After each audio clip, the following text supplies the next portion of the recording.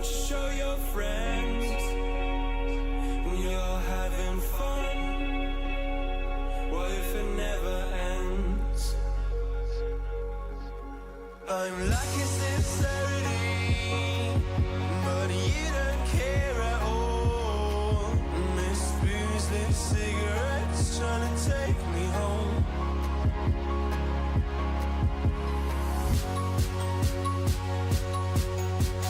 Falling in love just a million times, breaking it off with the feeling on ice. She's as cold as December.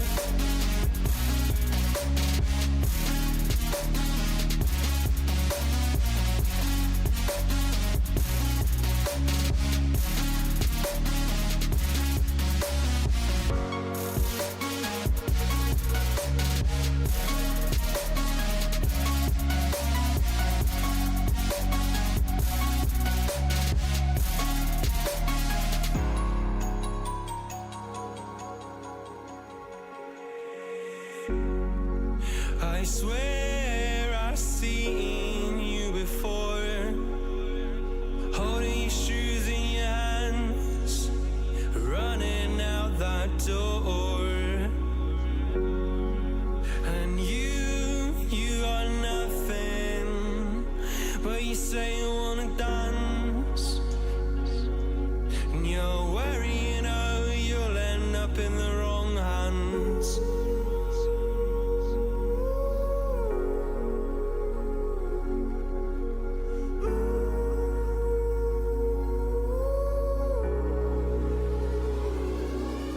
I'm lacking sincerity, but you don't care at all. Miss boozeless cigarettes trying to take me home.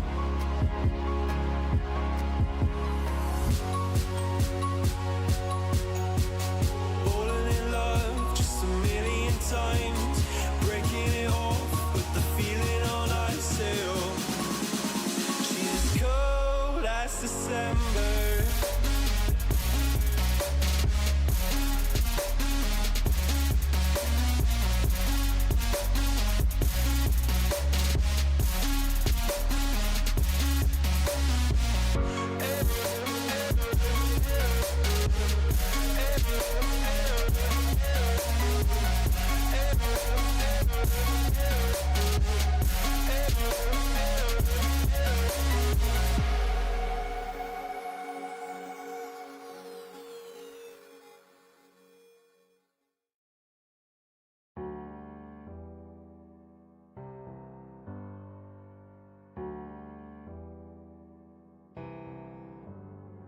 Feelings, it's like I can't walk on the ceiling.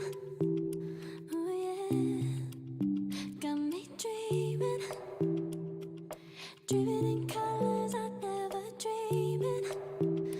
Oh yeah, I let you in deeper than I let anyone else before. Fell in love with my broken pieces, took them all and made them yours. Didn't know my heartbeat needed skipping out, no I can't keep score when I lose my breath, boy you got me breathing. Oh, every little thing you do, every time you hold me, take me higher, higher. Every little thing you do, every time you hold me, take me higher, higher. Oh.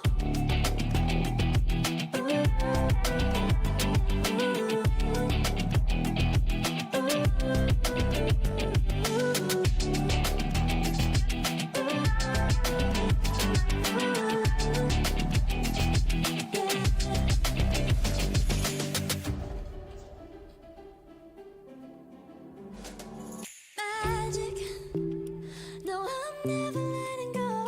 Now that I have it with you, when you kiss me, it's like the stars fall out the sky onto my heart to cover up what I don't wanna show. I let you in deeper than I let anyone else before. Fell in love with my broken pieces, took them all and made them yours.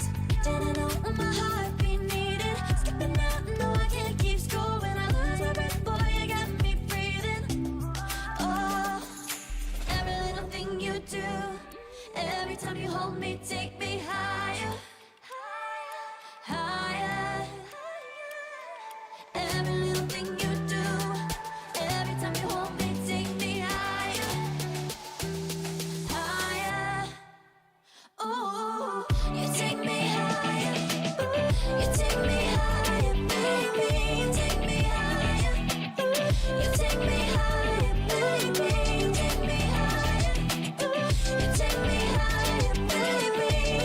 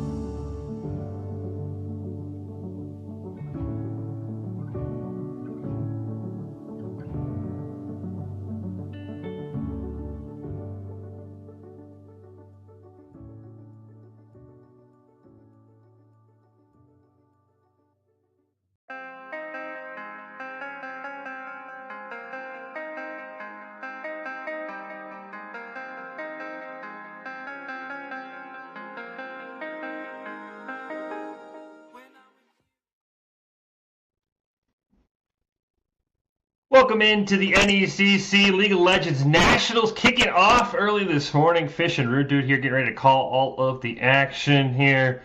And it looks like for now, Rude Dude, we're going to start with the Emergent group. It's going to be Arcadia taking on Howard CC in our first game of the group stage. Yeah, it is. Certainly excited to get these games underway. Obviously, Nationals, very exciting event, very exciting time for these teams. And in this first round, should be some good action. A best of 3 on the way for you all. We've lost Fish. There we go. He's right back already. Very speedily done. But yes, some good best of 3 action on the way. So 3 matches, 2 wins needed to secure yourself a place in the next round. And we're going to have to see who can come out on top in this one. It is double elimination, Rude, so both these teams will get to advance. The winner of this going to play on Bryant. The Bryant Bulldogs, the loser, going to drop down and play the loser of another match. So that is the nice thing about the Nationals, about these playoffs. It is, you do get 2 chances, so if you maybe had a rough start, they've been off for a little bit. I know the finals for the NECC were late April, so you don't have to worry if you have a bad first series. You have a chance to make a comeback. And any double elimination tournament, Rudu, always has some team who makes some crazy run through the losers bracket. So all hope is not lost if you come out with a dud early today.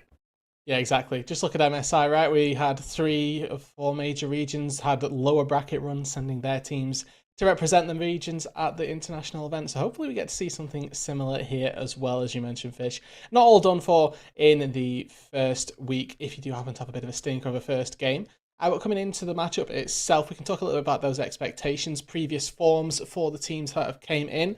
Now, for Arcadia Knights, they finished 5th through 8th in the league for the last 2 splits that NECC have ran. And then a very weird sort of results for Howard CC Dragons. They won in fall 2021. They came first in the Emergence Division, but then they just didn't play in spring, or didn't play, but they missed playoffs. They may have played, but they definitely missed the playoffs. So a bit of a topsy-turvy style for them. We have no idea who's going to come to the fold for this game itself. Yeah, that's the interesting one, because as you said, Arcadia, very consistent, 5th through 8th. I'm sure they would have liked to get a little bit further. But then, yeah, Howard's the one. Obviously, I think that win in the fall, why they're part of the Nationals, kind of qualifying based off that win. But that was so long ago. The fact they missed the playoffs makes me wonder, is the roster different from when Howard won in the fall? Or maybe players graduating? Maybe a player was like, look, League of Legends ain't for me. I know there's been a lot of people who have had some burnout over this season, have just said this game just feels kind of stale. So I'm very curious. Howard's that team. I think it's a big question mark. If this is the team that won the fall, they have huge expectations. Rudu can make a run and are maybe a favorite. If this is maybe a team that struggled in the spring, they might just fall over really early. And Arcadia, the more consistent team, might be the ones moving on after today on the top side of the bracket. I think this is a very interesting one for Howard of which team will show up here in our first series in the national group stage.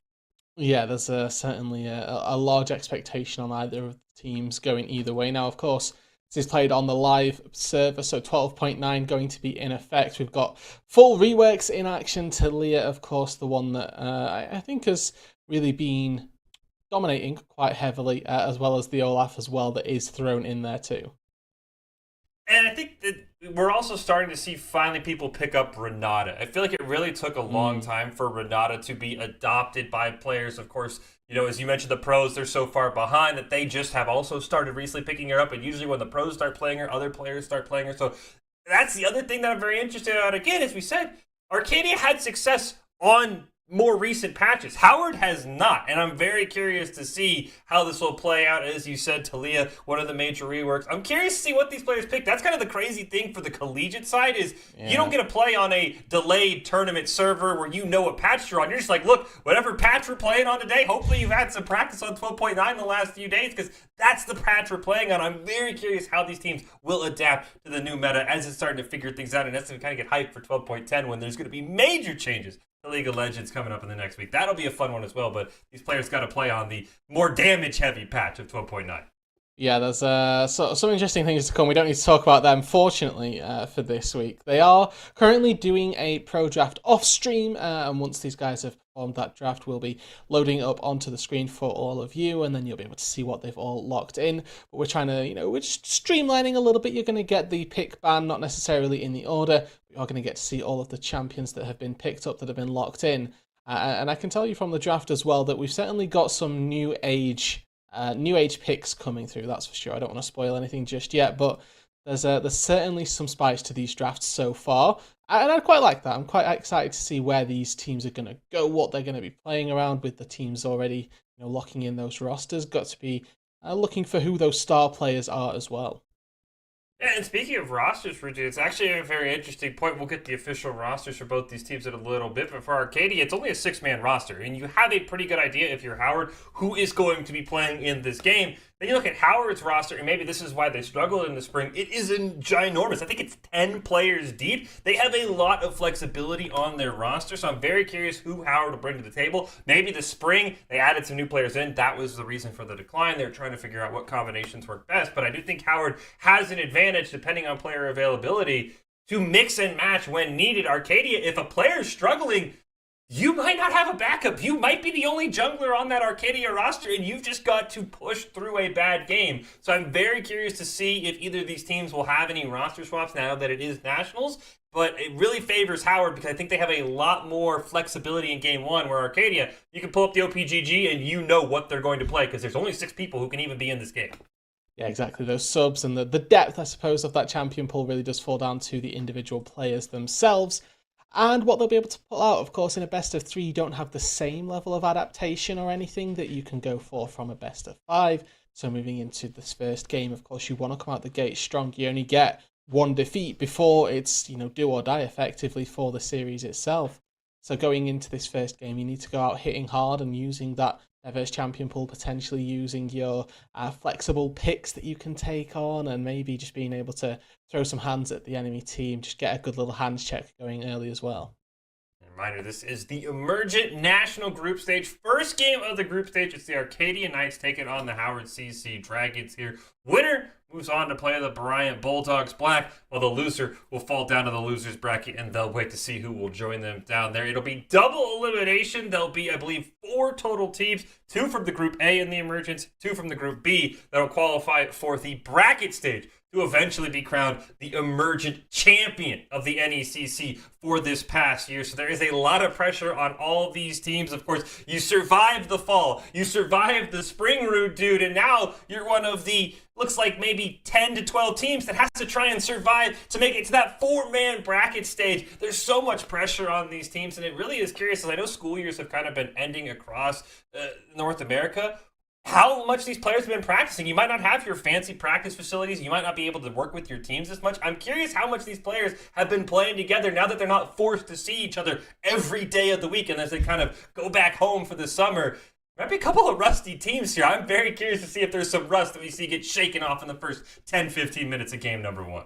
Yeah, and those first 15 minutes can really be quite telling as well. At certain points, certain games, 15 minutes in the game can be over, right? Not literally, but you can be down 5,000-10,000 gold and really not in a good way at all. So we'll have to see as we do finally get that draft up on screen for you all. And we've got a bunch of picks already shown, already locked in. Let's have a look at what there is. The Cho'Gath Jarvan combo. I love that initially being built up. If you lock someone in the Cataclysm, it's very easy to land that Rupture, and then the Chain CC that can follow. Certainly going to be very exciting to get on our screens.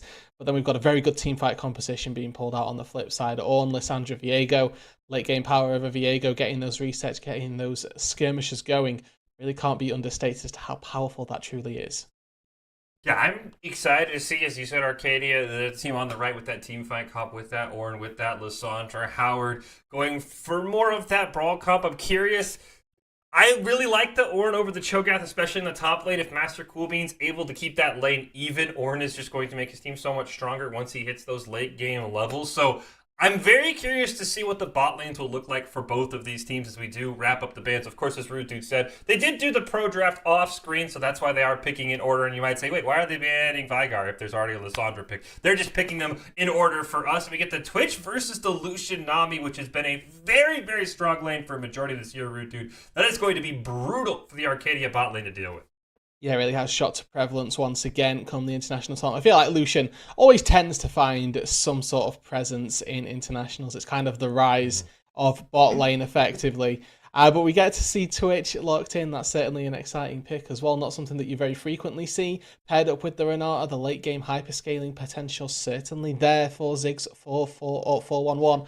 But it's going to be a difficult lane for them to get through. Really going to be leaning heavily on Cammy to sort of segue through this early stages, because Lucian Nami, incredibly potent, incredibly dangerous, and not to be trifled with through the early stages, particularly with such a really early ganking Jarvan that can make a lot of presence felt in the jungle. There's certainly a lot of weight going into the blue side's early game to see what they can get on the board early on.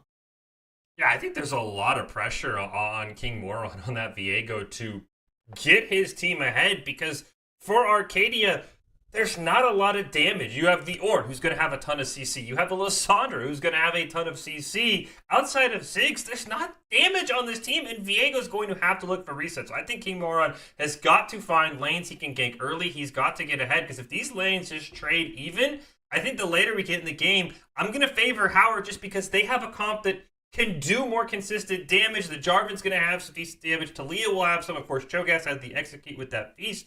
I think that there's a lot of pressure on Arcadia to get certain lanes ahead early, or otherwise they just become CC teammates who can't kill anyone because they don't do enough damage. Yeah, it is a fairly reset-oriented composition as well, drafted by Arcadia Knights, right? You get resets from Twitch Stealth. Viego gets his resets after every kill, and Lysandra is going to be profiting the passive from every single kill that comes through as well. So if you get that initial one, the preceding team fight, the thing that's going to ensue after that, will certainly become a lot easier, but it is getting that first initial kill where they're going to be certainly looking for. I don't know that they're going to struggle, because they've got really good pick tools like the Lysandra, who can isolate one target, pick them off with that Glacial Prison and say, you're coming with me, you're going to be the one that goes down first, and we'll use your body to try and reap the rest of your teammates. Renata are going to be very useful as well, and maybe just distracting even if you can get that malicious takeover, taking a lot of backline access into the fights.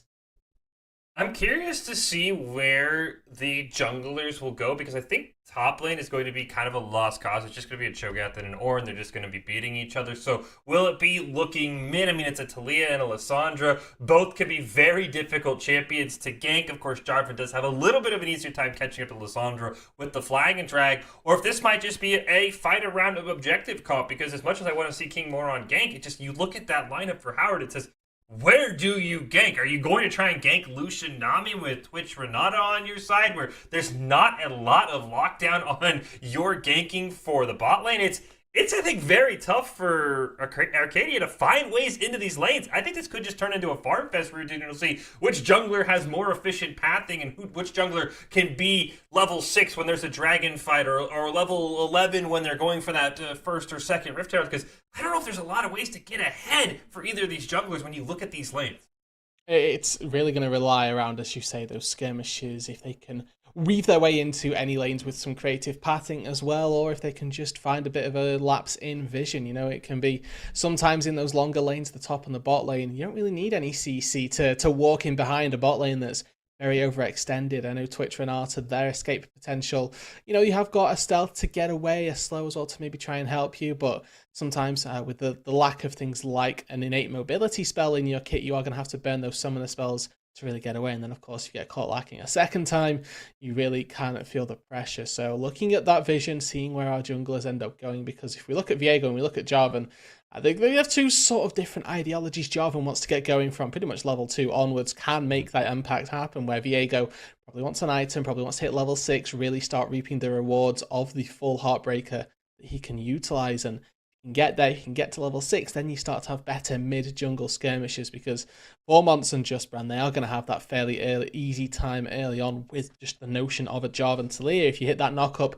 on the Jarvan flag and drag, then you've got that seismic shove, which is incredibly easy to land on a knocked-up target, and then just a boatload of damage will come through afterwards, where you get to level 6. On the flip side, if Arcadia Knights are able to get to that point, it becomes incredibly easy for them. For example, they've got Viego, who's just going to hit that Lissandra level 6, press R, no counterplay button, and then Viego can do the rest of the work. So if we're looking at that mid-jungle specifically, we're looking at very discrete level windows where advantages are going to come from.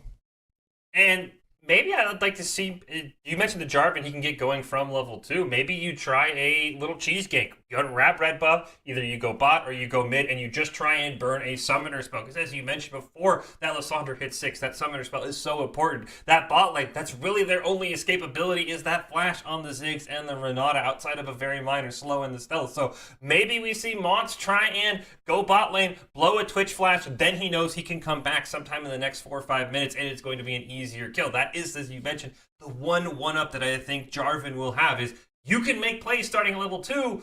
Viego, not so much. Viego's really trying to hit that 6, get to those resets, because then you can turn a 2v2 quickly into a 2v1, and as soon as you get that first kill, you can start popping off. So maybe we see something crazy happen in the bot lane here in game number 1. We're just getting ready to go here in the Emergence Group A National Group Stage game here. We've got Howard on the left right below me. We've got Arcadia right below Rude Dude, getting ready to load in, and we'll see who can go up 1-0 in this best-of-3 series. And again, Arcadia, more of the consistent team, as we talked about. 2 back-to-back 5th through 8th place finishes in the fall and the spring. Howard, champions in the fall, missed the playoffs in the spring. You really can't be more Jekyll and Hyde than that. I'm curious to see which Howard team will be able to show up. And I think both these teams have a very strong and very safe lineup. Again, maybe the best way to get off the rust route, dude, play something safe. It's very hard to die on an Ornn in the top lane against the Cho'Gath. Master Coolbean's like, look, maybe I took a couple days off. I'll just play Ornn. There's not a single chance Cho'Gath kills me here unless I make a grievous mistake. So maybe that's the best way to do it, as we hop in to game number 1 here between Howard and Arcadia. You're really not wrong. Get that rust shaken off and try make a bit of a statement through the early game. Interestingly, now we get onto the Rift, we can have a look at our summoner spells, our rune choices. The summoner spells themselves, nothing particularly speaks out to me. We have got an Ignite on the Talia in the mid lane, but with the rework of Talia, her ability to get around the Rift actually got quite significantly enhanced. So that teleport, you can make the argument that you still can't beat the instant TP that would come through, but your ability to get to places and that added kill pressure through the early stages only goes to show how much more powerful their mid jungle 2 versus 2 should be for the Howard Dragons here. It's all about that early game. We talked about Lucian Nami being a powerful 2 versus 2 bot lane. Jarvan is going to have that advantage pre-level 6 in the jungle. If they can utilize these windows, utilize these advantages that their champions have innately, they should be able to set themselves up for success. Where Arcadia are looking to just track the jungle, keep themselves safe in the laning phase, farm up to a point of power, and let their team fights really speak for themselves. I want to see. Actually, it looks like Mons is just going to say, I'm going to start with my blue buff, so there won't be any early Jarvan cheese. I guess you could still do it with blue buff or do, but it's nowhere near as effective with red buff. So I wanted to see him burn early summoners, because I felt like that was how Howard could make early plays, but instead both junglers maybe opting for that safer route. We do see Ever Imagine and Flex on them going to come out of the brush. They're going to hop right onto Ziggs. Ignite already used. He's got a flash. Stealth away. That's one way to burn a summoner spell in the bot lane. You set up a death brush, and you get a ton of damage already onto that Twitch. Yeah, we were talking about level 2 for the Jarvan. We didn't really touch on how strong this level 1 of the bot lane can be. There we go. Oh, flash forward from Imagine. He wants the kill and he picks it up, Rude Dude. No remorse. He just immediately jumps in. Meanwhile, we go mid. Mod's going to go in, get the knock up. There's that seismic shard combo you were talking about. Vale's going to flash away. Is it enough? Ignite. Gets it. Goes down. And all right, Howard. Spring was just a fluke. This team looks legit. We're only 2.5 minutes in. This is exactly what we wanted from them. King Moron now in trouble as well. King Moron maybe trying to get that no red. It is actually going to go over to the Jarvan. Now, how long can this Viego stay? Here comes the Talia rotating up. Does not matter. Flag and drag. Stab him. And it's 3-0 already. Hand caught in the cookie jar there by King Moron. Thought he had a window to get in and out of the red buff and pick that up whilst that Jarvan was in the mid lane, but unfortunately was not correct in that assessment of time. And now 3-0. It's a very strong lead for Howard Dragons just in the first 3 minutes. We asked for early game action and they have delivered. From the bot lane finding a 2v2 kill to Mons making his presence felt in the mid lane before the glacial path was even available for Vayu. Really well played so far from Howard, and now they've got to keep that snowball rolling. So very well and good having that start off, but the Nexus is still alive, and Arcadia, they are going to get to a point, maybe it's going to be a fair ways away, but where they will be able to fight back. So keep the snowball rolling and see where this lead takes you. Curious, yeah, I was wondering if Mons maybe going to come down. There is no flash on this Ziggs, only level 2. Mons is level 4. Now Cammy's got to be careful, will be forced to flash away, so that is both flashes burned on the bottom side of the map for Arcadia. That is a prime ganking target for Mons whenever he feels like coming down. And meanwhile, the two lanes where we're probably going to, the lane we're going to see the least amount of action here, Rude, is the top lane, but even S-Man pushing into that top tower. So really everything is going Howard's way right now, early on in this game number 1. And as expected as well, obviously they're going to be very happy with those 3 extra kills that they've got, but even without them, they should be looking to amass these CS leads, amass these gold leads as well. Only 4 minutes into the game where, 1,400 gold to the good. That's kind of incredible, given the fact that, we're so short of a time frame into the matchup itself. So still, gotta try and close or slow down this game if you're Arcadia. The plan doesn't go out the window all of a sudden. Your plan doesn't change having gone behind. It just becomes a little bit harder to get away with these plays and get away with just even simple farming. You can see down in the bot lane that Ziggs 4-1-1 not having a great time, but there's a 2v2 on the top side. King Moron going to be able to jump here onto the Jarvan. Mon's going to get the knock up. S-Man looking for a play. Doesn't have much mana and doesn't have the feast either, so it will just be a straight disengage. Mountain Dragon is up. I mean, this would be Howard's to take, and I don't think Arcadia can even think or dream about contesting it, but it doesn't really look like Howard has any interest in an early Mountain Dragon. Right now, their interest is on making sure Twitch stays at level 2. 5 minutes into the game, but he should have a big wave. That should help him at least passively level up if he's not able to find any of the CS. Yeah, that's the hope, isn't it, here? That you get just that little bit of CS under the turret and, you're okay to get some levels back in the pocket. But look at what Imagine and Flex are doing. Really good job at utilizing their bot lane pressure. Not just to slam bot lane, but to extend some advantage, just put some vision down. Oh, nice knock up there. They're able to cancel the path away for the Lissandra, and just Brand's going to pick up the kill. That's the combo you highlighted before we started in that mid lane. You get the flag and drag knock up into the seismic shove, and there's really nothing Lissandra could do pre-6. I pick up a second kill. Now, King Moron in a 4-on-1. The wall, not quite able to cut him off as he is going to flash away. But barely surviving, and that would have been a disaster if King Moron had gone down in his own wolf camp, Rude. So well coordinated here by the Dragons. Got to commend them on their teamwork here. They get a kill in the mid lane, and immediately 4 people roam into the bot side jungle. King Moron loses his flash and is now at a bit of a loss. Dash forward from Imagine. Doesn't quite get a kill or anything. We're still just double longsword, but that first initial dragon of the game is, as we'd have thought, going the way of Dragons, going to Howard, going to Mons in the jungle, who's had a very good start to this game. 1-0-2, 3 kill participation out of the 4. He's currently cursing his bot lane, saying, why'd you have to get that 2 versus 2? I'd be on 100 out of 100. I will say a shout out to Vayu, at least for now. He's holding even in CS in that mid lane, despite being down 0-2.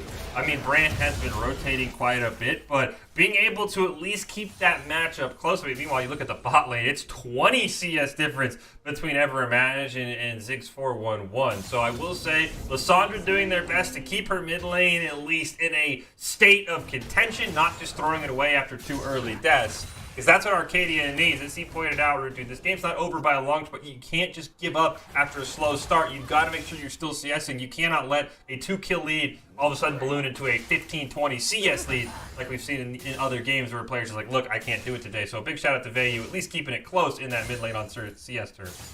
And something really important as well just happened up on the top side of the map. King Moron managed to make his way into the top side jungle, steal away 2 camps to keep himself, as you were pointing out, in that semblance of contention. If he didn't manage to get those, those would have been camps picked up by Mons, and you see this sort of 3 camp lead that is amounting currently would have ended up being, you know, near 5 or 6 camps that are in his favor. So really good job by King Moron to just say, hey, we've got a window, let's go. Oh no, the bubble's gonna land on. The Ziggs got caught backing. Luckily, he is able to flash out of the Cataclysm, but backed on a ward and flex on them nearly made the pay, but you'll trade a heal and flash on a Ziggs for that. Still not even level 6 yet, he's level 4. Rude dude on the bot side of the map. This bot lane for Arcadia has not had any success so far.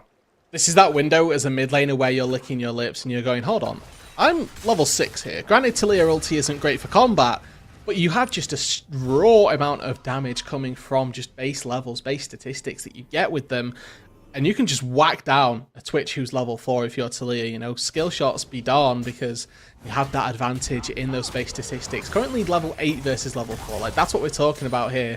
The difference is going to be incredible to think about.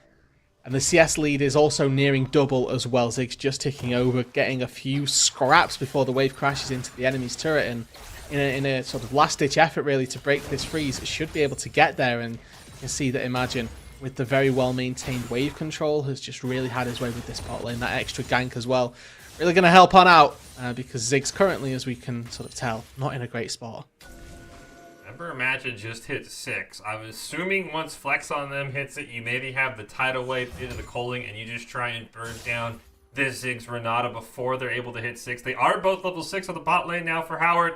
We'll see if they want to make a play. They don't have any help. Looks like the jungler and Just Bran on the side of Howard are actually going to go up for that first Rift Herald here. But here you go, Imagine looking to get in, get a dash forward, hop right on the Ziggs. Here's the tidal wave. Going to be able enough to take him out. Cammy's going to pop the pseudo Guardian Angel, but it's not even going to matter. Imagine just picks up another one, and this bot lane is just not having any sort of luck.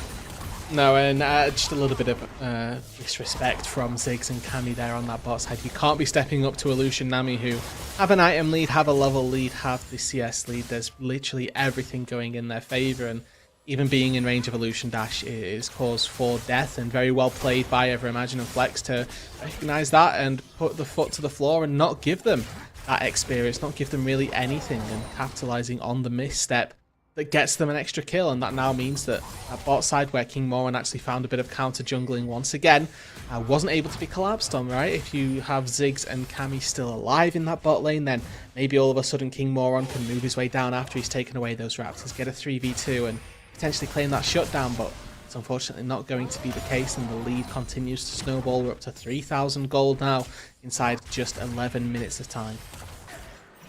A Rift Herald on Mons, and I'm wondering if maybe this is a jam at bot lane situation. Try and put your Lucian even further ahead. You see Just Bran kind of hanging out around there. If you maybe wanted to get the Weaver's Wall down and look for some action, but I don't think they're going to need it. There's no flash on this Twitch. There is one up on Cammy, but of course Twitch is the target. Tidal Wave's going to be up here in about 5 seconds. Jarvan's managed to sneak his way into the brush. This feels like it is a kill waiting to happen for Howard. The question is when they want to pull the trigger. There's the flash forward. Cataclysm is going to land onto Ziggs. He's got no escapability. The Weaver's Wall is going to cut him off. Cammy gets pushed back, is able to flash on the other side. A perfectly executed dive here. And Howard now set up for what should be an easy first turret with a 4-man shove and potentially Rift Herald. Is Rift Herald going to be summoned there by Lock? Yeah, they'll be able to take this turret, take this dragon as well. Just spawned. That's going to be the Chemtech or Hextech going into their back pocket as well. So 2 Drakes to the good. This first brick going down on the bot side of the map, and now 4 should go over easily to Howard. Oh, there we go. I'll pick up second dragon as well. And I mean, Rudu, this is what you could have asked for a better start for Howard. I mean, it's literally at 12 minutes so far, and it's a perfect game. There's zeros across the board for Arcadia. Yeah, I mean that they've done a very good job so far, and you know, if they can get all of the plates, this is the one time where I get to talk about it. They're currently on for the super ultra mega perfect game, where they haven't lost a single turret plate either. Well, they're gonna get a maybe kill here onto Ziggs. Tidal Wave will actually pick up the kill, and that's going to allow the Herald to get another charge. The turret will finally take it down. Now Cammy has to be very careful to not have the flash. It's The just culling short. barely missing. And that should be 2 towers on the bot side of the map here for Howard Dragons, and they're looking ever so strong now. King Moron trying to make a play, trying to help out in his mid lane here. They're going to pop the Glacial Prison right onto Just Brand. But the damage coming out onto Vayu, the Ignite goes down, but the clutch level up off the kill still's not enough to save him. So they trade 1 for 1, and the perfect game finally goes out the window as Just Brand does get shut down. Reported, unfortunately, Bran, you've thrown your team's perfect game and also lost a plating in the mid lane. Now King Moron gets himself even more gold, and this Viego has been quietly farming up every given opportunity. He's been looking to get a counter jungle going, looking to find advantages on the cross side of the map. Getting that kill there as well is going to give him an extra bit of gold, extra bit of juice here. He's still trying to catch up to Mons, who had that monster early game, has since directed his attention more toward collecting those objectives, as you can see with 2 dragons on the board, the Rift Herald already going that favour as well. Now, Everimagine and Flex, they're on a journey up to this top lane. There are 5 plates there for an ADC to get, and they're just trying to, play vision at this point. Cammy gonna go down. Cammy's just gonna face check. That is a easy kill for Everimagine, as he pointed out. Rude, dude. They feigned like they were going top. They set up a perfect death rush. Plates do fall. Objective bounty's going to be up here for Arcadia very soon. There's really no low health plates. I mean, there's no objective spawning on the map soon either. I mean, those objective bounties are going to be very tough for them to cash in on here if you're Arcadia to slowly try and slink. But it is now a 6k gold lead at 14 minutes. And now for Arcadia, the job just keeps getting harder. These constant little missteps, constant nice plays, honestly, from the Dragons that keep on generating advantages. He's going to go in, going to land a 2-man root there. Nice knockup with the Glacial Prison. Going to land on to Cammy. Oh, Bay. no. Going to be the first one to fall. Flex on them. Does have to run away from King Moron. Here's come the call of the Forge God as well. That will be a dead support. Cammy now, as Everimagine, kind of trapped, but has to be careful. Ends up losing their life. Monty will get in the fight. Cataclysm going to go on to Mr. Coolby, and all of a sudden, this Lucian is all alone. Nice dash over the wall to get away from King Moron. Looking for the reset, but he's not going to find it. Everimagine puts on a kite show, breaks a few ankles, and Howard picks up 3 more kills in the process. 4 for 1 here, I believe. Losing just your Nami is a trade that you will more than happily take if you are the Dragons, as you mentioned. An absolute display of show and a display of class from Everimagine on the Lucian. A very well played team fight in the mid lane, leaving Cammy up just long enough to keep them enticed and put the Renata in the ground a little bit later on. Now just Brand goes for the ulti. Weaver's Walk going to go down on to Ziggs, and this is the level you were talking about. You don't have to hit the skill shots in nearly as much. If you can just auto-attack them for about 20% of their life. Luckily, Ziggs did have that stealth, was able to get away. But I mean, that's just the raw stat difference you mentioned, Ruju. That is a level 8 Twitch at 15 minutes. He is a lower level than everyone in the game besides his own support. Even the Nami is a higher level than the Twitch. Yeah, it just speaks to the depths of despair from which Ziggs is having to pull this game from. Going to have to, though, keep that head high and try to turn this game around. Still playing the Twitch, still going to be an incredible scaler up to that late game. We're going to have to try and play those ranges very nicely because there's Lucian with Gale Force, with E, with the enhanced movement speed that he's going to get from the Nami as well. It is going to be quite easy to close up that gap, and particularly when you've gone Collector second, you have 2 whole items before Ziggs has even got 1. That discrepancy between the AD carries, it's not small, it is very, very palpable, and for the time being, Everimagine is God in this game, and he's got to be respected as such. Another Rift Herald gets picked up, and I mean, one more team fight win could easily be game if Everimagine is able to stay alive. As he pointed out, just the raw amount of power he has, that is going to do a number not only to Arcadia but also to their own turret. Speaking of which, one's going to go down in the top lane, another one's going to fall in the mid lane. Rift Herald doesn't even get to see her time on the Rift before it falls, so that'll be a free full health Rift Herald charging into your mid inhibitor turret.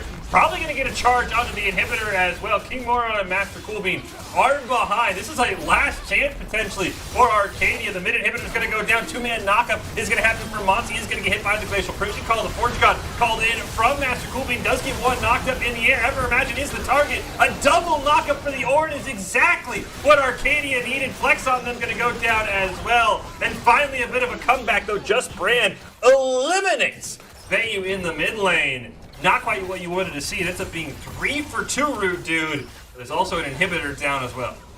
Yeah, 2 for 2 overall there. A very nice team fight, honestly, if you are Arcadia, and you do get to see little glimpses of what their composition can do. You have an Orn who is incredibly tanky, even without his mythic completed. Bought enough time and used enough CC with both himself and King Moron diving in. Granted, King did go down, but was able to keep enough of time alive and able to take down Ever Imagine, and that is that core, that key target. Didn't ever get a chance to use the flash because he was CC'd for so darn long, and then you repossess the body of the Lucian, and all of a sudden you've turned into this incredibly fed AD carry, right? You've gone from a jungler who's been on very limited resources, this ADC who's been given pretty much everything from the team. A little bit of really nice comeback capabilities from Arcadia. Their ability to zone out a single target as well. We got to see Mons in the front line. Got soloed down, got taken incredibly low, but fortunately able to flash out to safety. Next time, he's not going to have that window. Now, importantly, off the back of that kill, off the back of everything, they did get the inhibitor in the mid lane for Dragons. They did take a Dragon as well, and now Mr. Coolbeam just a bit too overextended. He eats a full culling to the face. He is going to go down before his team can even make it over. And now Ever Imagine, he wants revenge. He's going to hop onto King Moron. There's got to be careful, though. This Lucian doing Viego, excuse me, doing a ton of damage. The bailout not going to be able to save him. And you mentioned that Ever Imagine in his current state, Rude Dude, has to be respected, but I think he also has to make sure he respects the AD carry role. You cannot dive in face first, even at 8-1 and 4 on the Lucian, because he is taking a ton of damage from Arcadia despite how far ahead he is. He needs to make sure he leaves some room between him and the targets he's trying to assassinate. Yeah, this Viego currently has every single kill on the team for Arcadia, right? If there's one target that you stay away from, it's the guy with all the kills. Now, of course, you want to stay away from this Viego as much as possible to a certain extent if you can outrange him, which Lucian's certainly capable of doing, then you're going to be in a pretty good spot. Also wouldn't recommend stepping up too close to Vayu either, that Glacial Prison. Certainly something that they don't have an answer to just yet. No cleanse, no Mikhails coming through. What they do have, Fish, is an ability to kill a Baron. They've got Cho'Gath to frontline, they've got Lucian to damage, and I mean, it's been alive for 5 seconds and has already been down to about a third of its HP. And Arcadia, I mean, doesn't even have any clue. It's well warded there all across that top side jungle for Howard. They set that up perfectly. Unfortunately, Arcadia probably won't even know until they see the buff spawn on Just Brand that Baron has gone down. And it's a fantastic play. Just Brand, look at the damage this Talia is doing. A third of Vayu's health eliminated, and he really didn't get hit by more than one ability. Yep, that's correct. This is a scary time to be a squishy member of Arcadia. There's just so much damage, honestly, coming through. Monsters even opting into a really bruiser-heavy Jarvan style. I mean, you've got 2 items completed, which for a jungler is nearing Exodia in most games just because of the limited resources that you get, having to give everything up to the pesky laners that want to take all of your camps and get themselves far ahead. With the Baron in their pockets now, they're going to be looking to break open the base on another angle, go through this bot side jungle, set up for this Soul, which is spawning in 2 minutes' time. When you've got that Baron in the back pocket, those 2 timers, those 2 windows are going to overlap with about 15 seconds. As that's incredibly greedy. You do get punished for that, and that's probably just going to be the inhib here, Fish. Yeah, you don't want to back when there's 4 members of a team chasing you with Baron. That was, as you said, a bit greedy here. And that could be more than this the inhibitor, depending on how Howard wants to play it. I mean, they have Ocean Soul here in 90 seconds, and that would all but seal the game with the amount of sustain this team would now have, especially on top of a 13k gold lead. Looks like they'll go for the win more strategy. They'll take out all 3 inhibitors. Here comes the call to Forge God. Gonna land a double knockout here on the flex on them and on the Mons.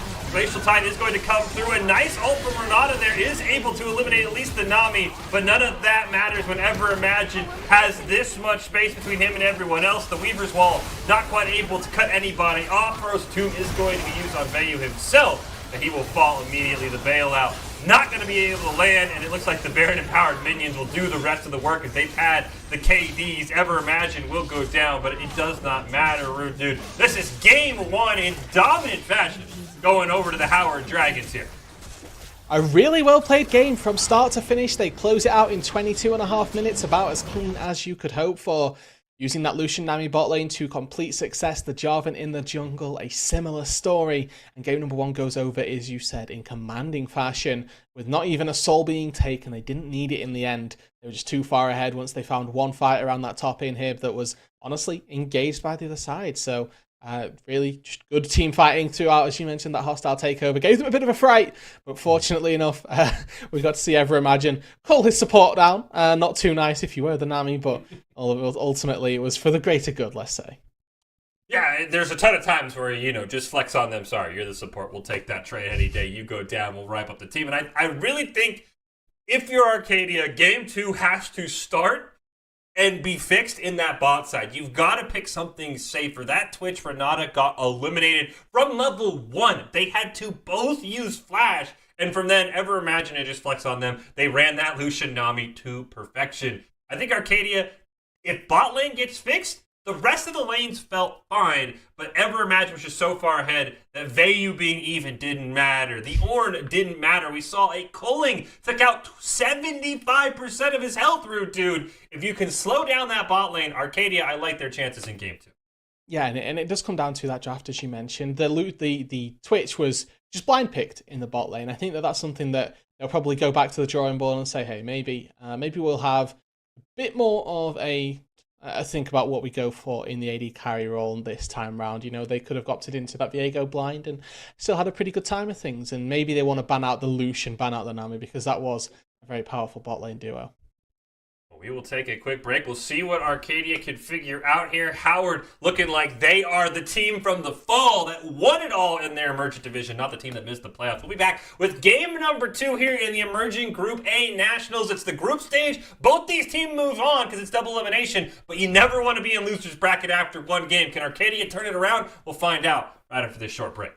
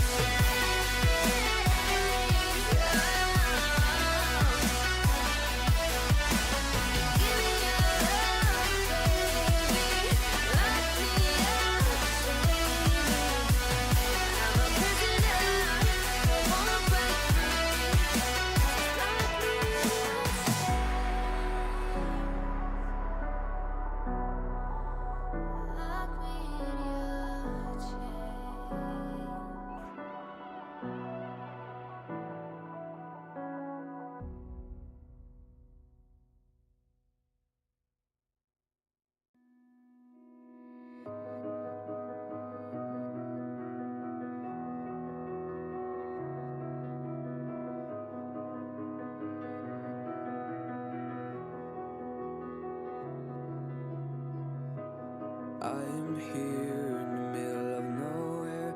There is no there, it is cold there, but I am safe and I am warm. Although it's hard, I know I gotta keep up. No time to lay, to drift away. I find my space, I spend my time down the rabbit hole again. And as I fall, I can feel the pain. You can't tell me where to go, so I don't know, I just go with the flow. I go with the flow. I'm falling up, I'm falling down, from the sky and from the ground. Up above just like below, and I don't know where I should go. 'Cause I'm stuck in limbo.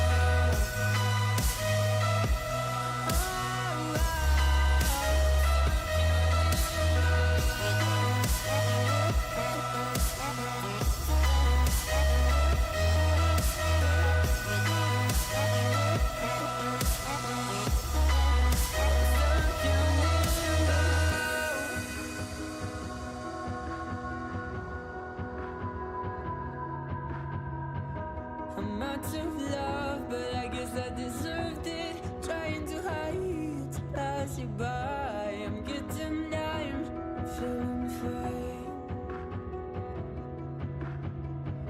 I'm light as air, no one can reach me. Lost in a dream, lost in between. Let's keep on flying, let's keep on breathing. I'm falling up, I'm falling down, from the sky and from the ground.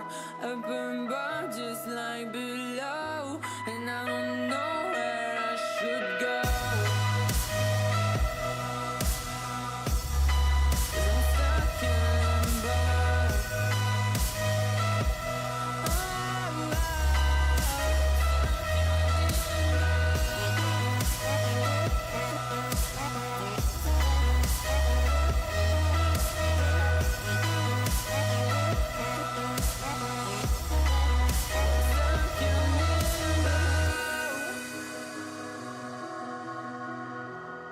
Cause I'm stuck in limbo.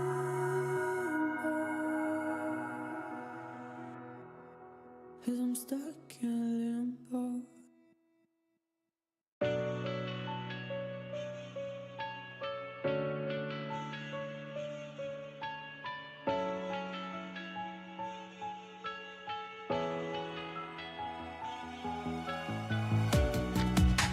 Living in the same routine, like the seasons I'm on repeat. It's a long way down. Trying not to follow suit. Don't like the color, I'll change the shade of it. I'm not afraid of it.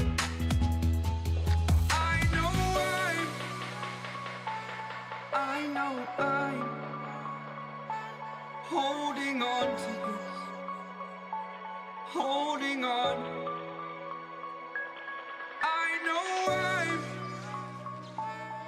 I know I'm holding on to this, holding on. Don't let me repeat it.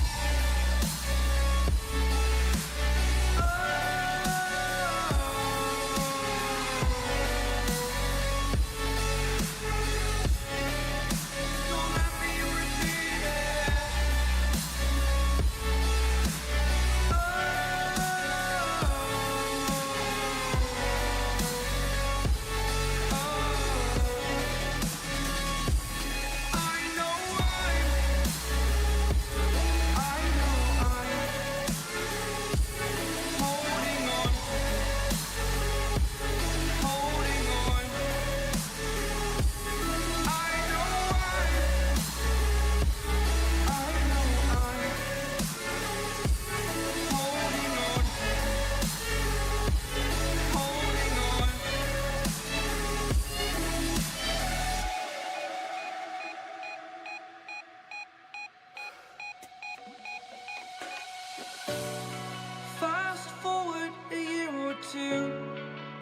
have changed, but so can you.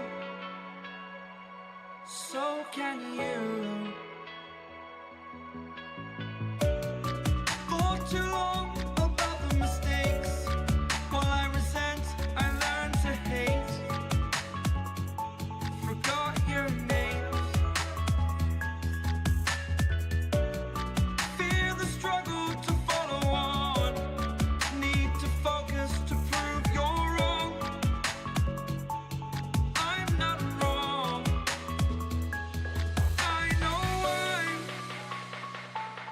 I know I'm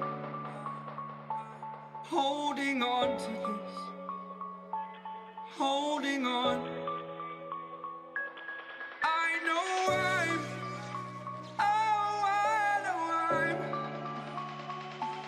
holding on to this. Holding on. Don't let me repeat it.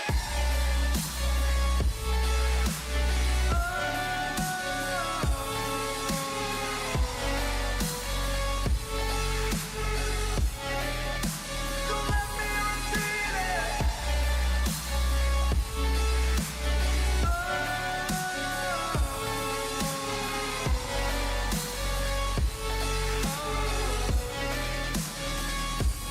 I know I'm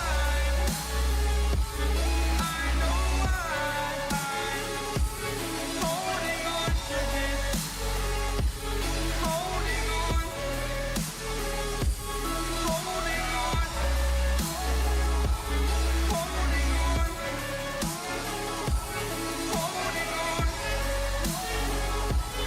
Holding on.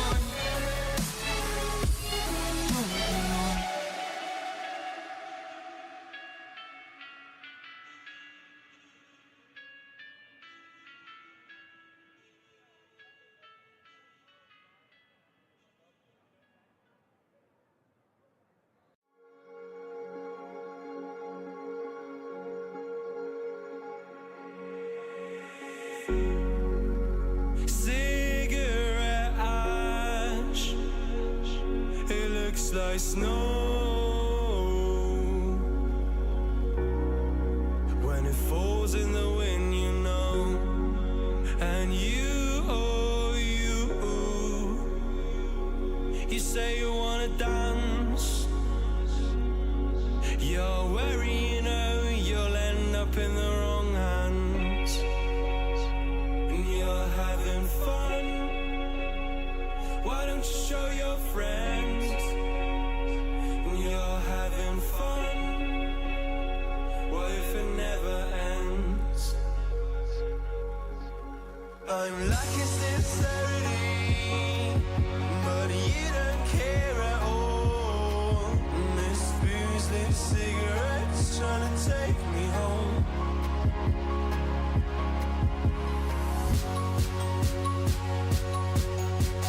Falling in love just a million times, breaking it off with the feeling on ice hill.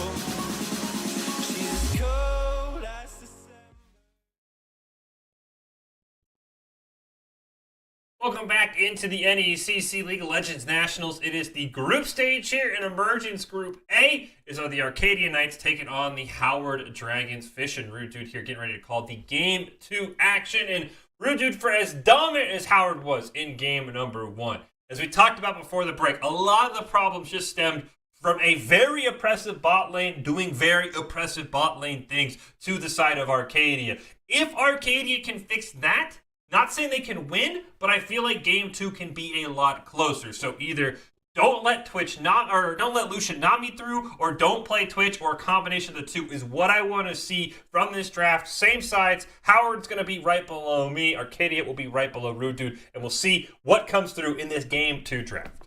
Yeah, so I mean, obvious things that we're looking to are that ban away of the Lucian or the Nami, because, you know, you take the Nami away, the Lucian lane becomes a lot weaker.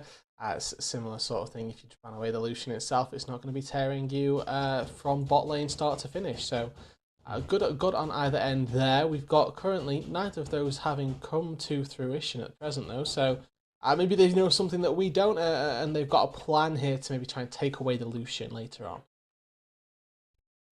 you have red side. I mean, you talked about it. They blind picked the Twitch earlier. Maybe you blind picked the Lucian, but there is that Nami ban, so they at least will take part of that lane off. I'm curious if EverImagine will bring the Lucian back. It might be an AD carry he feels very comfortable on. As we see top lane a little bit more spicy, and this is a great pick, I think, for King Moron. He had all of the kills last time for Arcadia for a majority of the game. The Kha'Zix is a very feast or famine champion, and that might be exactly what Arcadia needs, is for King Moron to start one-shotting people of his own. Yeah, really, to start feasting himself, right? And maybe play a little bit more toward that style as well, obviously, to take away a load of jungle camps, and maybe he can take away some kills in the early stages as well. Obviously, Kha'Zix's not known for his early dueling capabilities, but in those 1v1s, the isolated Q damage never to be trifled with. Taste Their Fear really is quite the spell.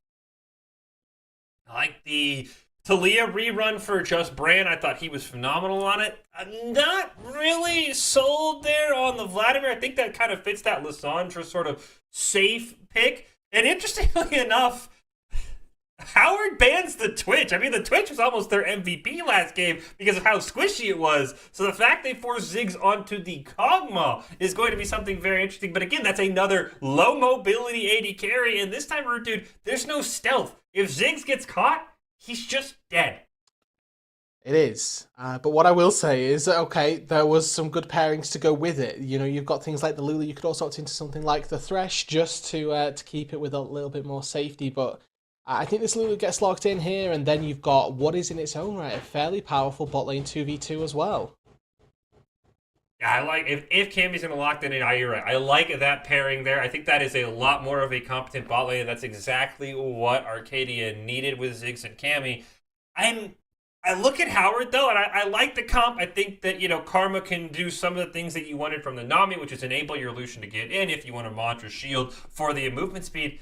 But it's that Sejuani pick that I think is really going to be where I'm going to keep my eyes focused, because it does not have nearly as much go power as that Jarvan. And we saw Mons, it was flag and drag into Cataclysm, flashes were burned or players were dead.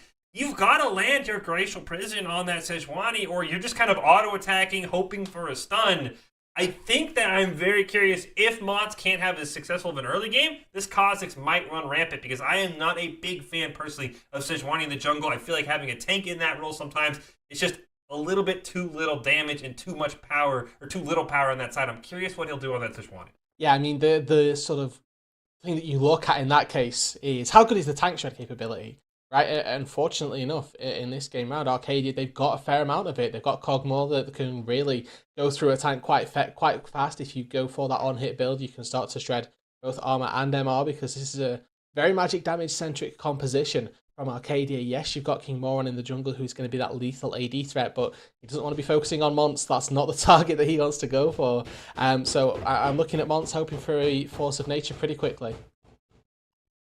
I also like this top lane matchup because last time it was just nothing, right? It was Cho'Gath or nothing happened in that lane. Now S-Man on this Jax has to have a little bit more of a attempt to get a kill. Maybe it opens up for Mons to now go up top lane, help out with that CC. But if S-Man just farms evenly with Master Coolbean, that Jax is not going to have nearly as much power if he picks up a killer here or there. And I want to say from the CS numbers, it was Master Coolbean usually about 20 or so CS ahead of S-Man. I'm curious now, off the Cho'Gath on the Jax, if he'll be able to play a bit more aggressive to make that a winning top lane for Howard that he needs it to be, as opposed to being even now that he's not on a tank. Yeah, and I think actually that even though it's a Jax in that top lane and the laning phase may not be as powerful, I think, from the Jax than a Cho'Gath actually may think, his late game power comes in much different a variety, right? He can be that split pusher that later on will be able to deal with the Ornn, and it probably gets to a point where the Ornn just thinks, I don't want to play against you in a single one-on-one lane. I'm going to go team fight, and sort of alters the dynamic of both of these two teams, because they've now got a split push on the top side as opposed to a outright team fighter.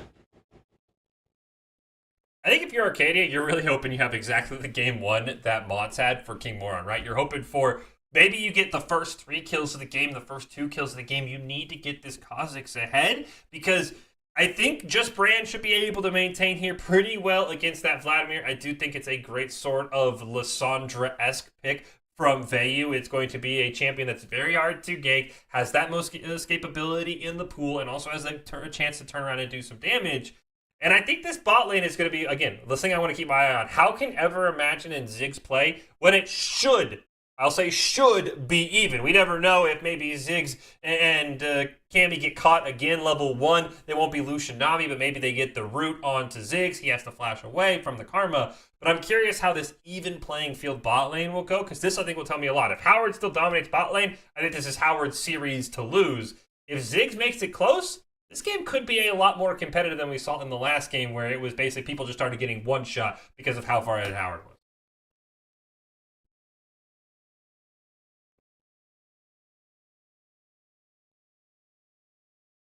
Sorry, excuse me, there you go. Welcome back, me. There's a lot of misconceptions, as I was saying, about Coglulu as a bot lane duo, that you can actually get away with a lot of early game trading, and that they're not just this core late game hypercarry shred duo, but actually early on in that laning phase, if you manage to get that whimsy, both of you press W, both of you press E, you tend to have a pretty good trade pattern as that Coglulu, so long as you can extend it. Karma Lucian, very much about a quick PTA proc by Ever Imagine, Mantra Q from Karma, and then out, where the Kog'Maw Lulu, if they get that extended trade in that bot lane, are really going to be looking to come out on top. And speaking of extended trades, I think that is one thing Ever Imagine has kind of prepared for, right? He's not bringing the heal as you would expect. He has that exhaust. So the longer trades go, maybe he throws an exhaust on the Kog'Maw if he's running away. Maybe when that damage, as you mentioned, starts to ramp up, you have that exhaust onto the Kog'Maw, where Cammy's the only one in control of that ability on the side of the Arcadia bot lane. So it's a very interesting pick for Ever Imagine. It could cost him if he gets caught in a gank from Kha'Zix. I mean, you exhaust the Kha'Zix, if you're isolated, he really doesn't care. But I do think it's a very interesting summoner choice for Rude to go with that exhaust, maybe prepping for longer engages where Kog Lulu should pull ahead, that this Lucian Karma lane can still do enough damage. And we already see game 2 kicks off. Howard's got something. Master Coolbean, you cannot stay in the brush. You have to push forward here. No, walk forward, please. He knows now. No, he's going to get knocked up in the air. This should be a free kill. Flash is at least going to be blown. He is able to dash away.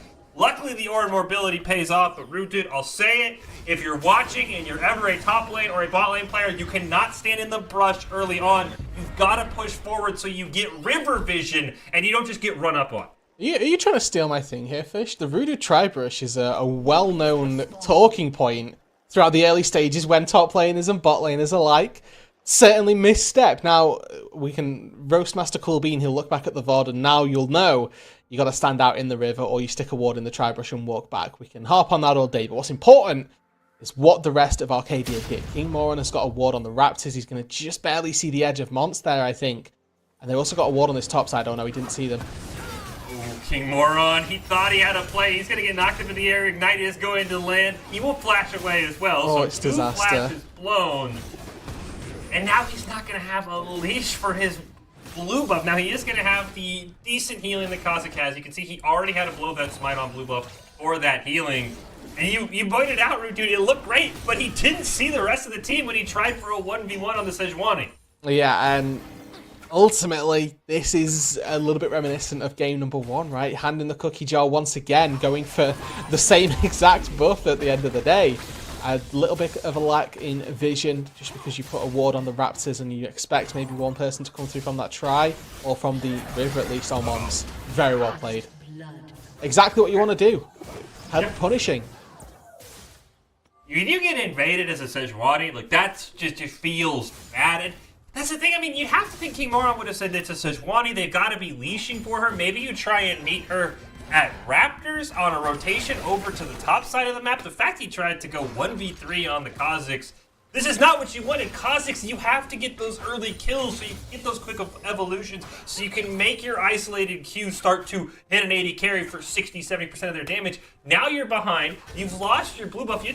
You're so far behind for King Moran. This could be a disaster route, dude. Yeah, there's a meme format somewhere of invading on Sejuani Giga Chad, but we'll leave that to the editors of the chat to figure out. Now he's going to go, I'm not too sure where. Looked like he was going to go on another invade mission up to the top side. Instead, it's just a defensive ward going down, which at this point in the game is honestly exactly what's needed to keep the Kha'Zix from falling even further behind. We talked about the impact players from Arcadia, and King Moran was exactly that. in game number 1. He really was the shining star of the team when all else seemed to fail. Now it's sort of roles potentially reversing, as well as Ziggs down on this bot side. He isn't dead yet, but is still actually, you know, finding a fair CS deficit once again. The fact that there's still a flash up for both these bot laners, dude, I count that as a win early on, because at this point in the game last time, both flashes were down. I think Twitch even might have been 0-2 at this point for this Ziggs. So a much better laning phase so far, but again, everything leaning in Howard's direction. Your jungler significantly behind for Arcadia. We'll see what they can do. Flex on them. Is going to walk over a ward, and luckily this Kog'Maw does have a bit more poke than the Twitch did. He was able to keep them at bay, as we see Master Cool being an S-Man. Couple of trades going back and forth. There is a Kha'Zix hanging around. See if he wants to make a play as ever imagined. He's going to dash forward. Can be potentially target, but a great polymorph there. He's going to flash right on top of the Ziggs. There's that exhaust used as well. Ziggs should be able to go down. Exhaust coming out, but it's not enough. Ever imagine picks up a kill. Meanwhile, topside, here comes King Moron, but they're not able to pick up the kill. Nice ward dash there. Or ward jump, I should say, for S-Man. And again, it feels like game 1 all over again, as you said, Rutu. Yeah, Leap Strike plus Flash able to get S-Man away on the top side, which is ultimately, you know, well executed gank on the top side. Moron is going to have that opportunity in or within the next 5 minutes to try and find a gank up on that top lane once again. You're going to have to try and time it nicely with the wave. You don't want to use a min or allow a minion to be used as a free escape. But so far, Master Cool being at the very least shepherding in that wave, and once again for this early game, even though there's just 1 kill, there's still a 2,000 gold lead. It's been picked up by Howard. They've got that very early start, whether it's that CS lead in the bot lane, CS lead in the jungle, CS lead in the mid lane. It's all going well for them. As just ran on this Talia, it was the first pick in game number 1. It's the first pick again in game number 2, and so far the answer hasn't particularly been there by Arcadia either. Aveu, ironically enough, far better down 2 kills than he has on the Vladimir, where it's dead even. And an interesting note there, I mean, the Lissandra, I believe, was up. It could have been picked again, but instead opted for the Vladimir, maybe wanted a bit more of that burst damage. Once we get that Nemo Plague, we'll have to see as level 6s start to come up across the board. I will say, you look at bot side, and again, it's a familiar situation. There's only 1 summoner spell up for Arcadia. There's an Ignite still up for Flex on them. I kind of want to see Ever Imagine and Flex on them push this advantage, get this Lucian further and further ahead. Ziggs is playing it safe for now.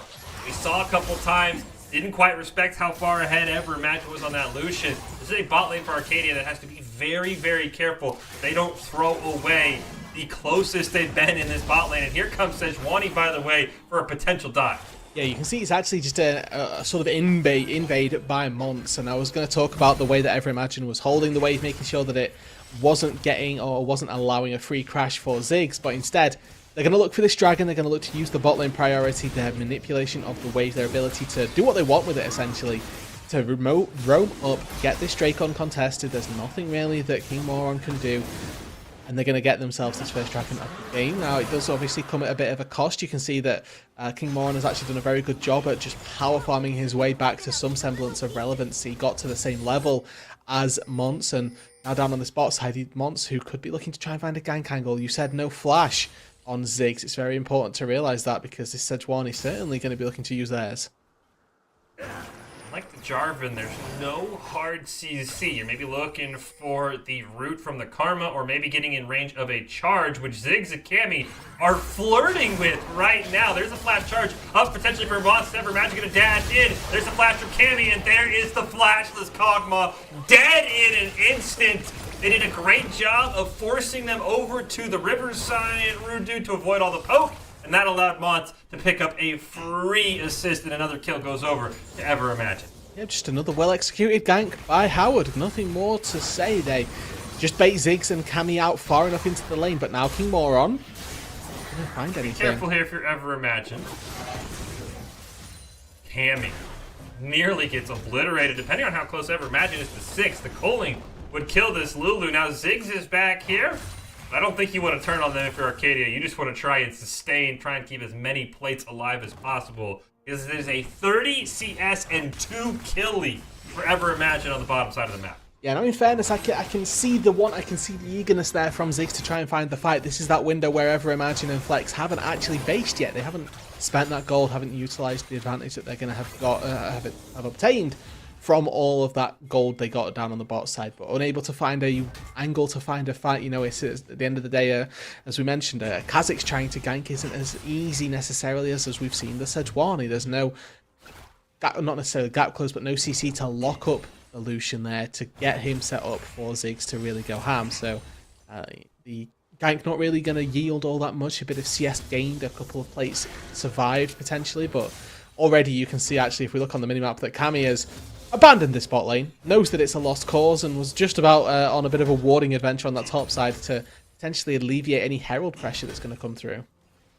It's a very risky play there by Cammy. Luckily, Ziggs is able to survive, and they know they need the vision, but I mean, you're playing on a very immobile AD carry. The flash just now coming off cooldown for Ziggs. Luckily, there was no Nami, there was no hard CC in this lane. They're doing a great job freezing it. The CS has been doubled. Here comes a gank, though, from King Moron. Call the Torch Shot going to be used here onto S-Man. Gets the knock-up. Should be a free kill, and it is. Kha'Zix gets on the board, and once again, just like last game, I know it's still early, Rudu, but all of the kills reside in King Moron's pocket. Yeah, I mean, yeah, it's a trend, and certainly one that we can see beginning to arise as with the gank happening on the top side. Well played by Everimagine and Flex to go and get some vision down on the bot side so that they have even more protection for this bot lane. But a really well executed gank on that top side. Ornn sets up for these, is now Flex and Ever. Polymorph is going to land. We get a teleport topside as well. Master Coolbeam has to be careful. Mont looking for the kill. Should be able to pick up one. S-Man does finish it off. King Moron was able to get away, and so was Cammy with very low HP through the culling on the bottom side of the map. Now, Ziggs hits level 6. Going to try and use that ult to clear the wave. Get some couple of tower shots there, but again, this feels like game one. It is just Everimagine and Flex pushing down on Ziggs and Cammy, and there's really nothing they can do. Ziggs, basically good as dead here, has to run away, and luckily has enough movement speed to get away from Everimagine and Flex. Yeah, those tier 2 boots putting in overtime there when it comes to getting away, and having hit level 6 on the Cog or the Living Artillery does make clearing waves a little bit easier if you have any points in your W at this point, which you should do. It tends to just be one auto, and then you can cycle through an ultimate as well on the back line, and at least the back 3 minions tend to be fairly easy to secure if you can get that auto attack off, but even at this stage in the lane it can be fairly difficult to come by. Full Kraken Slayer or Everimagine opting into the pure DPS option this time instead of going into that Gale Force, so we may well see that come to bite them. We've talked about the mobility lacking on the Cog more, but those tier 2 boots looking to subside it, and maybe, just maybe, the Gale Force could have been put to good use, but obviously the Tank Shred never going to be invaluable. Yeah, I'm surprised he didn't go Gale Force, because a lot of times he just used that as an extra flash. I mean, he already has the dash in Lucian's kit. It was dash, Gale Force, and Ziggs was dead. And I will say the one thing that's really working in Howard's favor this time, dude, that didn't show up much in game number 1 because they were just killing everyone, is they're just CSing so much better than the side of Arcadia. I mean, you look, it is a 50 CS lead on the bottom side of the map, nearly 30 in the mid, and just over 20 on the top side. Jungle's the only thing that's even, and they're just laning better. Last time it was about killing everyone. This time it's just about playing the core mechanic of League of Legends, right-clicking those minions at the right time. And that is a significant reason why this gold lead is still at 4K despite the closer kills. Everimagine gonna face check right on top of Vey. You can eat the Hemo Plague. Pool does have to be used. Ignite's gonna go down. King Moron with the isolated Taste of Fear picks up the kill. Graceful Prison is gonna land on to Cammy. Exhaust will go down. It's to 1-for-1. Cammy should fall. Ends up staying alive. Now the turnaround is possible here. Mons has to Arctic Assault away. Nice dodge by Just Brand, keeping them at bay. This Talia doing a ton of damage. Gonna flash forward, look for the snipe. Can't quite find it on the Cammy. Everimagine, once again, a bit too aggressive at times, Rudu. Now, if there's one thing that I don't like, it's kills on a Vladimir, and that Ignite ticking down onto the Lucian, getting the shutdown is something, it's stuff of nightmares, essentially. As an ADC player, it certainly is something that you're going to have to watch out for, because whilst we talked about the CS differential in the mid lane as well, he was going to have just power late game, right? That's just a thing that happens when you play Vladimir, and I think that it becomes even easier when you're playing this champion, because getting into the backline, whilst it's not necessarily as easy, your damage and your lethality is so much higher given that over a Lissandra. So getting the kill on this Vlad is certainly something to keep our eyes on. But they're looking to really batter down his hatches and make sure that he's not having a too easy time making plays, getting gold, etc. they just missed the play. They ended up actually getting it thanks to the auto attacks there from the Herald. I thought they had missed that last one, so they do end up getting 4 plates. They get a second Dragon, and once again, it's all over the map that Howard is dominating. Dragon, Rift Herald. We might get another kill in top lane here. We get the call of the Forge God coming out. S-Man, gotta be careful. There's the Kha'Zix, but he misses the taste of fear. Gonna dash forward, picks it up on the second time around. The minions, I think, blocked the majority of that damage as he was not isolated, but again, it's another kill for King Moron. 3-1-1 on the Kha'Zix. Exactly what they needed if you're an Arcadia fan. Yeah, regardless of how this game ends up playing out, really good showcase from Arcadia relative to Game 1 to Game 2. They've had a much better showing in this match so far, and they're looking to put a bit more work in on this game as well, potentially even start taking turrets as well. Now, just because there are kills over on the Kha'Zix doesn't mean that their game is infinitely easier. They're still down 3.5k. Their AD carry is still having an incredibly torrid time of things down in that bot lane. Whilst the levels are the same, you can see that that CS difference still speaks for itself. And yes, Ziggs has got flash and heal, but I don't know how much of that he'll be able to utilize to get to safety when there are 3 incredibly fed members also looking to bury down and really make this Kog'Maw's life a bit of a miserable time. Looking for first tower are both these teams. Howard has basically 2 free ones, one in mid, one in bot. It looks like bot is going to be the target for them. Living Artillery trying to do what he can. Arctic Salt over the wall for Mott's. Can he get in range for a Glacial Prison? Nice flash. Diggs is going to get slowed. He has to flash away as well. Coling is going to come out, but the minions block it all as the heroes they are.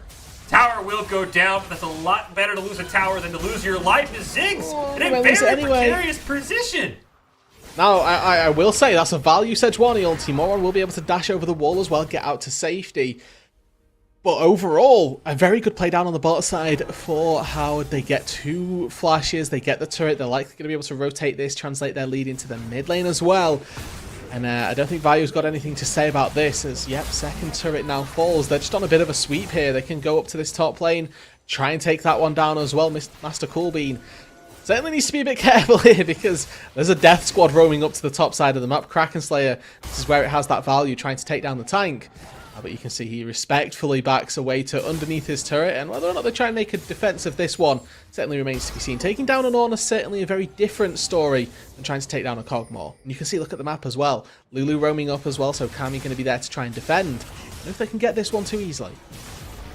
Is the call of Forge God available? Kami has to be careful, as they're now a very squishy target for the rest of Howard to jump on. Here comes Vayu as well, roaming up. King Moron just on the outside of your screen. He makes an appearance as well with the double buff Kha'Zix. Does have the Void Assault available if he wants to make a stealth play, and that's exactly what they're going to do. Call the Forge God, going to start the fight. Great block there on the King Moron. He's going to dash forward, jump right onto Ever Magic and get obliterated before a great emo play. Here comes the wall from Just Brand. Does a great chunk of damage. Now it's 2v3. Vayu going to get taken down by the Everfrost Moths, trying to stay alive. Cammy will go down. It's a triple kill for Master Coolbean, and it ends up being a 3-for-3 trade route, dude. Great job all around, and I think that's still going to be a win for Arcadia as they'll get that top turret in the end. Yeah, they'll more than happily take that. I mean, they get a load of kills. They're going to get a lot of gold funneled into their Kog'Maw. This is great news for Ziggs because he's likely going to be able to take all of these minions as well. I don't know about the turret just because respawn timers are quite low. Ever Imagine and Flex are already on their way down here. There's a TP even from S-Man. They really don't want to give this Kog'Maw anything. And Ziggs did not see the teleport. That's a free kill for S-Man. And he didn't get most of that wave either, Rude Dude. He ends up picking up a couple of them with the Kog'Maw passive. But no turret. I think 3 minions max from that wave. That is not the result you were hoping for. It's not, but we have to think about everything else that happened as well. And he got maybe 3 or 4 waves that pushed down through the lanes while all those top lane shenanigans were going off. That's a lot of damage. Right on top of S-Man. We see this Kha'Zix with the isolation damage. He picks up another one, and King Moron has been the bright spot. There is a Lucian Karma roaming down. Ever Imagine is going to dash over the wall. There is a flash up here for King Moron. He's going to dash away. Coling greatly dodged. Now he flashes, but it's not going to matter. Ever Imagine picks up the kill. I think he could have just flashed out of Coling range and probably lived there, Root Dude. You can debate that all you want. All that matters is the biggest source of damage for Arcadia is now dead for the next 27 seconds. And what are they going to look to do with it here? Looks like it's probably just going to be a Drake take secured. They've already got 2 for themselves. Now, unfortunately, this one is a Cloud Soul, so not the greatest that the teams are looking for, but still has a lot of high value for Dragons this time round. All of their champions really using it to a pretty good effect. And of course, if you get that early Soul and you are still in the lead, that leads you on to a fairly early Elder take as well if you want it. The third Drake having gone down, we're going to see roughly that same spawn timer for the Soul. I don't think the game will be over this time round. There's certainly a much closer effort, a much better showcase from Arcadia this time out. But we still need to wait and see whether or not Ziggs can even complete his first item still in this game, because looking toward that Rage Blade, it will be a fairly powerful pickup once it's been collected. But once again, similar to game number 1, just completely dumpstered by the entirety of this Howard team, and they've really put it and showcased quite how hard it can be for an immobile AD carry to play League of Legends. Yeah, I think Ziggs, unfortunately, rude due to just pulling up the OPGG, is just falling into that comfort trap, right? I mean, you look at the champions they play, Misfortune, which has been banned, and then it's the Twitch and the Ziggs. Maybe looking for something that could have been a bit more mobile, even if it's something they're not comfortable on, might have helped a little bit. Because as you said, this game's closer, but it's that bot lane that still has quite a bit of catching up to do. You see, second Rift Herald is going to be picked up here by Howard. I'm curious to see where they will drop it, especially with all the tier 1 turrets dead. It can be a bit harder at times to find value with that Rift Herald unless they take a team fight. It looks like they might want to move up to the top side of the map. You see the pings coming out. Looks like maybe Master Cool being the company on the target, and Ziggs flashes away here from just Brand. Weaver's Wall is just going to straight block him, and this is just a level difference right here, and that's a free kill for the Talia. Yeah, the Ignite to add insult to injury there. Not sure that it was entirely necessary, but still, it's worthwhile getting that kill. And they're going for a 20-minute Baron once again here. Now, this is a very different game state for them. Granted, the gold lead is about 5k, but I think they're just going to get away with it once again. Yes, there's a ward there. Now they've hit it. There is vision given over, but King Moran not quite there, not on the right side of Summoner's Rift, and Baron once again going to go over. Really decisive plays from Howard, you have to say, all time round. I love the disrespect. We are going to see just Brand going to get caught here by the Kha'Zix. You cannot 1v1 Kha'Zix. That's a golden rule of League of Legends. But I love the disrespect for a dude, right? Like, we'll kill the ward so you know we're on Baron, just in case you weren't already aware. Now, Talia loses the Baron buff. A little bit concerning. And again, I think King Moran is going to be fantastic on this Kha'Zix pick if Arcadia can end up winning. Because he is 1v1ing everyone, and I don't know if Howard's respecting that. As Vayu's going to get caught, going to be forced to use the pull. The Coling is not, he's dead. There's no saving that, unfortunately. Too much damage. I was looking to get to the wall to flash over it, but this Lucian is not to be messed with. Now they're going to put down a Herald. Is anyone getting flashbacks to game 1? I mean, this is just identical. They get Baron, summon Herald. I mean, I think these were 2 separate pushes last time, but they're going to use the second Herald to open up the inhib, and with Baron, they may open up even more. The defense of this mid lane inhibitor just does not exist. Ziggs is down in the bot lane, and if they can get this charge off, that may well be an inhibitor, a Nexus turret rather, going down as well.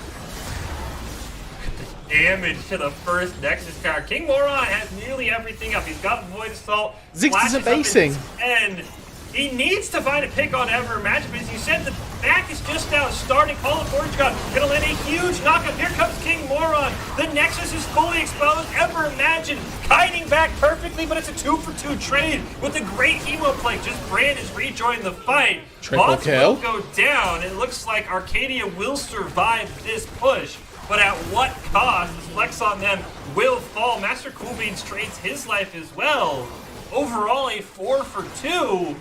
But now your Nexus is just butt naked in the middle of the game. But, fish counterpoint. Fed Vladimir. Now, I'm not sure how fed. I don't think it's enough just yet. But picking up 4 shutdowns, essentially, 4 kills at the very least, across the board, is exactly what Vayu needs to be this carry force. If anybody is going to be able to dominate late game team fights up against a slippery, immobile Lucian, it's going to be this Vladimir. Kha'Zix, you've got to see, having a bit of a tough time when the Lucian can dash, can get out to safety. It's the Vladimir with that sticking power that comes from his just innate hit. He's the one who's in a bit of a better position to close the gap, and with these kills now having gone onto him, 7 Dark Seal stacks as well, is in prime position to be this carry. This last fight around the dragon could well be exactly that, a last fight, but it's one that Arcadia want to take, they want to win, because they don't want to have an Elder on their hands in 5 minutes time. The issue is if they take too long, or if they leave members behind, that mid lane, as you mentioned, completely exposed. There is a teleport on S-Man. You have to keep your eyes on How it. do you... There's a super minion wave pushing in. Yep, and they have 1 TP. I don't know if they can take this fight. Weaver's Wall's just going to cut it. If S-Man teleports, the game's over. Right now, the game is over if S-Man realizes he can teleport. The dragon will go down. The fight will start off. King Moron gets absolutely annihilated. Vayu trying to hold on with that emo play, going to use the pool to try and rack up damage. None of it's going to matter as 3 members fall. This is already game for the side of Howard. Finally, S-Man sees the teleport, and they should be able to take down this Nexus. That earlier push left it all exposed. The super minions probably would have won the game anyway, even if Arcadia had won that fight, but it will be Howard that picks up the win. They will move on to play Bryant Bulldogs Black on the top side of the bracket. Arcadia still alive in the NECC Emergence Nationals group. They're going to fall down to the losers bracket. Not quite sure who they're going to play, but they have some promise. But right now, it's all Howard, who is looking just like they looked in the fall when they were one of the Emergent Division champions. Truly a very good performance, and it largely did come from that bot lane differential. They were able to have winning lanes using the Lucian to generate advantages. Support as well managed to see pairings with Karma and Nami alike, getting those leads still generated, and just a couple of ganks as well that got pulled off, right? It wasn't, overly excessive, the ganks that went down, but the ones that did were incredibly effective. Burn summoner spells generated advantages, and then you left it to Everimagine and Flex on them to do the hard work for the remainder of the laning phase. So a very good job all round, and kudos to them. They deserve their place in the upper bracket. I really think Arcadia, they have a couple of good things going for them, Veruja. I think, it starts with King Moron. I think played fantastically. Vayu looked good as well. I think if Ziggs can open up that champion pool off immobile AD carries, I know Misfortune is his most played, but in Collegiate, when they're scouting and it's not solo queue, your most played champion will usually get banned. If Ziggs can find maybe something like an Ashe that at least could be a bit more supportive, or something with more mobility, I think this Arcadia team has a lot of growth to come. But again, they're still alive. Double elimination route, so they're not out of the woods just yet. But I think Howard, you look at that game and you say, I don't know how they missed the playoffs in the spring, because this team looks dominant.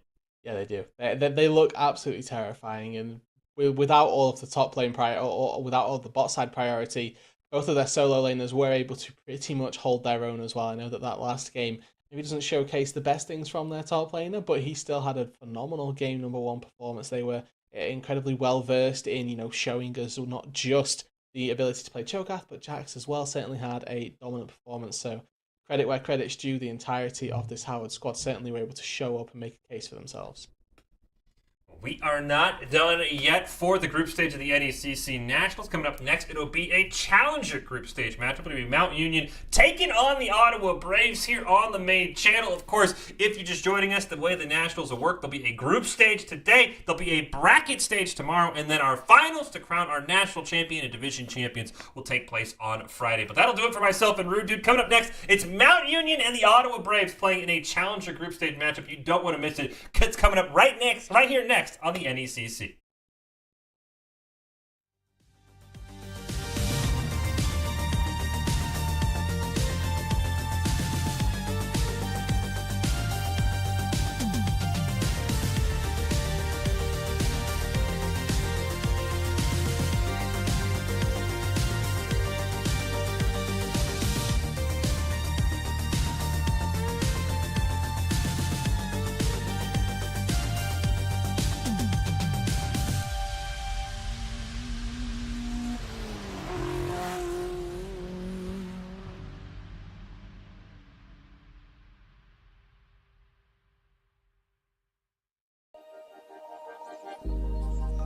Started as a whisper, message from a new world I'd never known. Something about it felt like I've been waiting my whole life. Is this home? I can hear each sound calling my name, and I feel angels around when I start to sing. And suddenly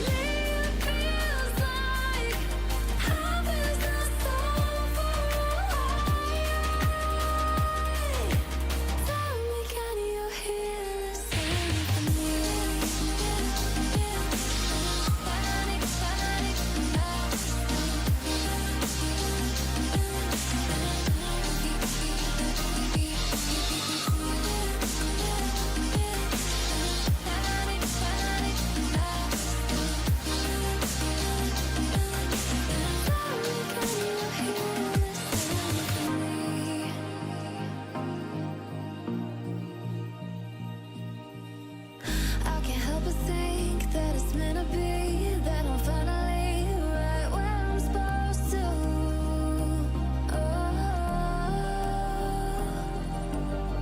If I let you into the secret, would you listen? I can hear each sound calling my name, and I feel angels around when I start to sing, and suddenly it feels like happiness is so far away.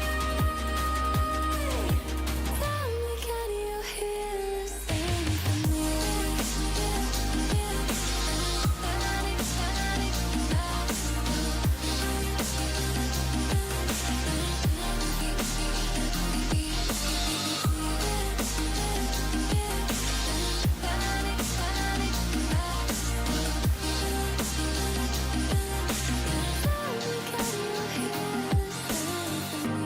And before too long, I found where I belong.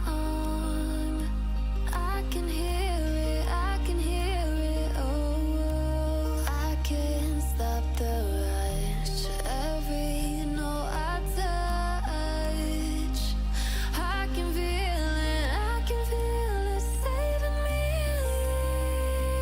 Oh, tell me, can you hear the symphony?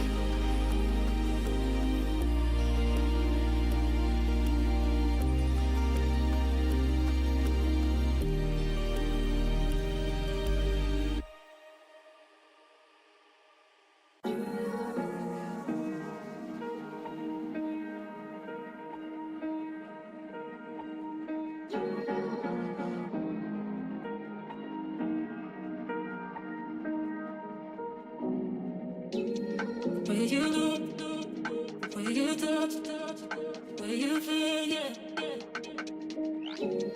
Where you look, where you touch, where you feel, yeah. Yeah, yeah, yeah. Can we talk about me and you?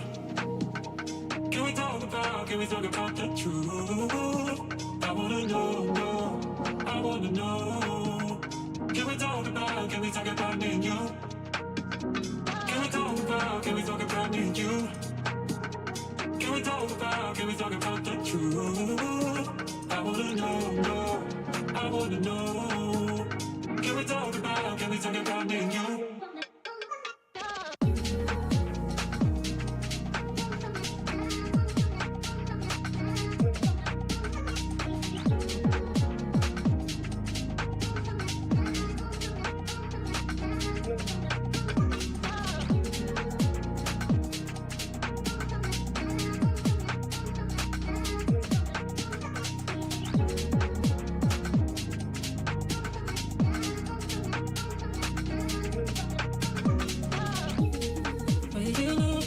and you?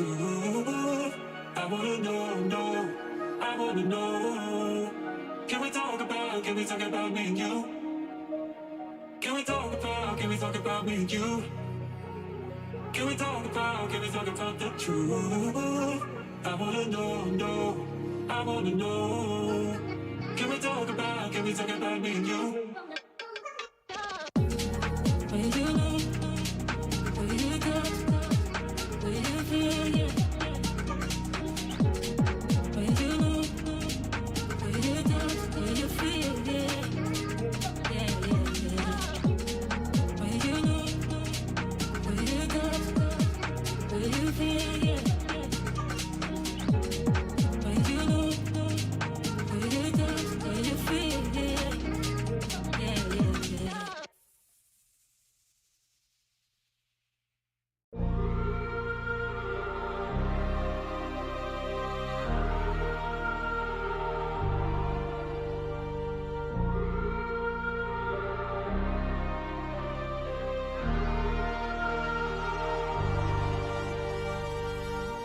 I wanna know your dark side. I wanna know your secrets. I wanna be your lifeline. So I wait for you, wait for me. Wait for you, wait for me. Tell me you're more than just a highlight. Pretty pictures on the outside. I hate to stare at you through these lights. So I wait for you, wait for me. Wait for you, wait for me. Click and scroll, I can't let you go. They say I'm addicted to you. Click and scroll, I can't let you go. They say I'm addicted to you. Oh, oh, this ain't love, no, no. This ain't love, no, no. This is artificial. This ain't love, no, no. This ain't love, no, no. This is artificial.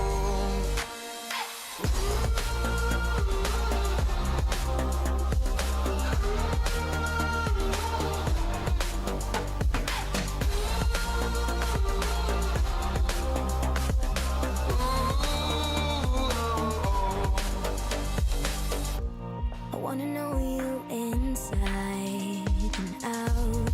Wanna know what's behind the light. Wanna feel that real love from within. Let me in. I want real love, real highs. You're just enough to get me through, get me through. 'Cause you're officially perfect for me. So I'll wait for you, wait for you. Up all night thinking, passing the time, anxiously waiting. You're on my mind, losing and winning. You can't get it right. Hoping you see me for more than just nights. Up all night thinking, am I on your mind? Will you come meet me and change my life? This love could be deeper. Just Thinking, will you love me? click and scroll, I can't let you go. They say I'm addicted to you. Addicted to you. Click and scroll, I can't let you go. They say I'm addicted to you. Oh, oh, this ain't love, no, no. This ain't love, no, no. This is artificial. This ain't love, no, no. This ain't love, no, no. This is artificial.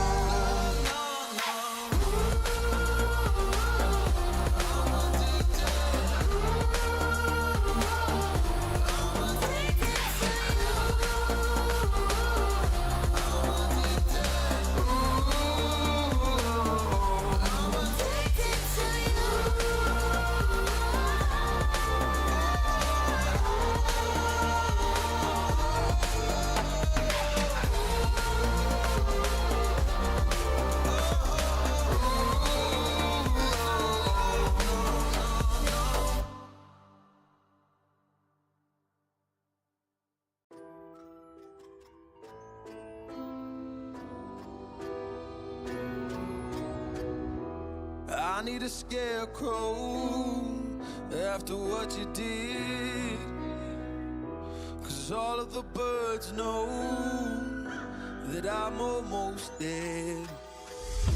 I'm barely breathing. I'm barely awake. You left me in pieces. There's no more to break. Don't wake me up, not in this century. Don't wake me up, 'cause you're just a ghost inside my head. You're just a ghost, you're never there. You're just a memory on my lips. 'Cause you're just a ghost inside my head.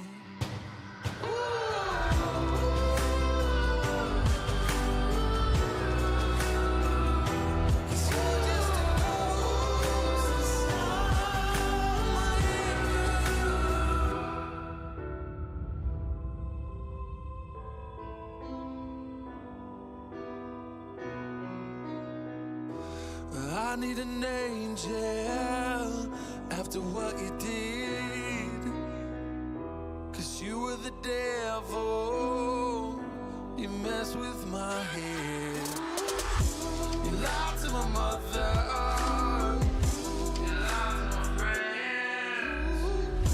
You said that you'd be there, but this never ends. Don't wake me up, not in this century. Don't wake me up, 'cause you're just a ghost inside my head. You're just a ghost, you're never there. You're just a memory on my lips. 'Cause you're just a ghost inside my head. You're just a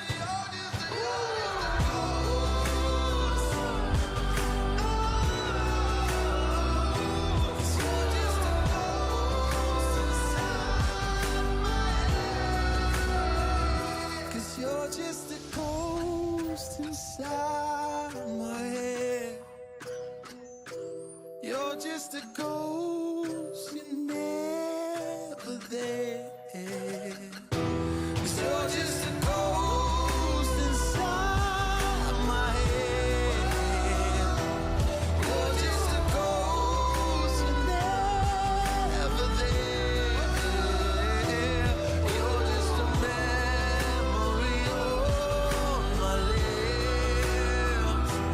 You're just a ghost inside my head. Oh, you're just a ghost inside my head.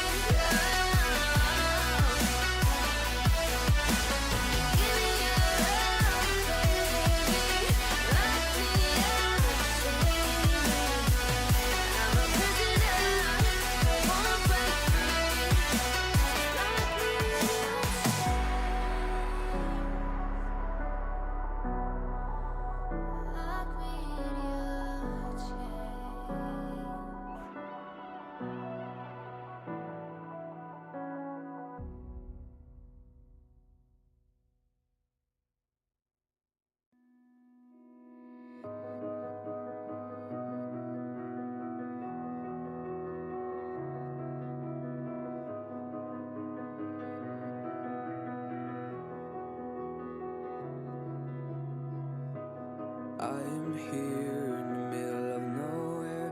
There is no there, it is cold there, but I am safe and I am warm. Although it's hard, I know I gotta keep up. No time to late, to drift away. I find my space, I spend my time down the rabbit hole again. And as I fall, I can feel the pain. You can't tell me where to go, so I don't know, and just go with the flow. I go with the flow. I'm falling up, I'm falling down, from the sky and from the ground. Up above just like below, and I don't know where I should go. 'Cause I'm stuck in limbo.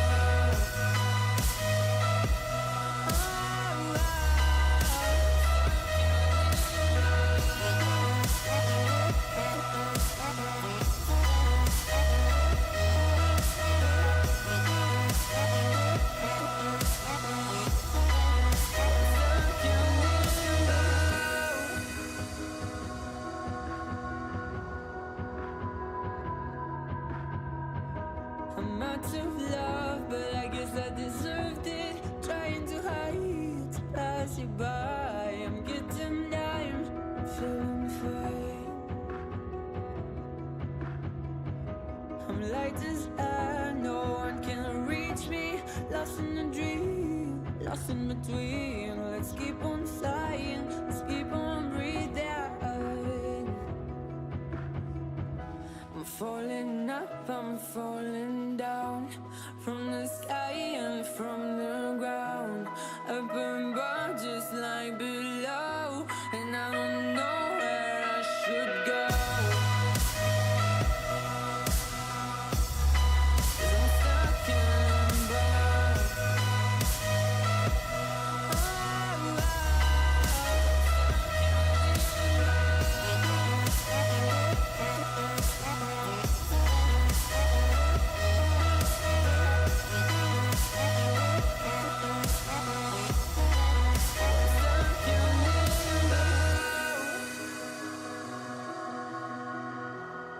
Cause I'm stuck in limbo.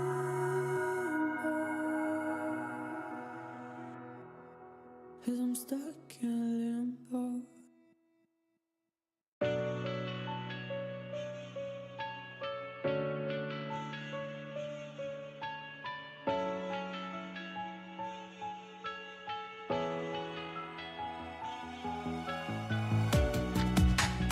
Living in the same routine, like the seasons I'm on repeat. It's a long way down. Trying not to follow suit. Don't like the color, I'll change the shade of it. I'm not afraid of it.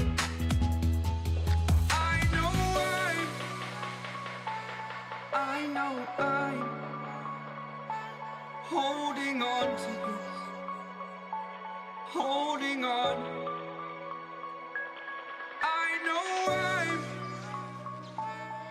I know I'm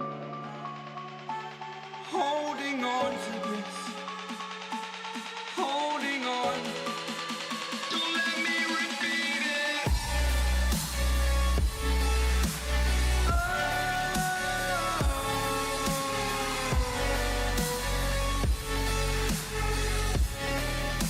Don't let me repeat it.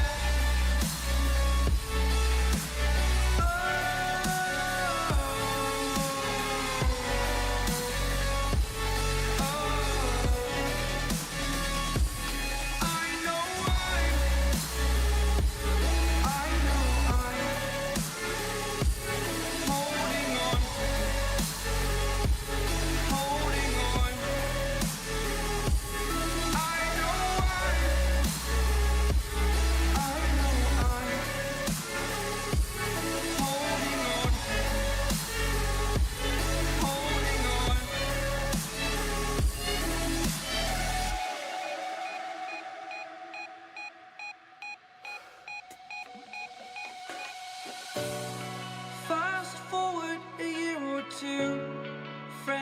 change, but so can you.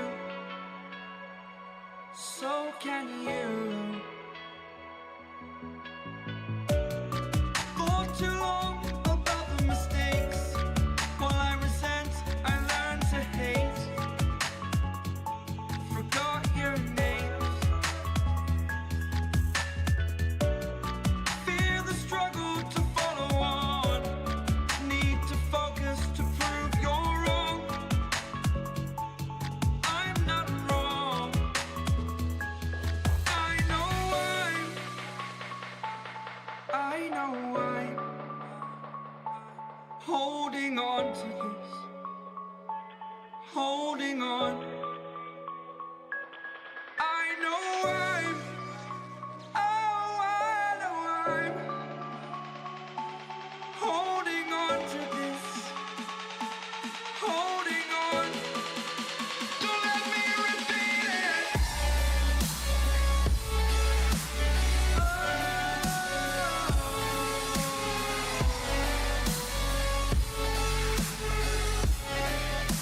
Don't let me repeat it.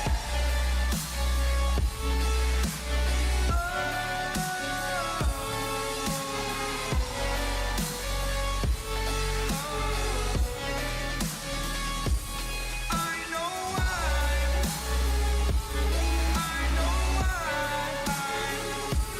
holding on to this. Holding on. Holding on. Holding on. Holding on. Holding on.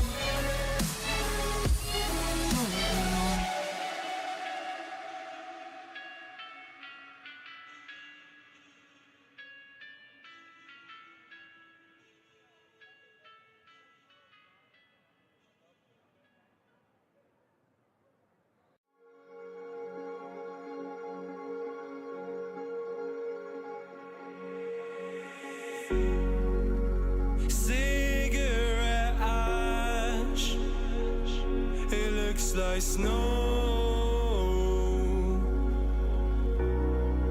When it falls in the wind, you know. And you say you wanna dance. You're wary, you know, you'll end up in the wrong hands. And you're having fun. Why don't you show your friends? And you're having fun. What if it never ends? I'm lacking sincerity, but you don't care at all. This booze, this cigarettes trying to take me home.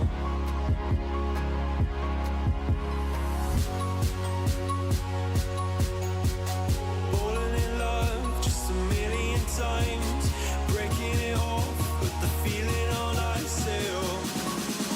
She's as cold as December.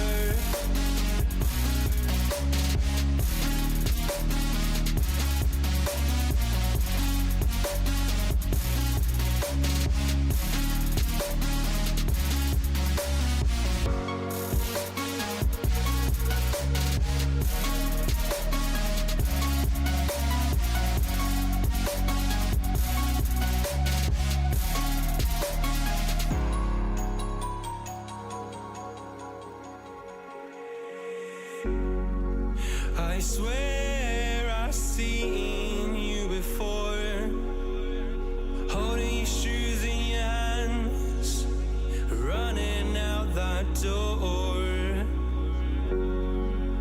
And you are nothing, but you say you wanna dance. And you're wary, you know, you'll end up in the wrong hands.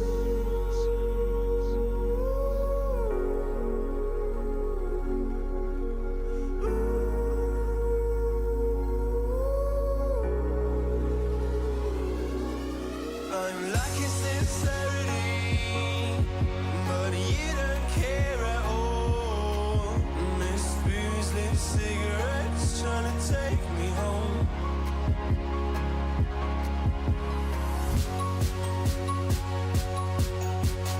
Falling in love just a million times, breaking it off with the feeling on ourselves. She's as cold as December.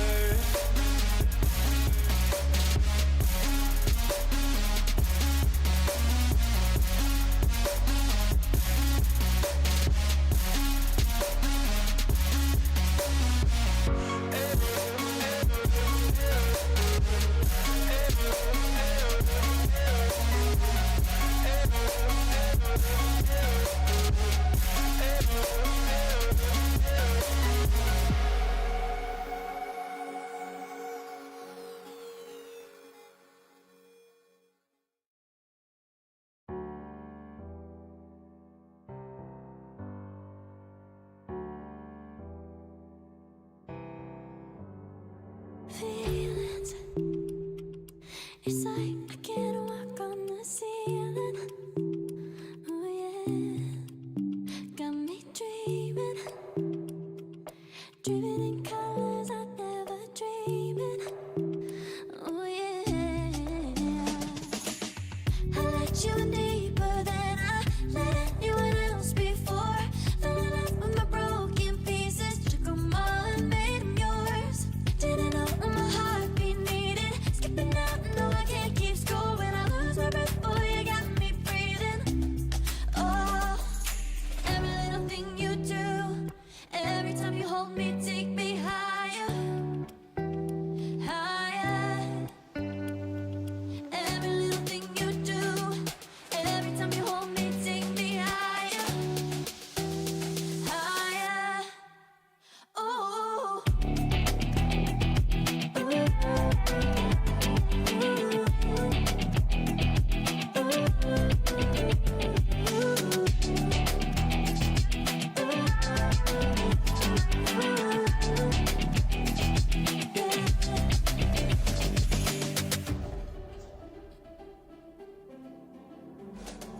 Magic. No, I'm never letting go. Now that I have it with you. When you kiss me, it's like the stars fall out the sky onto my heart to cover up what I don't wanna show. I let you in deeper than I let anyone else before. Fell in love with my broken pieces, took 'em all and made 'em yours. Didn't know what my heartbeat needed, skipping out, no I can't keep score. When I lose my breath, boy, you got me breathing. Oh, every little thing you do, every time you hold me, take me higher, higher. Every little thing you do, every time you hold me, take me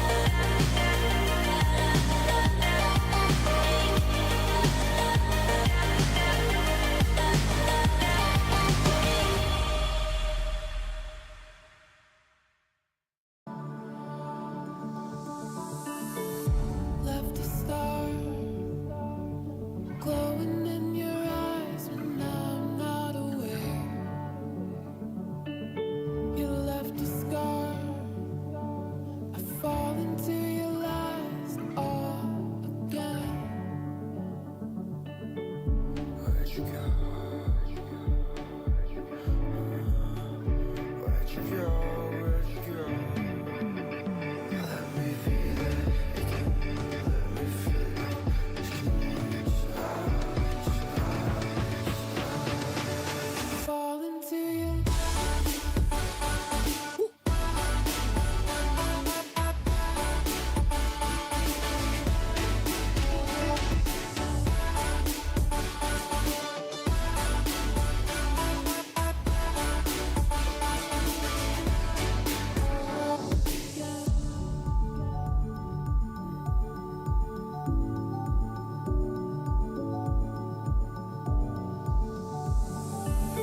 I found the rain dripping down your eyes when I'm not around. I found myself, but I fall into your lies all again. Where'd you go?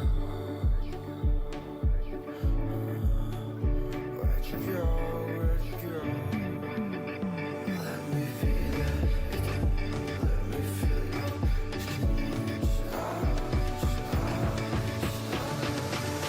Fall into you.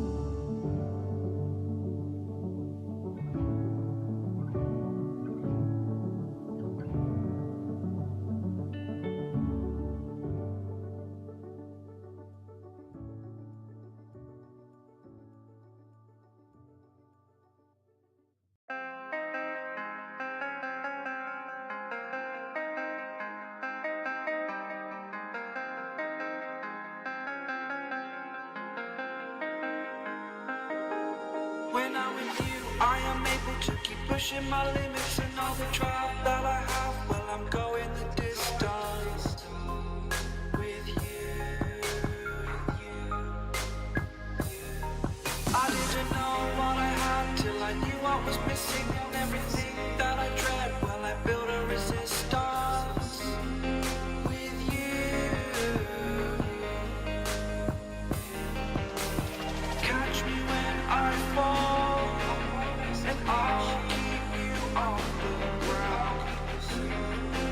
You were gone, I wish you'd stay. I could look at you for days. Time was well spent, that's when I knew that I need to spend my life here with you.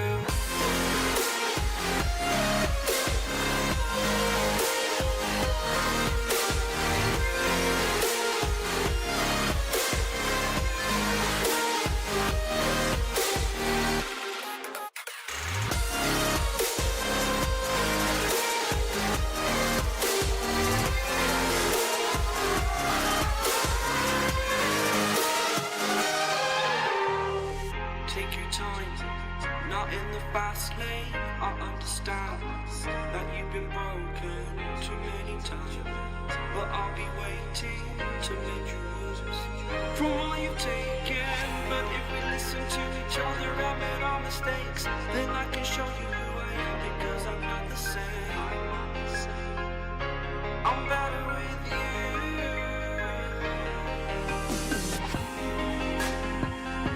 I'm better with you.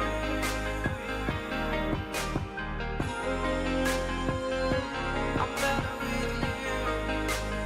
You catch me when I fall, and I'll keep you off the ground.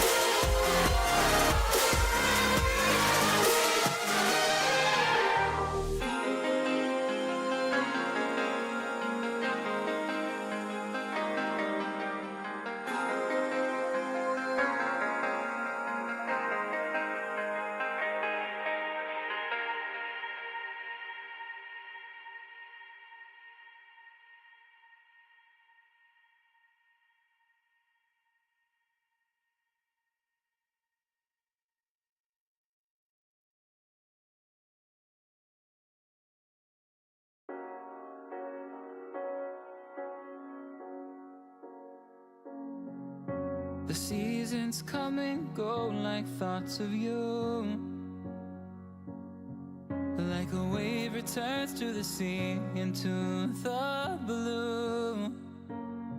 They change but in a cycle that I can't lose.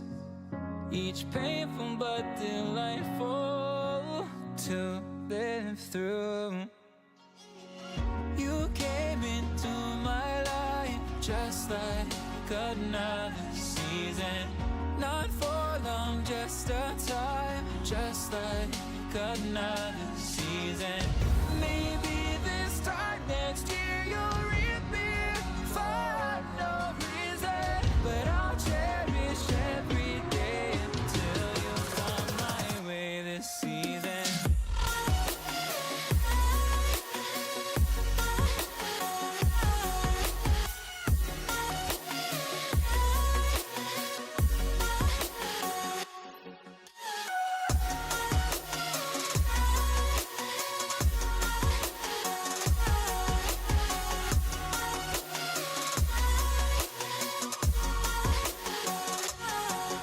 The seasons turn and change just like your mind. Like the sun gives into the moon, into the night. Time continues marching, it slowly crawls. With each new one starting, I recall. You came into my life just like another season. Not for long, just a time, just like another season. Maybe this time next year you'll reap me for no reason, but I'll cherish every day until you come my way this season.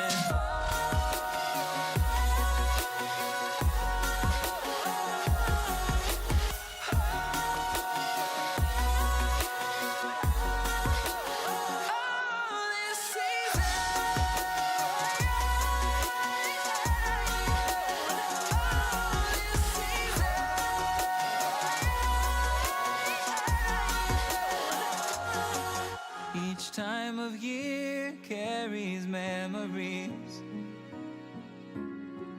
like a never fading whisper in the breeze. Oh, we will keep on changing all over again. Yeah, we will keep on changing, just like another season. Don't want another day without you by my side. Oh, this season.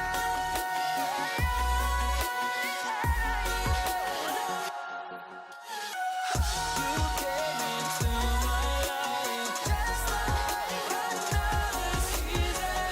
Not for long, just a time, just like another season.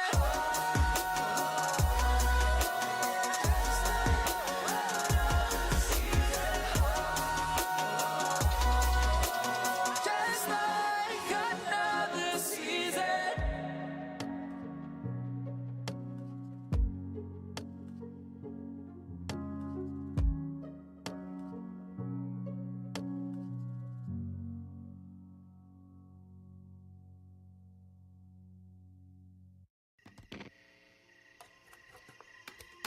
Is it okay if I'm to say I'm catching feelings from all the dealings? Am I astray? What do you say? How are you feeling? Is it the same? I hope you're not planning to waste my time. To my surprise, that was her reply. Now we vibe. It's been a while and such a ride, the stars align. I love the fact I didn't let her go. She loves the fact that I just let her know. Now we're together, it's a different mode. We getting crazy in a different role. I love the fact I didn't let her go. She loves the fact that I just let her know. Now we're together, it's a different mode. We getting crazy in a different role.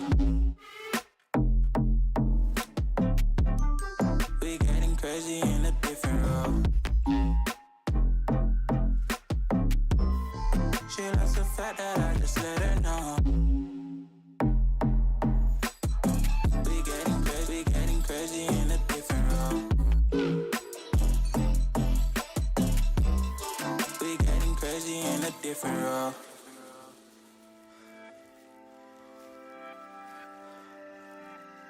She my do or die, my bona fide. My up when I'm down, she's always beside me. She makes me feel alive, I won't deny. Her love for me is real and kinda suicide-y. She's not the same, she's such a rare type. She's far from plain, at least in my eyes. She said if I cross her, I'll be in the grave or under attack, but yeah, that's still my babe. I love the fact I didn't let her go. She loves the fact that I just let her know. Now we're together, it's a different mode. We getting crazy in a different role. I love the fact I didn't let her go. She loves the fact that I just let her know. Now we're together, it's a different mode. We getting crazy in a different role. We getting crazy in a different role. She loves the fact that I just let her know. We getting crazy in a different role. We getting crazy in a different role. Getting crazy in a different role. We getting crazy in a different role.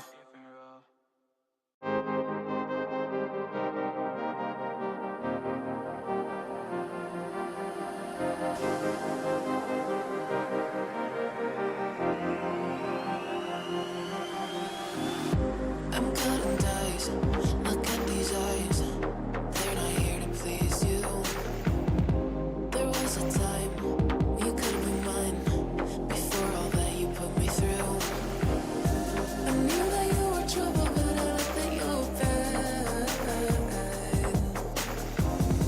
I'm living in this bubble and it makes you so mad. You can say hello, but I don't need you to like me. Don't need you to like me. Don't need you to like. You can watch me go, 'cause I don't need you to like me. Don't need you to like me. Don't need you to like. You can say hello, but I don't need you to like me. Don't need you to like me. Don't need you to like. You can watch me go, 'cause I don't need you to like me. Don't need you to like me. Don't need you to like me.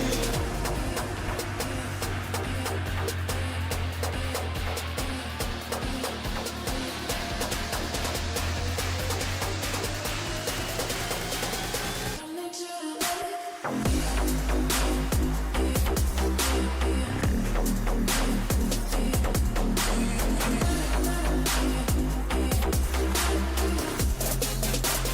Don't need you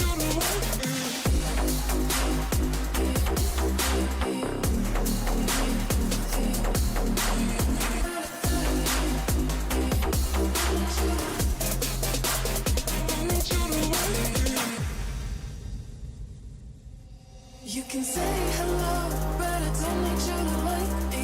Don't need you to like me. Don't need you to like. You can watch me go, 'cause I don't need you to like me.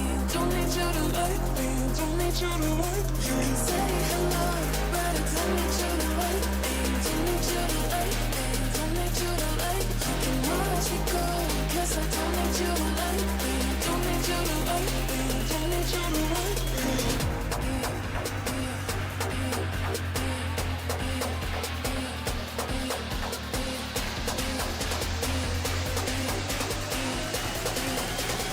Don't need you to like.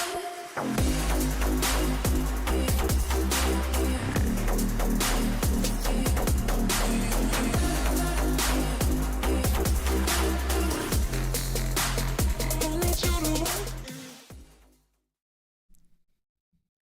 Hello, everyone, and welcome to the NECC. We are here. It is Nationals time. I'm Rome DMV, joined alongside RMC. How you doing today, man? I'm excited, Rome, because this is the first time NECC is running their nationals here. And in case you didn't know what that meant, nationals basically invites the best teams from both fall and spring split back together, regardless of the division, regardless of the time zone here. They're all going to come together. And so theoretically, Rome, this should be the best of the best.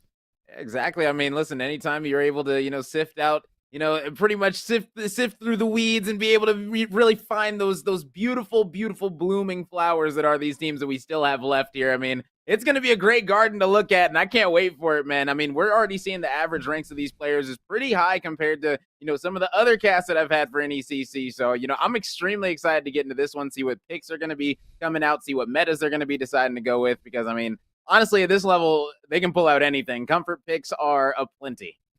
For sure, Roman. I'm glad you mentioned, we are casting a fairly high-level game today. This is the Challengers division that we're looking at here, the second highest division that NECC offers. And the two teams we're looking at, Mount Union Varsity here, a team that has played both fall and spring split, making it to the quarterfinals both times there, where they've unfortunately fallen there, but still making it there was an achievement. And Ottawa Braves, a team that didn't play in the spring split, so perhaps people are less familiar with them, but in the fall split made it all the way to the semifinals. So very interesting matchup between a team that has consistently made it more recently versus a team that has made it further, but further behind in history as well. It's been a while. I don't know if they've kept up with the meta changes. I mean, listen, the only way to find out really is once we get into the draft. That's really going to be, the only way that we really see exactly how this one shakes up. I mean, looking to my right, I'm seeing a little sneak preview of the draft, and things are getting a little bit interesting already. So, I mean, I can't wait to see exactly how it plays out, who's going to be able to get advantage over who. And, I mean, it sounds like we already got Mount Union that are going to be on the red side and Ottawa that are going to be on the blue side, it sounds like. So, I mean, we can already talk about that, like, coming into this. Do you feel like there's a preferred side with right now, in the current meta with these teams right now? Well, honestly, Rome, it's been I think 2 patches since we've seen the finals here. So a lot has changed in that time. And based on what we've seen of both of these teams, I am a little bit surprised that Mount Union Varsity has opted for the red side. They didn't show the biggest champion pool, but they showed a very high level of proficiency with their preferred champion. So I feel like blue side would favor them here. And the opposite is almost true for Ottawa Braves. They did show us a very large champion ocean for a lot of their players. So I feel like flexibility to draft would favor them, but they also have some really nasty picks. Their mid laner Fump is known for his Anivia play in particular. The bot lane of Racecar, Worm, and Frank did really well with the Kog'Maw Lulu combo. So I wouldn't be surprised if we see those 3 champions picked up in that first rotation if they're not banned away. Well, listen, anytime I see a Kog'Maw coming out, I am happy because it has been a while since, we see Kog'Maw come out too much, and I don't want to, bring it up, but, at one point I was like the number 3 most played Kog'Maw in the world. Like, it was bad. Don't ask. I got like 2.2 million mastery points on Kog right now. Like, don't ask why. I've played it way too much for my own good. Too many years of my life have went to Kog'Maw. But if it does come out, listen, I'm going to be happy to see it because, listen, I'd love it to see it back in the meta. You know what, Rob? You might have had the 3rd most games played on Kog'Maw at some point, but you know what? If you told me that Racecar Worm's 3rd best Kog'Maw, I'd almost believe it because he looks it here in the NECC. And there we go. We are into pick and bans here. And I'd just like to remind everybody that these teams have dropped it already in a browser client. So the picks will come out in positional order rather than the pick order. Bans, however, are shown as they banned it here, and the expected Draven ban coming up from Mount Union here. Trundle being a little bit surprising. It's Kenny's most played solo queue, but they banned the Twitch, and that leaves Fump's Anivia open. Yeah, and listen, anytime you're able to leave a comfort pick open, you're going to be able to lock that in and really deal some damage. So, if that does get locked in for Ottawa, it's going to be pretty smooth sailing, in my opinion, for them. Anytime you get multiple comfort picks, already, ooh, man, that's a spicy one. The Wukong coming out. That's going to be good to go in with the set. You already got 2 characters that are very dive heavy. The Anivia, she can really keep you grounded in team fights, separate them out, do great zoning as well. So far, I like this team composition coming out of Ottawa. Yeah, and already Ottawa, we had questions about the Braves because we haven't seen them in a while here, but the Wukong jungle, now that is definitely an adaptation to meta. That only really came into meta, 12.8, 12.7, these last 2 patches here. So I love seeing that they've adapted to it already. Really fast jungle clear and really good initiation. The more squishies you see on the enemy team, the scarier that Wukong jungle looks. Yeah, precisely. And then on the other side, you've always got the Tom Kinch. It's going to be able to really save people going in. And that might be important pairing with the Fiddlesticks just because, how many times do we see Fiddlesticks put themselves in very dire situations trying to go in with that ultimate, a little bit uncoordinated. We've seen things happen. But, with the level of play, that shouldn't be locked in. Oh, man. Do it. The Kog'Maw's there. Kog'Maw Blitz. Kog'Maw Ah. Lulu. Okay, listen. I mean, listen. I'm happy Okay, either we way. saw We all see three. the Kog'Maw. We see the Kog'Maw. I'm happy with it. Yeah, Roman, we see all three of those power picks that we were talking about for Ottawa Braves being locked in here. And Mountain Union, they didn't bother banning any of them here. They went with their own comfort picks, the Victor, the Jin, the Senna. Yeah. And the Senna-Jin combo for this bot lane of Convicted and Sanctus Heals tends to be extremely dominant in lane. It absolutely punishes. It's got the range. You get hit by one CC, you just get CC chained to death. And even a Cog Lulu has to be careful. You don't have enough shielding to get through those in the early levels. However, remember we talked about that Wukong jungle earlier, Rome. We said the more squishies, the scarier it is. I'm counting 4 squishies here for Mount Union. And sure, you got a TK who can devour one of them, but the other 3, that's still kind of going to be rough. I mean, 110%. Looking at this one, so far, I'm definitely liking Ottawa's composition better. You know, overall, I feel like they won the draft. They got a lot of their comfort picks, and just in the straight-up 5v5 team fight. I mean, this Cog is going to be protected by that Anivia. They're going to have to deal with the Wukong going for that back line. So it's going to be, you know, Senna worrying about who am I going to help out? Am I going to be helping out the back line, or am I going to be fighting in the front line? The Fiddlesticks, his ultimate's going to have to be perfectly timed because, man, anytime a Fiddlesticks ultimate isn't perfectly timed, I mean, we've seen what happens there. So I don't know, man. I don't know exactly how Mount Union are going to do it. If they can pull it off, listen, I'll be surprised. Fair enough, Roman. I think a lot of when I'm looking at their composition, I agree with you. Their team fight is strong, but it feels like they've got to find a lead somehow, somewhere else. And they don't have that reliable source of engage, like I mentioned. Fiddlesticks can be quite conditional. You've really got to play with that fog of war to be able to find those big crow storms. And your other form of engage comes from Tahm Kench here in that top lane for Jaladen there. And for Jay Layden, if you're trying to initiate with the Tahm Kench as well, it's kind of slow. And my biggest concern is the Anivia. Anivia's range doesn't play too well into the Victor, into the Senna, into the Jin. But defensively, it's very, very strong. If Tahm Kench engages into you, you raise that wall. And who's going to follow up? You don't have a lot of dashes there. Fiddlesticks has to use ultimate to dash over that wall. And even if you do, there's going to be a glacial storm just waiting in there. So that Anivia pick really going to play havoc with Mount Union's engage here. So if they don't have a lead to be able to brute force some of these fights or perfect vision control, I'm agreeing with you, Rome. I think Ottawa Braves composition just easier to execute in team fights. Yeah, for sure. I mean, listen, but this is the thing is like these players are a higher level. So, you know, coming into this, you know, our expectations might be a little bit lower just from what we've seen in the regular season. You know, sometimes, you know, we get these players and, you know, best to them, but, you know, they're bronze, silver, gold, you know, just starting or sometimes, you know, it's their first couple months playing. But either way, I don't think that we're going to be seeing any crazy throws out here today. This is the Nationals. This is where it's all on the line, and everything that they've practiced, it all comes down to right now. So the fact that this squad in Ottawa have so many of their comfort picks, as you said, Mount Union might be in for a long night, but I don't know. Who's really going to be that pop-off player for you on Mount Union if they win this game? Ooh, boy. I'm looking at Mount Union right now, and it's interesting because when I look at their ranks across the board, Spice Rack, their mid laner, actually has the lowest solo queue ranked. But when I'm looking at the way they play, Spice Rank has always been critical to this team. And I'm looking at this Anivia Victor matchup specifically here, where there is an opportunity for Victor to win this out, to outskill and to outrange. So I'm looking at Spice Rack to pop off with the help of Speeded Kill and Ninja here. I think if there is going to be a pop-off player for Mount Union Varsity, it has to be this mid-jungle duo. That's pretty much how I'm going to be feeling about it as well. I mean, the mid jungle is definitely going to be important right here in this one. I'm looking honestly. I don't know, man. I feel like that Fiddlesticks is going to really need to pop off. Like this whole game, in my opinion, is going to rely on that Fiddlesticks ult because let's be real. If Fiddlesticks can get a good ult onto that backline of that Lulu and the Kog'Maw, then the Anivia is going to be like, uh-oh, what do I even do at this point? And I don't know, that Tahm Kench might be able to go.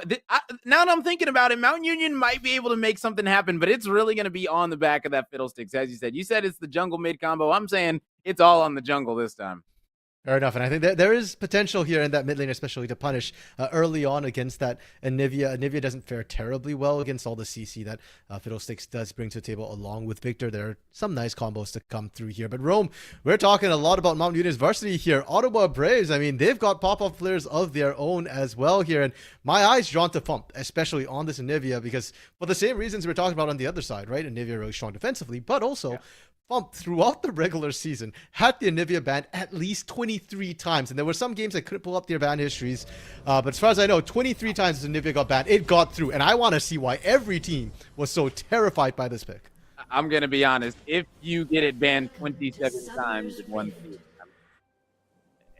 at that point in nationals, how could you not ban it? Why would you let it through? I mean, listen, I'm excited. Let's see exactly what Fump's gonna do.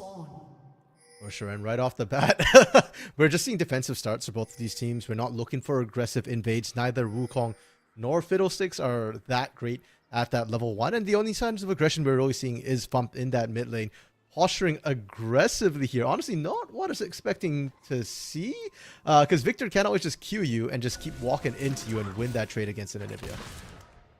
For sure, and as you can see, getting that early pink, gonna be able to take out that early ward, getting a little bit of gold already, going toward that Fiddlestick. So, I mean, definitely not a bad play. And, you know, right here, I mean, I guess the question is, at what point do you go get rid of that pink ward? You know it's there now.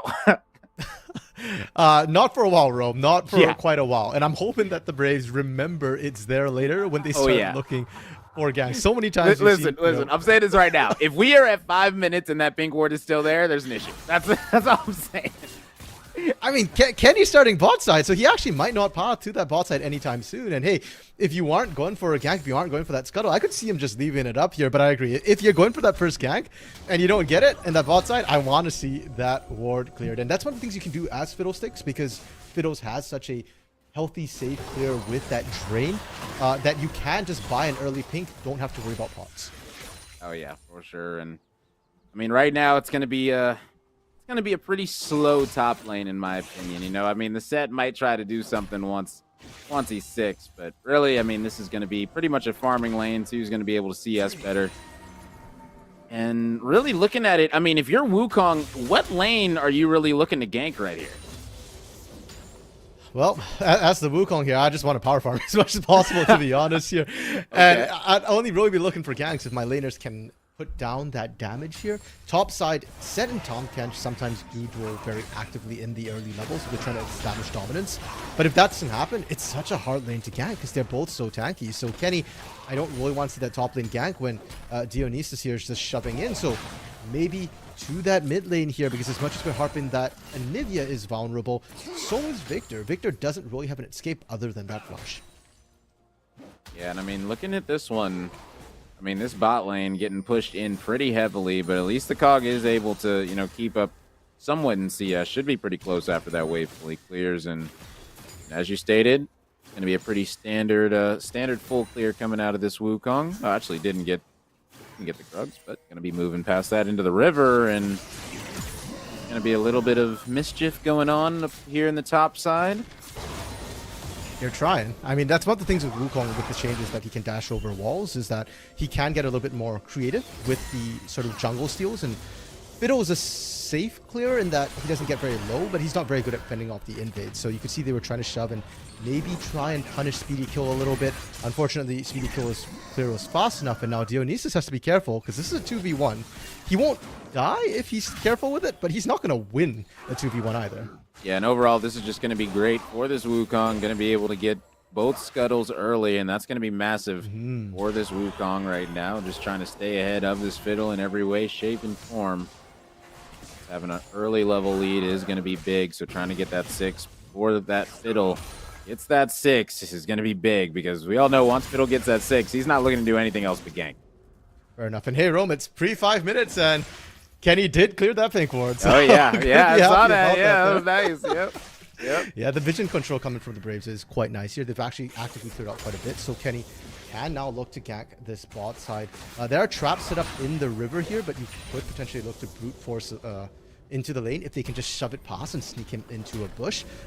Even pre-6, Wukong ganks are dangerous to low health targets, and we talked about the fact that he doesn't want to gank top because they're tanky. Well, bot side, they're not. It's a Jhin, it's a Senna, it's 2 marksmen who are very, very squishy. Granted, they have heal, they have exhaust, but you burn it now, at 6, it's a guaranteed kill. I mean, right now, you know, as you can see, still a lot of aggression going to be coming out of this bot lane from Mount Union, but overall right now, still going to be pretty even in CS overall. Right now, this Kog'Maw is just trying to farm up. Just farm up. You just don't need to die early. That's all you need to do is Kog'Maw. Just Just keep on playing till that late game. And I mean, speaking of late game, realistically, I don't know if Mount Union are going to be all that great late game compared to this squad. I mean, right now, Ottawa are setting up great for the late game with the set combination with the Lulu and the Cog. I mean, I don't know, but right now, is this gank going to be coming out? I mean, this Fiddle pre-6 is going to be forcing out that flash. Tom Kinch is going to be licking him down. He's extremely low. Is he going to be able to line it up? He should be able to. And yes, that's going to be first blood going over to the top lane. Mount Union looking clean. Really well played from them there, because they waited till Dionysus pushed into an entire minion wave as well, which is what he's been doing all laning phase here, trying to punish Jay Layden, and they preyed on that. Now bot side, hot dog baby! Barely going to be escaping his life, and with 0 mana, Dog's going to need to back expeditiously. Kenny in the Wukong is going to be roaming around looking, and he might be starting up an early drag here. Nope, just going to be saying, let me go back to clearing it out, and fair enough. But I will say, getting an early dragon in this game, especially with that Hex, I mean, it might be a pretty solid one to pick up. Yeah, and it's a question of which lanes can really get control here. Convicted and Sanctus got control, really well played to punish the Kog'Maw, while Among Us Pro was kind of trying to clear wards there. But unfortunately, Speedy Kill Ninja wasn't in position, was farming that top side there, clearing everything out, so they can't quite take it. Now, if they can do that in a minute or two when Speedy Kill Ninja is bot side, that dragon is going to be so free for Mount Union here, especially since Fiddles is such a safe takeover. Yeah, and this is a problem. Yeah, oh man, and the Fiddle ult is going to come through. Just a cherry on top to the start of a disaster in the top lane right now. I mean, Set should not be losing this one this bad. I mean, you got the CS lead. You just need to hold on. And looks like right now, Tom Kinch giving you a run for your money. Well, Roma, I mean, you could argue that he's not losing that bad, right? Jay Layden is still down significant amounts of CS, and every time a kill has happened, it's been with Speedy Kill Ninja being up there, like you called, being that force for the team, and now he's ahead of the curve. But everything has its price. You see that Fiddle's top side, Ottawa Braves go, you know what? That's fine. We'll take that Hex Tech. We'll take that Dragon, get that stack, and we'll focus our bot side a little bit more, which is our win con. Yeah, 100%. I mean, as you stated, right now, Mount Union, they got the early lead, but that does not mean that this one's all said and done.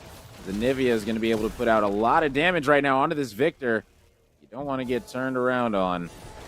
Get pinched out by this enemy team, as this blue buff is not going to be worth fighting over. No, and I think that's Ottawa Braves, flexing their muscles a bit, saying that, okay, we think we're stronger. Not really, you're kind of even. So, it's a little bit risky. I like that they backed off here. Now they're trying to find Spice Rack. Keep in mind, Anivia's passive does grant her the extra life with that egg there. They're trying to bait a little bit with Fump, but Fump is actually out of mana, and as the Anivia without mana, you can't take that fight here. It won't be a 2v1. It would be a 1v1 at the end of the day. Yeah, good thing that she does have that teleport up, so not going to be missing much in the mid lane. And I mean, right now, this Tom Kinch pretty much just buying time. Like, I mean, you already got a couple of kills on your side. You're 13 CS down, which isn't, the worst thing in the world. You're still in this somewhat. You just got to, whoop, here we go. Is this going to be it? Nope. Jaden is pretty Speedy's low. there again. Yeah, I mean, oh my goodness, that's so clean. And the ultimate coming out again. Is this Wombo combo gonna be it all game long? Coming in from this Fiddle and this Kenny, Tom Kinch. And now Kenny gonna be coming in, gonna be trying to take him out. But guess what? That's gonna be a lot easier said than done. And they're not gonna be able to get anything out of that. Yeah, that's one of those moments in solo queue where you're screaming for your jungler. Hey, the enemy jungler's been here 3 times. Bot side? Cosmo going to be here barely escaping with his life. Ultimate is going to be raining down, and it's going to be perfectly landing on Cinna's head. But guess what? The curtain call is going to be coming in, and guess what? That call was answered extremely well, as that Jhin is going to be able to pick up 2. He's back in with a whole lot of cash, and that's a 5-1 advantage coming in for Mountain Union. Well, Rome, we've talked about the strength of that Jhin Senna bot lane duo, and we're starting to see a little bit of it come to fruition here. Their ability to just lock down a single target, punish them, and the sustained damage coming through is pretty nuts. And unfortunately for the Kog'Maw right now, you don't have the items to match that, and it looks like a bit like it could be a Rage Blade rush here, which would also still mean you still don't have the damage to deal with that first mythic when Jhin is able to pick it up. I kind of want to see Sanctus as well pick up the Umbro Glaive to give more vision control and also for the early damage spike. If it comes through, that Rage Blade really isn't going to help, and we sit that Mount Union, they need to get an early lead to be able to run the mid game. They've got it right now in almost every single lane. Mid lane is the only one where they don't have a sizable lead. And even there, Spice Rack is still up a little bit in terms of CS. Actually about half a wave if he just sits there and focuses on those minions. Yeah, and are they going to be diving this one? Yes, they are. Is that Lulu going to be firing up that Kog'Maw? And that Jhin is not going to be able to last through that one. Is he going to be able to take out the Senna as well? I think he is, and this is just the power of the Lulu Kog combination. You can live forever. Kenny's going to be diving, taking these players out, and this is exactly the answer that Ottawa needed. Yeah, that was massive for them, because we were just talking about Mythics coming through. Well, Mythics haven't come through yet, so Convicted wasn't at that power spike here now. Again, answers everywhere here. Gank in the bot lane. Okay, we'll drop Herald mid. We'll try and pop that, but great defense. That's why Anivia is the queen of wave clear here. You get 2 plates. That's literally all they get, and Ottawa Braves couldn't be more than happy with that trade. Yeah, and this Fiddlesticks, I mean, does have that ultimate up. Wow, but right now Jaden might not even need it. Oh my goodness. As I don't think that's going to be working out anytime soon for you. Jaden is having a ball up top, and this set is 0-4. Okay, this top lane no longer needs any more jungle help. You know, we had said before that, hey, that's a situation where Dionysus is like, hey, jungler, where are you? The enemy jungler's dropped by 3-4 times now. That lane's kind of done. Jay Layden can handle the 1v1, and that's going to unlock Speedy Killer Ninja to look at the other lanes here, which is terrifying, because top lane's probably the hardest lane to gank with how tank the set is here. We said it before, against the Anivia, you've got enough CC interrupts to block a lot of her damage combos from coming through. Bot lane, okay, with the Lulu, it's still kind of tough, but we've seen the damage that can come through with the Jhin Senna before at that Fiddlesticks on top, and even the Lulu shielding extra health won't be enough of that. I mean, looking at this is a lot of wards down here, and they're going to be able to clear out each and every one. And they should be able to clear this out as well. And they're going to be starting the dragon. Oh, man, but is this warded? Is that ward picking up the dragon? I believe it's close enough. Yeah. Either way, they're going to be clearing it out. Senna going to be missing that, and then Nivea is going to be coming down as well. This dragon should definitely be going the way of Ottawa. Yeah, and Speedy Kill Ninja here trying to find something on the other end. Yeah, okay, they did manage to find it here. So Dragon for a kill for second Drake. Is it worth it? Not really. And they're not following up on that turret. They're trying to find Kenny. They aren't going to be able to find it. So a lot of time wasted there. Ottawa Braves get Dragon for effectively free. Yeah, and I mean, now that late game is just even more in their favor. I mean, they've already got the drag lead heading toward that soul point. I mean, they might be looking at a very, very early Dragon, 25, 26 minutes or so, and if they're able to get that soul at that time, I mean, with this team, that's exactly when this team is going to be coming online. And, oh, man, is this going to be the first time that we see a little bit of help coming in from Ottawa's jungler up top? They're going to be going in, but guess what? Seth's going to be needing to get on out of there, and Jaden is trying to tank this one up forever and a half. Is going to be able to find a kill? Oh, my goodness. No, not going to be able to clutch it up. I thought for a second, like for a split second, that Jaden was about to pull that around. Yeah, when I saw how low Dionysus get there, I was like, I don't remember if he already used that Haymaker, right? That shield I thought was already down. My goodness, that was clutch. And that is a dangerous position to be in. That is that moment, Rome, where you know that if we lose this fight, our top lane is done at that point. We can't even gank it anymore. So I'm very happy for the Braves that they were able to find a kill to help try and stabilize that lane. But the kill didn't go over Dionysus. So that top lane is still going to be very rough in the 1v1. It went over to Kenny. So Kenny needs to continue getting around the map, spreading that gold to the laners here. And when I'm looking at Kenny, let's keep in mind that Kenny's down a level and a half right now from Speedy Killer Ninja. So both these junglers, they want to do similar things. They want to get those outs off, those CC, the damage to kill people. Here's a question just who is more efficient. Oh man, and that's a caught Anivia. I'll see you later. Yep. The egg's gonna be coming out, but that's just too much damage. And right now, I mean, Speedy Killer is definitely a speedy killer right now on the map with his ult. Bot side now as well, the CC chains. Yeah, big chains coming out. He's going to be locking up that Kog'Maw and that Lulu, but they should be able to get out free and clear. And now it's going to be the 4-person dive bot lane. And I mean, they don't have the Fiddlesticks ultimate, but still, you're going to need to get on out of here. The curtain call is going to be coming in. They're almost out of range of that. They're almost able to pick up the Lulu, and yes, they are able to take her out, but guess what? The Kog'Maw's still going to be dealing a whole lot of damage down there. Right now up top, guess what? Kenny going to be going back in for more. They said, Jaden, we got you once. Let's try and get you twice. The turret going to be dropping in bot lane, and this is going to be a dead Jaden yet again, as maybe, just maybe, this top lane are turning things around. Okay, that looked like a replay almost in that top lane. Very, very similar. Dionysus showstopper to set Kenny up. They blow the Cyclone. They get the kill. That's nice. It's picture perfect top side, but bot side, that was just a more efficient play from Mount Union. I love the fact that we're talking about which jungler can get more done. Speedy Kill Ninja not only gets the kill mid, but just rotates bot, gets first break as well on that bot side here. And now that Jhin, that Senna is also unlocked to start roaming. We're seeing Convicted now at that top side. And I mean, looking at this, Kenny's going to need to be careful because anytime you're down and you're... Oh, man. Yeah, that's what I'm saying. Anytime you're down in the jungle level-wise and you try to hit an invade and it goes wrong, I mean, that's just extremely unfortunate because that's going to set you so much further back. Because now this Fiddle's going to realize, okay, you know what? This Rift Herald might be ours. We might be good to go with it pretty much in just a few seconds here. And I mean, if they get that, I don't know, Mount Union, they're still up 10-5. Convicted though. Yeah, Convicted is going to be definitely convicted of his crimes of moving up No, way Sanctus! too far. Oh, and Sanctus not going to be taken out. But this Kog'Maw, I mean, you're starting to see the power of it. This Kog gets his W again. It's going to be really, really troublesome to be able to take him out and catch up to him in that back line. Oh, man, Jaden. He might have found a wild set. Guy's lonesome. And is he going to be able to go in for this? I don't think that Dion wants to. I think at this point, as the top laners, you just have to assume that the jungler's always nearby. Because, surprise, surprise, Kenny's back. Yeah, Kenny's back for more for sure. Jaden trying to stall this one out as long as he's got he backup, might have stalled it off long enough. Oh, extremely low. Oh, my goodness. Okay. No way. Oh, my goodness. Jaden, and he flashes the... No way. No way. He's not even mastery level 7. That's embarrassing. If somebody flashes that one after a fight, like, that's just unfortunate.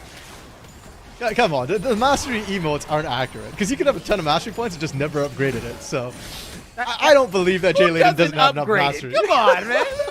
Doesn't upgrade for the ultimate BM, Rome. it's a 5-hit strategy there, right? Like you said, very true, looks terrible when it doesn't happen. And once again, Mount Union just faster on the general map rotate right now. Really well played, and the top laners are hitting the point where they're tanky enough that, hey, even with the jungler, even with Kenny there, sure, you win the 2v1, but if it takes too long, the rest of the team is going to be there to back you up. And with that kill on the bot side, Mount Union also secure their first Drake of the game here. Not only does it slow down the Braves taking Soul, but just imagine, Rome, with that Tahm Kench, 4 Mountain Drakes and Soul. Oh my goodness. Yeah, it's going to be really bad on this Tahm Kench. This Tahm is going to be a problem. There's no like straight up tanks on this side of Ottawa. Like there's a set, but no like straight up tanks, like where he's going to be building nothing but armor. There's going to be some attack damage coming out of the set. But guess what? None of that business is going to be happening with this Tahm Kench. So if this Tahm Kench is able to get 3 more Mountain Drags, I don't even see Tom dying. Yeah, neither do I right now. And for both of these teams, the mid game has played out very differently from what I was expecting when I saw both of these drafts here. Ottawa Braves, I think, has overplayed their hand a couple of times here. Kenny's been caught out. We've not seen those Cyclone initiations for the rest of the team. Mount Union has just been grouping up a lot quicker than I gave them credit for, and it's been working out. And even here, look at this. They're grouped up for Herald, and Ottawa Braves are not. So they can't contest this. They're trying to find turrets to answer that, but even if they get the mid lane turret, they're going to lose top. It's a 1-for-1 trade at best. Yeah, and oh my goodness, but wait a second. Set going in and able to do some serious damage. Dion causing problems. Kenny might be able to take out Convicted as well. Not going to be diving in, though. That teleport did get canceled. Is going to be big. Is Kenny going to be able to get out of this one? The curtain call is going to be coming out, and that's going to be a no. Right now, still going to be pushing in mid lane is this Cog-Lulu combination. And in the top side, I mean, this set is going to be running for his life. They're also going to be getting this top tower. And did they have to use the charge on it? Yes, they did. They had to use the charge of that rift onto that first tower. If they didn't, that would have been massive. But this Cog Lulu combination, they are flying down mid, and they are eating up the competition right now. And this is what I'm talking about. When a Cog comes online with a Lulu, it is a problem. They're able to get this second. What are we watching right now? I know. Like, I'm really thinking about it. Like, we're seeing two teams go blow for blow here, Rome. Like that top play, I wanted to praise Kenny so much for that series of events because his Wukong, sure, they lost the Herald, but they bought so much time for the mid lane push. But immediately, as soon as that happens, Mount Union turned the tides, and yeah, sure, they lost both turrets mid, but they got 2 turrets top side here now. Thump running low on mana, not going to get away. This is going to be all Jaden. As you can see, Sanctus isn't even trying to. Oh, okay, he's going to get the assist. Okay, let's see who ends up getting it. Who are they giving it to? Oh, they're giving it to Sanctus. Okay, fair enough. Tom said, I don't need to get any bigger. And this is going to be an early Baron. What are we witnessing? An early Baron call right now coming out of Ottawa. They said, you know what? You're on the bottom side. Your Tom Kinch is on the bottom side. He's your carry. We're going to be trying this out. And now it's going to be the Victor coming in. And this is a big Victor.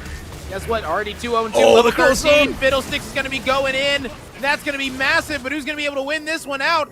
It looks like for now it is going to be Ottawa who are going to be able to get them extremely low, but no, just like that, Mount Union have been able to turn the tides. They picked off 2, turned on the Baron. They were all extremely low. I thought that they would be able to turn the tides and clean up a couple of those kills, but they weren't. No, because they were the ones taking the Baron damage, and don't forget, Baron applies a passive corrosion to your armor and magic resistance, so you don't want to fight after you've been tanking Baron for that long. And Mount Union, well, Mount Union thanks Ottawa University for their service in leashing that Baron, because it was so free for them on that particular play. And you know what? I respect the Braves for making that call. The call was good. You saw people bot side, you knew that, hey, we've got a numbers advantage. They just didn't have enough damage to take it, and that really came back to bite them here. And now they're dealing with a Baron power push. The Braves have just respawned. They're trying to answer here, and Mount Union, they're up 10k gold. Yeah, and I mean, right now, Mount Union, they're doing everything perfectly. I mean, we said it's going to take coordination coming out of this Fiddlesticks, and that's exactly what they've shown all game long. This Fiddlesticks is currently 2-0-6. Perfect game coming out of the jungler right now, and oh, man. 18 seconds on this dragon, and this is going to decide the game, straight up. Like, there's no way that if this Mountain Dragon goes over to Mount Union, that this Ottawa team wins. I just don't see it happening. Certainly, it's going to be really, really tough, right? Because it's only going to get worse and worse from here, giving over that armor. But there is still a chance here for the Braves. They've just got to find the flank. We've still not seen their team fight come to fruition. They've not gotten themselves that Cyclone with Kog'Maw free firing. Every single fight they've picked so far, they've been at a numbers disadvantage. And this time, they're not even they trying. Yeah. It's Carry going to go in? 10K. He's going to try to steal it. Kenny not able to get it. Good try. And was a good try. Gets taken out. It was a good try. Like, at least he was in there at the right time. So it was technically a 50-50-ish. But, you know, maybe a 60-40. It was rough odds, but on the other hand, you also don't lose anything for going in on that right now. There's only a minute left on burn buff. Your waves have already pushed out everywhere else here, so you're not worried about that. There's no objective that you need your jungle alive for, and this Tom Kinch has Spirit Visage, so he's going to be able to go in, go out, go in, go out, and it's going to be a long day dealing with him. And oh my goodness, is Dion going to get taken out? I believe Dion is. Dion, run for your life. He's going to be able to get back to the safety of his teammates. But either way, I mean, this squad, Mount Union, they are flexing their muscles right now in game 1. Okay, so not quite a Spirit Visage on Jay Layden here, but the Warmogs, they're going to do that same thing there, giving you the ability to regenerate up a lot of times without those fights. Oh, Storm here. Wow. Yeah, and that is called deleted at its finest.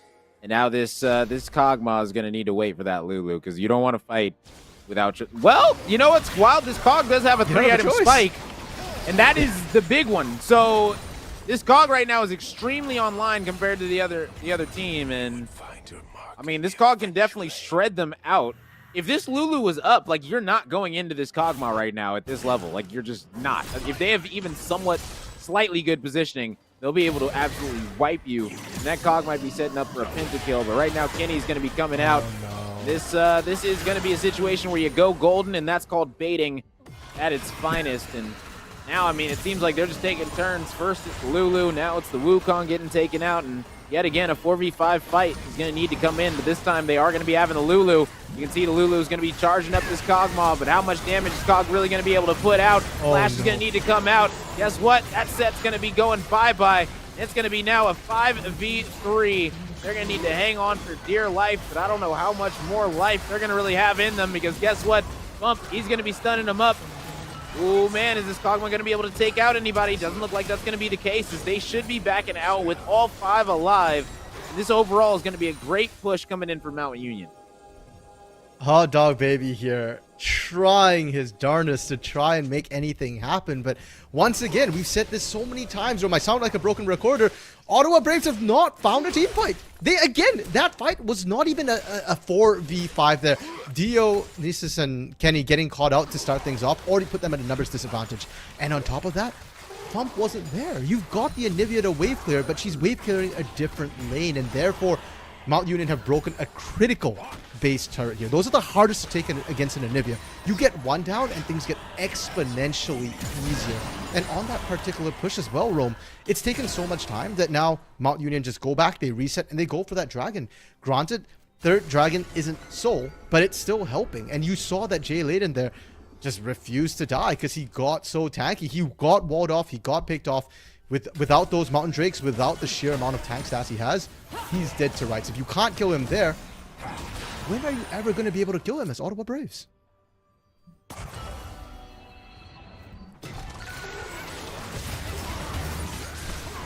Another catch here, and it's deleted every single time. They didn't manage to answer back, it looks like, and Eddie now holding the mid lane here. Yeah, and I mean, that was a big ult coming out. I mean, it was a nice trade going in for the Fiddle. That's really a 1-for-1. We'll see if it's going to be worth it. Ice Rack is going to be going golden. The ultimate's going to be coming out from the Cog, locking him down. They're going to be able to secure that one. And, I mean, this Cog right now, a little bit of damage, going to be going pretty low, but should be all right. And they're going to need to back for this one because right now, Ottawa are actually in position to get this dragon for now. We'll see if they'll be able to keep it. Oh man, it's gonna be rough with the timings. I don't know. I think honestly, Mount Union are gonna be able to. The Braves should just be going for Baron right now. Dragon isn't up for 30 seconds. Look at how worded it is, though. If I'm Mount Union and I see them going for Baron, I'm fine with that. I'm saying that is perfectly fine. We'll get Dragon, you get the Baron, and you come fight us when we have a Mountain Drag, 3 of them with a Tom Kinch. Like that's my call. With all these wards, I'm going straight to that Dragon. I'm not worrying about Baron. If you want to go, take it. Fair enough. I mean, if you're Mount Union, I'd have agreed there. But thankfully for them, the Braves didn't go for that. And Dionysus going to get critically caught here. Why is he there? Like, what? You can't be caught out that far. That's extremely unfortunate. And is this Cog going to try to call Baron? That's just not the right call. I mean, yes, you know you're not going to get the Dragon, but... They're trading it. I mean... Yeah, you're going to get the trade, but what are you going to be able to do with it? That's really, I guess, where I'm getting at. Like, I don't know if they get the trade. Look at this. The 2 AoEs are coming in. Yep, they're saying you're not going to get this one whatsoever. 5v4. Tom Kinch going to be coming in, and it looks like Mount Union are trying to lock this up right now. Kog'Maw was able to absolutely shred that Tom Kinch down, though. Now the curtain call going to be coming out doing a whole lot of damage. Kenny trying to get to the back line, and no, that's going to be the Kog'Maw blown up. And ladies and gentlemen, University of Mount Union, they've just wiped the floor. Once again, Speedy Killer Ninja gets in, gets the kill, and gets out alive. Only 1 death considering the amount of rough positions he puts himself into. And once again, Baron headed over to Mount Union. They couldn't end the game the first time around, but this time they get Baron, they get Dragon. They were at a 10k gold lead, but now looking at closer to 15 here after this Baron and Dragon take. What else more does Mount Union need to close this one out? Nothing. They need to walk down mid as a team and not be stopped. That is all I'm looking for this squad to do right here, right now, because, I mean, this team, they are looking absolutely clean. They played their composition to perfection, and, I mean, even in that last team fight, you saw how they said, you know what, we're not even worried about the Dragon. We're going to go fight you at the Baron, make sure we don't even trade, and now they're able to get both, and This is just absolutely flawless gameplay coming out of this squad. Yeah, but as flawless as Mount Union has been so far, Rome, part of me still thinks that the Braves might have a shot still. I know it sounds crazy. They're down 13,500 gold, but did you see how much damage Hot Dog Baby put out in that last fight? Once again there? I definitely did. I'm paying attention. I mean, you see right there. I mean, once you get that armor penetration, you might really be able to shred down that Tom, and that's exactly what this Cog went with for that fourth item. You just got to wait and see. Is this Lulu's going to need to loop on around? This Cogmon just needs to get nice positioning. The Cog does have the flash up as well. Anytime a Cog has flash up, you should be pretty much guaranteed to get a kill once this team fight starts up. Just got to see exactly how the positioning is going to be coming out. Barely alive is going to be that Wukong. Curtain Call is going to be coming out. Going to be putting in some pretty solid damage for now. Mid tower still not going to be falling though. No fight commences. Yeah, but just keeping that siege, the cannon minion, the buffed up siege minion alive is critical here. You can see they've already taken this turret down, and for Braves, you're running out of time. You got to pull that trigger soon here, and they're looking for it. Yeah, and that's the trigger, but I don't know which way the gun was pointed because, my goodness, it's looking like an absolute massacre as the Jin gets a double kill, and they're coming in for more. They're going to be pressing the issue. I think they might be looking to end it right here. Yeah, they just need that next wave of minions. There's no more tanks. They can just look for the dive, and look at that Warmog's. Jay Layden's full health. Yeah, and there comes it, the dive, the fiddle ult. Tom Kinch going in, perfectly targeting that Cogmod down, and unfortunately, for this Ottawa side, they are going to need to answer the bill in game number 2 if they want to win this series. Yeah, so for Ottawa Braves, back to the drawing board a little bit here. I do still think they had a very solid drop. They understand the meta well here. But the fact that they just lost with the Kog'Maw Lulu, with the Anivia, signature picks for this team is concerning, because where do you go from here? How do you adjust here? How do you adapt? It also affects the ban phase. Now, Mount Union don't have to worry about banning those particular champions. They know that they're good to go, and huge props to Mount Union as well. Their long run through the regular season of NECC is showing its proof right here. They move better as a team. They found those early leads we were talking about, and they just never let off the gas. Yeah, I mean, they just absolutely put on a flawless performance. I mean, I was honestly shocked. It seemed like, once they went down those first 2 dragons and, things started to look like they were really going to go Ottawa's way. But, I mean, Mount Union really turned this one around. And, I mean, that's exactly what you want to see right now in the Nationals. And, I mean, that was a great game 1 for sure. I mean, listen, we just got to see if they're going to be able to carry it over through game 2, though. And, I mean, at this point, you couldn't win with your comfort picks. Are you going to be picking something else? Yeah, and it'll be curious to see which side they end up on, because if Ottawa Braves are on red side, I think that might actually benefit them a little bit more here. We touched on their champion ocean pools, and I'd like to see them kind of react a little bit better to the picks we see coming out instead of just having to pick a blind here.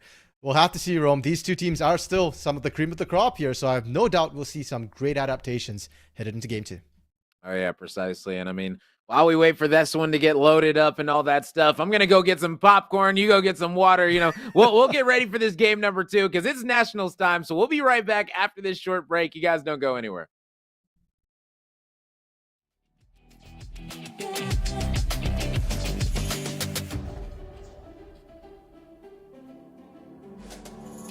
Magic. No, I'm never letting go. Now that I have it with you. When you kiss me, it's like the stars fall out the sky onto my heart to cover up what I don't want to show. I let you in deeper than I let anyone else before. Fell in love with my broken pieces, took them all and made them yours. Didn't know when my heart be needed. Skipping out, no, I can't keep score. When I lose my breath, boy, you got me breathing. Oh, every little thing you do, every time you hold me, take me higher, higher, higher. Every little thing you do, every time you hold me, take me higher, higher. Ooh, you take me higher. Ooh, you take me higher, baby. You take me higher. Ooh, you take me higher, baby. You take me higher. Ooh,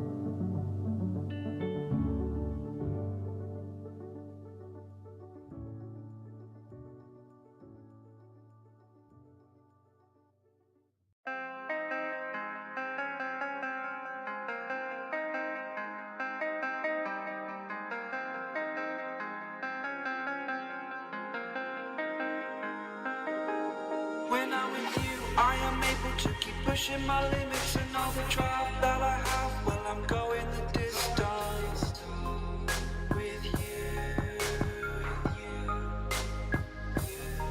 I didn't know what I had till I knew what was missing and everything that I dread. Well, I built a resistance with you.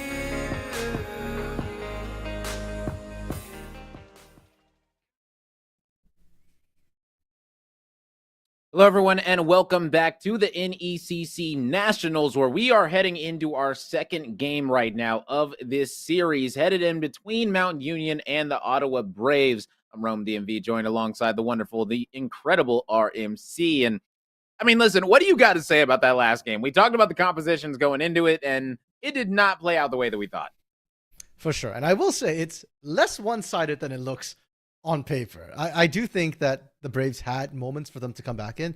The comp was solid, and there were fights they looked like they were going to be able to turn. So I think a lot of it is going to come down to a different draft this game, Roman. I'm expecting to see big changes from the Braves and actually from Mount Union as well here, because we saw that Mount Union had really good adaptations to what they saw coming through.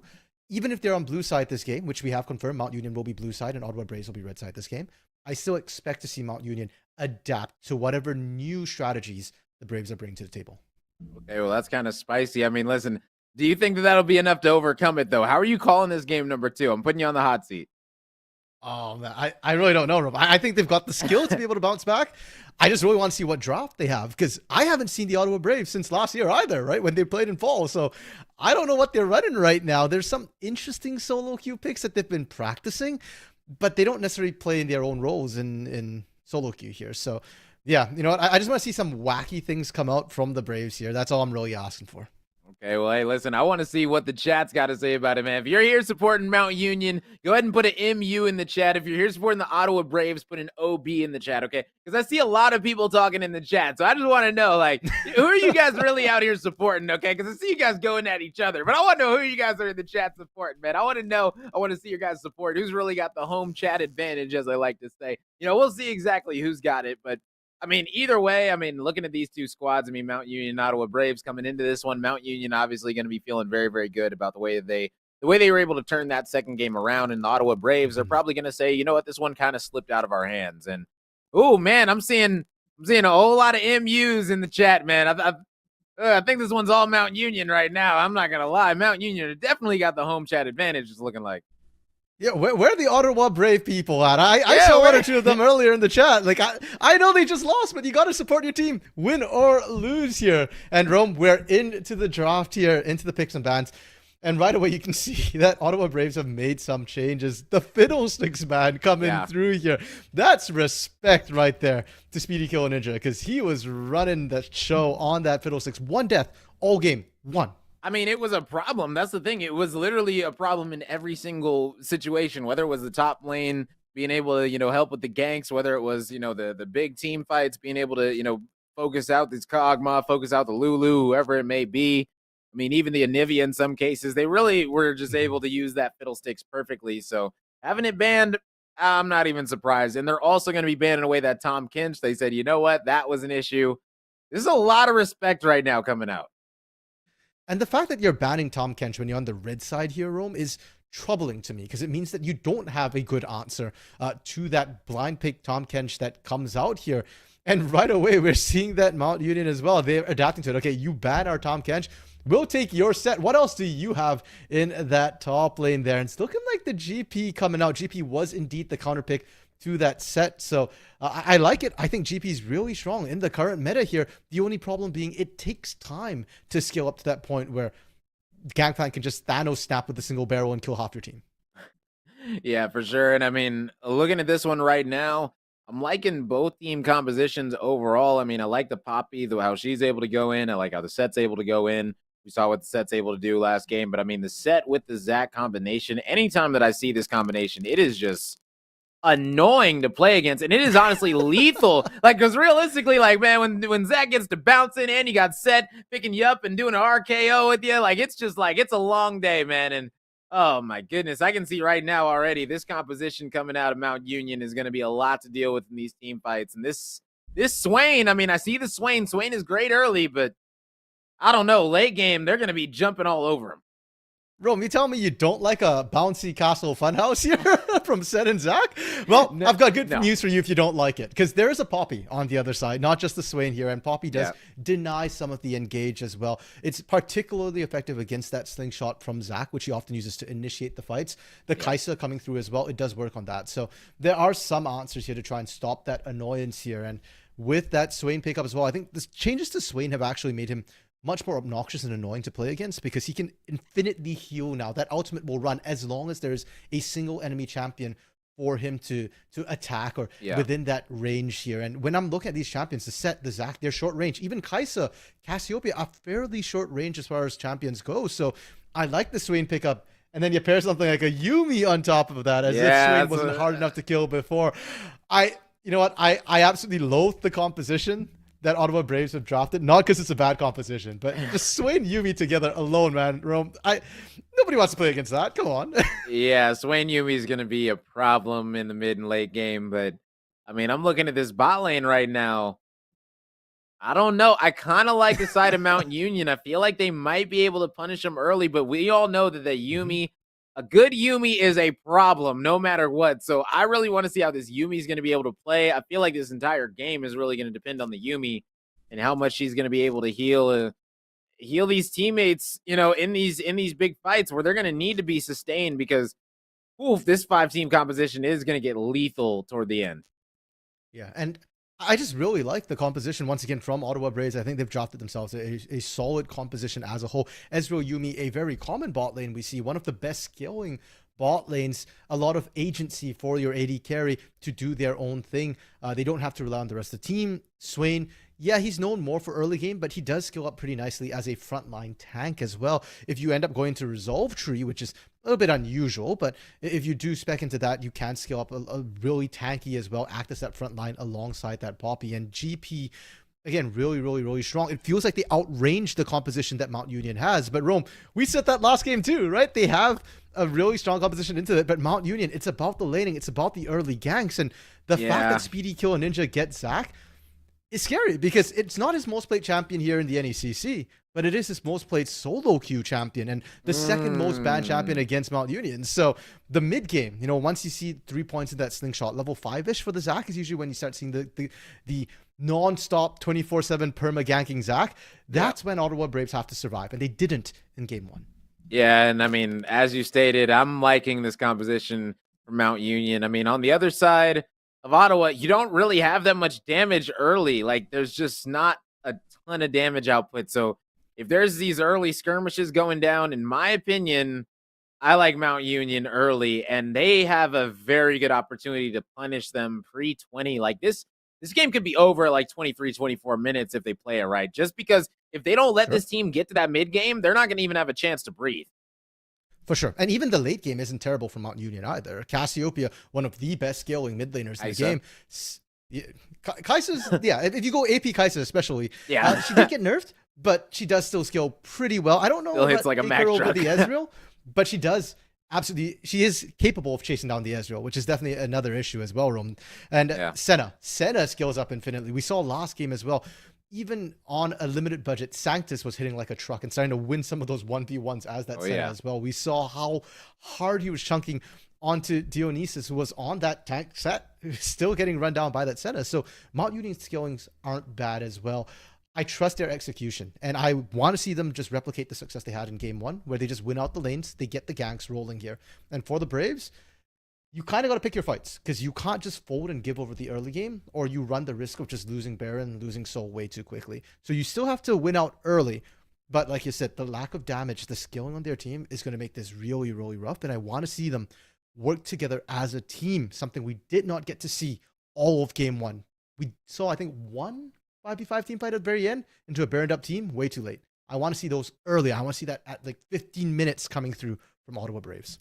Yeah, and I mean, looking at the Yuumi right now, going to be going that summoner, and I mean, I like it. I like it. Just definitely going to need that mana flow bind for sure. Getting as much mana regen as possible, because let's be honest, that Ezreal, in my opinion, is going to be taking a lot of damage. If this Senna is able to play right early, I feel like this Senna really might be able to cause some havoc for this Ezreal. We just got to wait and see, though. I mean, either way, 2 TPs going to be coming out on both sides. You got the exhaust ignite coming out of the Yuumi and no exhaust coming out of the bot lane of Mount Union. I'm really trying to think of a way that this is going to work out for the Ottawa squad. I'm really trying to think of a way, and I mean, I don't even know what kind of a combination they're going to go in with. I mean, the Poppy, I guess, has to go in, but if Poppy's going to be your front line, if Poppy's your front line to go in, I mean, I don't know. That probably isn't going to be that great because then you're going to be relying on the Ezreal to go in with the Yuumi on his back and Yuumi to land a nice ult, and you're relying on a lot of things to happen on the side of Ottawa. Fair enough. And I think in the early game here, Rome, the winning lanes for Ottawa Braves remains the same. It has to be that mid-jungle duo coming through for them here. Kenny going to that mid lane. And Swain, like you said, pretty strong early game, right? So play towards that, punish that Cassiopeia. And we already mentioned it before. The steadfast presence from Poppy would deny Speedy Kill Ninja trying to assist in that mid lane here. So that's where I'm looking for Ottawa Braves. And late game, the Ottawa Braves don't need to engage. You just need to wait for Mount Union to engage into you here. You've got the GP, you've got the Ezreal. You sit back and you poke. And so for the Ottawa Braves, I'm not as worried about them trying to initiate fights as long as they can get to the objectives earlier than Mount Union can. None of them are this. Ha. For now, though, pretty, again, slow start to the game. Not seeing a lot of action here.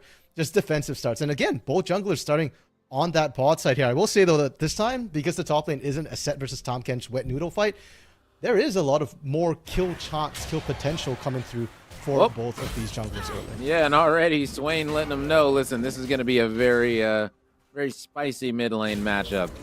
And, I mean, honestly, Cass, such a good mid lane, or mid game, late game champion in that mid lane. That's a tongue twister.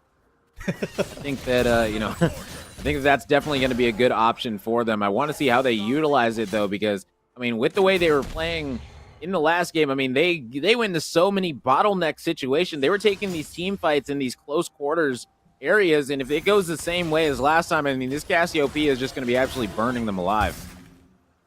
For sure. Single petrifying gaze and a choke point. We've seen that happen before. It literally can win you a fight 1v5. But right away, my eyes are drawn more towards Kenny in the jungle early because Zach's not actually that efficient a gankler. But Dark Harvest Poppy, that's a Poppy that wants to find kills early here. Bot side. A lot of poke landing. You're questioning Sanctus in this Senna, whether he could take control early. Certainly looks like it. Yeah, most definitely. And it seems like they're aware that they don't need to target the Yuumi. Make sure you keep on poking out this Ezreal. Keep on making his Yuumi waste all that mana she's trying to acquire.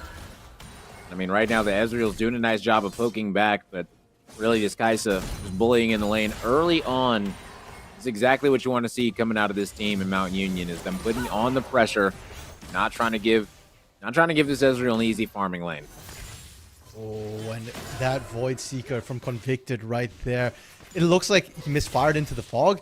He fired it at the Gromp, and that actually might just have saved Speedy Kill Ninja because they knew that, hey, Kenny didn't do Gromp, isn't at Gromp. He's topside, guys. Watch out. And on the minimap, Speedy Kill Ninja actually backed off that invade because they noticed that Dionysus was missing here. Now, Kenny and Dionysus haven't given up. They're still invading on that topside jungle here, and Zach, a bit of a slow clear, so has to be very careful about this. Uh-oh. Yes, Kenny is trying to go in, and guess what? Speedy is going to be dropping. Aspen's going to be coming on out. Are they going to be able to take him out in time for the first blood? Yes, they are, but guess what? Poppy's going to pay for it with her life. She's going to be dropping as well. Jungle for jungle. Now in the bot lane, Sanctus going to need to stay alive in this one. That Yuumi Ezreal combination has gotten them pretty low, and now that's going to be Ezreal going in, but only level 3. It's going to be enough, and oh my goodness, is the Yuumi going to be able to... No, not able to save it. Now 1v1 Yuumi versus Kai'Sa. I mean, realistically, if the Yuumi has enough mana, she might be able to poke this one out, bait out a kill down here. It looks like the Kai'Sa is going to know better and play passively and farm on up. Yeah, and the fact that Convicted survives is pretty massive because you always want your AD carry to be the one picking up the farm there, not necessarily your support. But look at Kenny snuck around here. Yes, Kenny going to be able to take him out, and a nice combination. No assist! Yeah, I mean, no assist either. That's the thing, is that the Yuumi didn't go inside. Like, even if you go inside, I've been playing Yuumi recently, and it was frustrating me as well. If you go inside someone and then they kill them and you didn't heal them, you don't get the assist.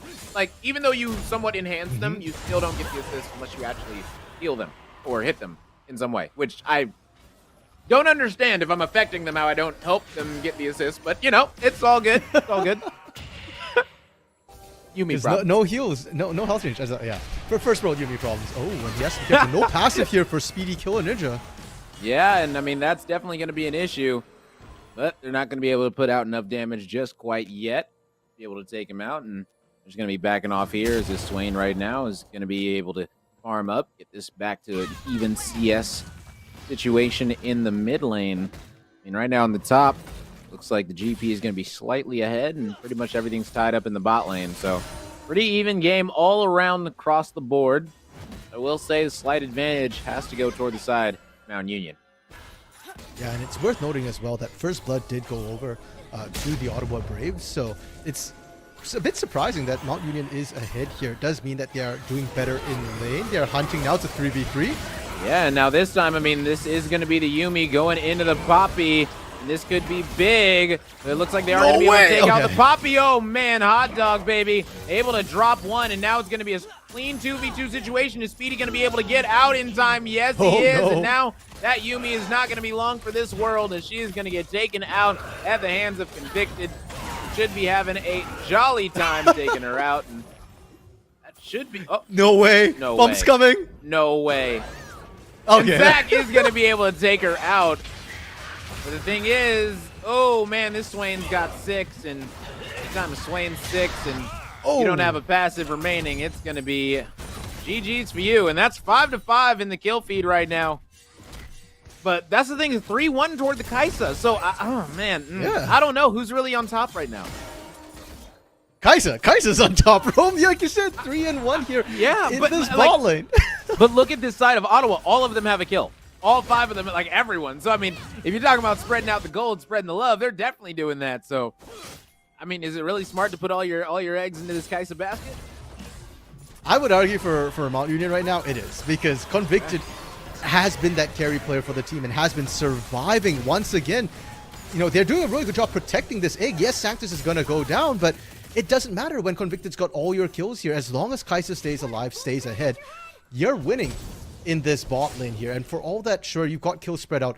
A kill on a Poppy doesn't really mean that much. The kill on the Swain is nice, but Cassiopeia will outscale. So Cassiopeia is not too worried about that. And for now, Spice Rack has been left unattended at mid lane, gets the free farm here. So for Mount Union, they're going to be happy with this. And for Ottawa Braves, yeah, you're ahead in kills, but you need to start converting that. This Dragon Take will be a good first step.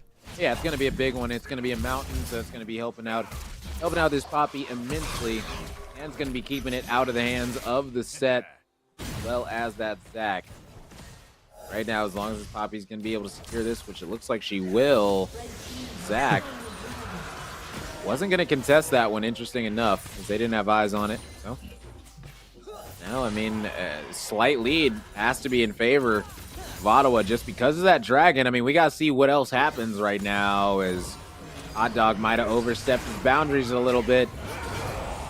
Oh, man, it looks like that is going to be the case. Is Hot Dog, baby, going to be dropping, and the only other question after that is the Yuumi going to follow, and it looks like she's going to be getting out safe. Really well played from the side of Mount Union here.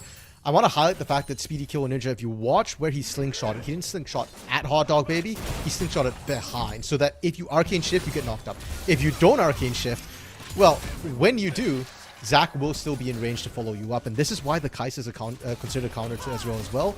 The killer instinct to be able to just chase down the Ezreal. I don't care how far you are, you're not far away enough. And the sickest part, Rome, is that they can do this again and again. Anytime that killer instinct is up, they can do it. Forget killer instinct, you walk back to lane, we're going to try and do it. Yeah, I mean, this is aggression right now coming out of this squad.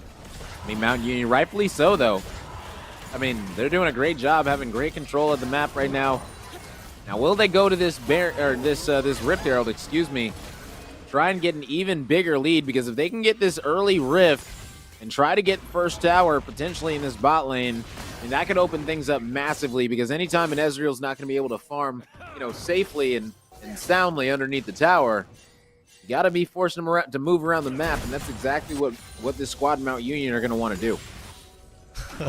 Mount Union here, forget about Herald. They don't really care about that, and I don't blame them right now.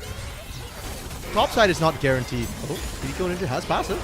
As the root is going to be coming out, Speedy is going to be getting out all right, though. Oh. It's going to be a TP coming in as well. I mean, whew, that's commitment. Yeah, that is probably overkill, honestly, because by the time that TP comes down, it's a little bit too late. Speedy's either dead or out. And Speedy, in this case, was out, did still have the flash up and available, just holding on to that nerves of steel here. And now that the TP is down, it's actually a little bit harder for Mount Union to go for that Herald. They were already unsure before that whether they might win that sort of skirmish, but now they don't even have that TP, so Spice Rack could get forced out. And it looks like this Zach is going to be catching out Kenny in the Poppy right now as the Ignite comes out as well. Yumi trying to boost her up is going to be able to get that Poppy out safely. Just barely, though. And Rome, that's exactly what I'm talking about there. The lack of damage from Speedy and some of the other lanes. The bot lane already has the most damage out of all your lanes here, and you still couldn't kill Kenny. Now imagine fighting that top side with the set, with the Cassiopeia into the likes of a GP and Swain, who outrange you and just do more AoE damage in general here. It's a little bit risky, and that's why I think we're not going to see Herald prioritized unless we see a pick happen in one of the lanes or somebody forced back out of lane in that 1v1 situation. Yeah, I mean, I wouldn't be surprised if that is the case. And right now, yet again, River Control is going to be heading the way of Mount Union. Right now, they're doing a great job overall. Just controlling this one, controlling the pace, if you will, of this game. Find themselves up by 2,000 gold, even though it's a 6-6 game. Just dragging on the way. I'll be excited to see. I mean, it is going to be an Air Dragon, so I'm going to be excited to see what exactly we're going to be getting as a soul this time. I mean, any guesses? I'm hoping for Infernal Hex deck. I always do. I like damage, man. I know that 12.10's coming soon where they're going to nerf damage, but for now, enjoy it while we have it. Kenny? Oh, man. Yeah, Kenny, you can't be going that deep. That's just absolutely unfortunate. As, I mean, I don't even know what to say to that. I mean, you got to be able to clear it out with sweepers if you're going to do something like that to make sure you're not going to be seen or spotted. And now Hot Dog going to need to get this Yumi on his back. Get on out of here. Are they going to be able to live? No. Oh, my goodness. Mount Union, they are absolutely causing some problems right now for this Ottawa roster. Offside. Yeah, it ain't done yet. Yeah, and this is what I'm saying. I mean, perfect plays coming out. The flash was pretty terrible, but it didn't even matter. I mean, he had plenty of health to work with. Literally could have just walked out. I don't even know why he flashed there, honestly. For the style points, Roman. Now, oh, Among Us, bro. National Sticking around as a style Yumi solo, kind of sus. Yeah, no mana on this Yumi. This is exactly what I mean. This can get snowbally really quickly. If you shut this team down, it's just going to be more and more of that. And oh my gosh, they didn't even get the tower yet. It was that. Wow. Okay, if they get out of this one, all right, then Ezreal, it is going to be out. That's flash. A perfect flash. Swain not going to be able to land one. I believe Convicted is going to be able to get out. But Sanctus said, you know what? I will take all this damage for you, buddy. No problem. Because that is going to be yet again Kaisa getting out 3. Yeah, Convicted now 5-1-3 here, Rome. You were just saying that, hey, you know, Mount Union, they're ahead gold even though they're even in every other metric. Well, Mount Union took that personally and they decided to fix that. So they went ahead, got themselves some kills, getting themselves... they're not going to get themselves a dragon, though. And Ottawa Braves, despite the fact that they're down 4,500 gold, that's something that we can see as spectators. The Braves can't see that. So they don't know how much gold they're down. They know they're falling behind, but they're not out of it yet. And I want to see them play like that. So far, it's been very passive. The only sort of proactive plays has been coming off Kenny invading, but you can't invade like that when your lanes are behind. I want to see more ganks into the lanes. Get your lanes ahead, and then Kenny, then you're allowed to start invading the enemy jungle. Yeah, and right now, I mean, the leader in CS is going to be the set in the top lane. Jaden's trying to do everything possible to keep his squad in this series right now. We are in a best of 3, ladies and gentlemen, with the squad in Mount Union already up. Jaden's just trying to really end this one right here and starting off pretty hot right now. Yeah, and for the Braves here, yeah, backs up against the wall. Hot Dog Baby. Hot Dog Baby putting in some nice damage. Ooh, but not able to get that after the flash as well. And that flash not being on Ezreal might come back to bite them in a team fight here pretty soon. But Ezreal survived, bro. And I want to harp on that because that hasn't been the case in a lot of these plays so far. Hot Dog Baby 2-4-2 has been unfortunately been picked on quite a bit by Speedy Killer Ninja. And now I'm expecting to see Speedy Killer Ninja back here soon enough, looking for that gap because you know that flash is down. That's a long lane as well.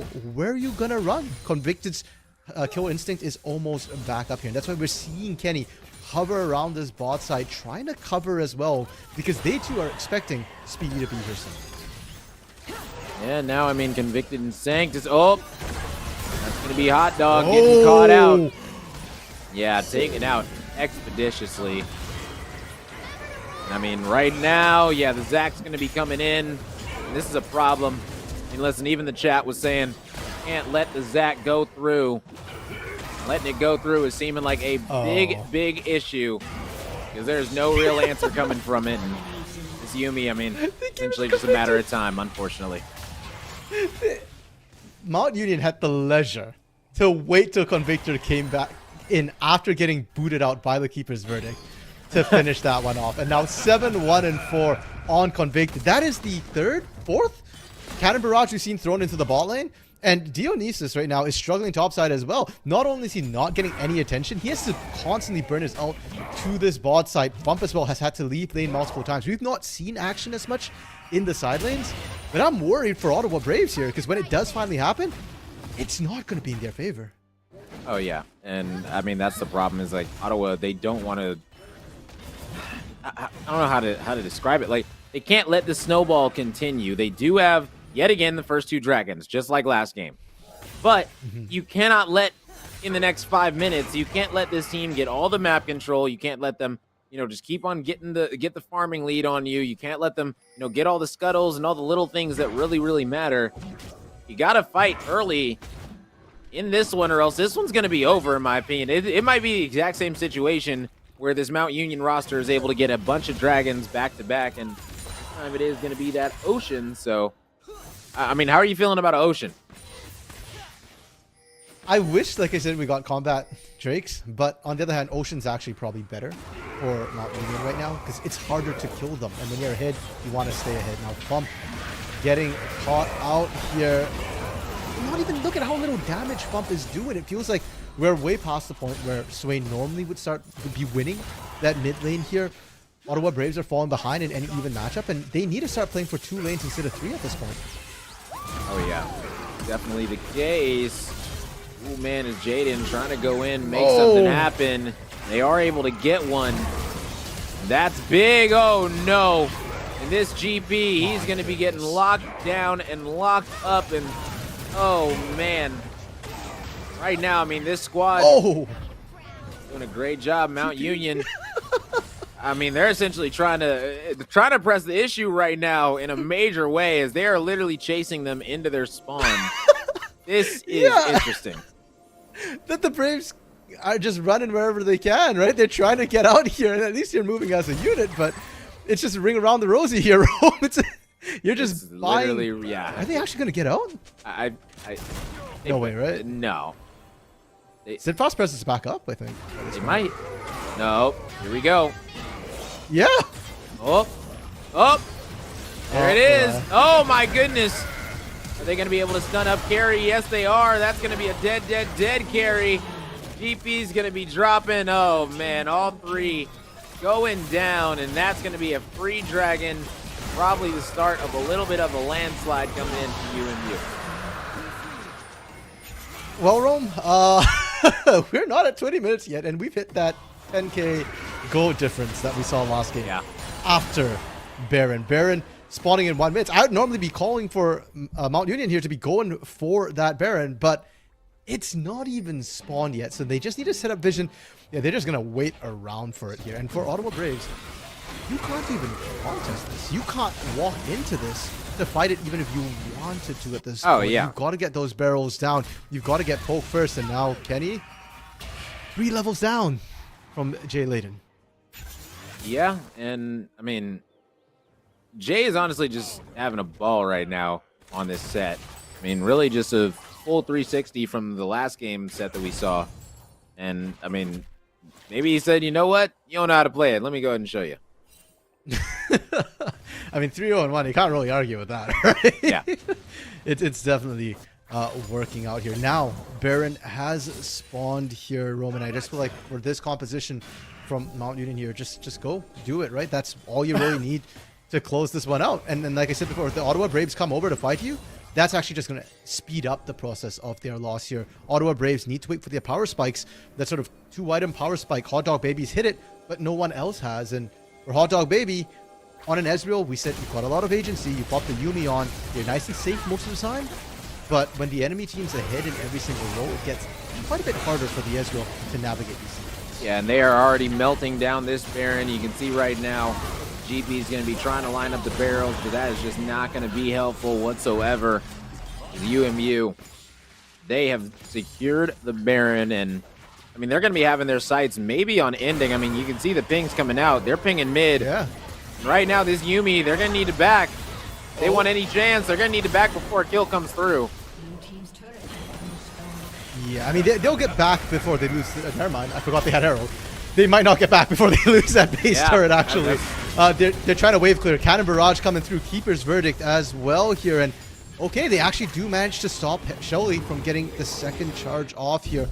Really well played from the Ottawa Braves. Yes, they lost an inner turret, but they get an objective bounty back on that bot side turret, and mid lane inners don't give the extra gold. So not a bad trade for the Braves so far. Yeah, definitely not. But I mean, looking at the scoreline overall, I mean, they're still going to be down by pretty much like 11,000 gold. And I mean, that lead at 21 minutes, that is quite a bit, if you ask me. And how does this team get back into this game?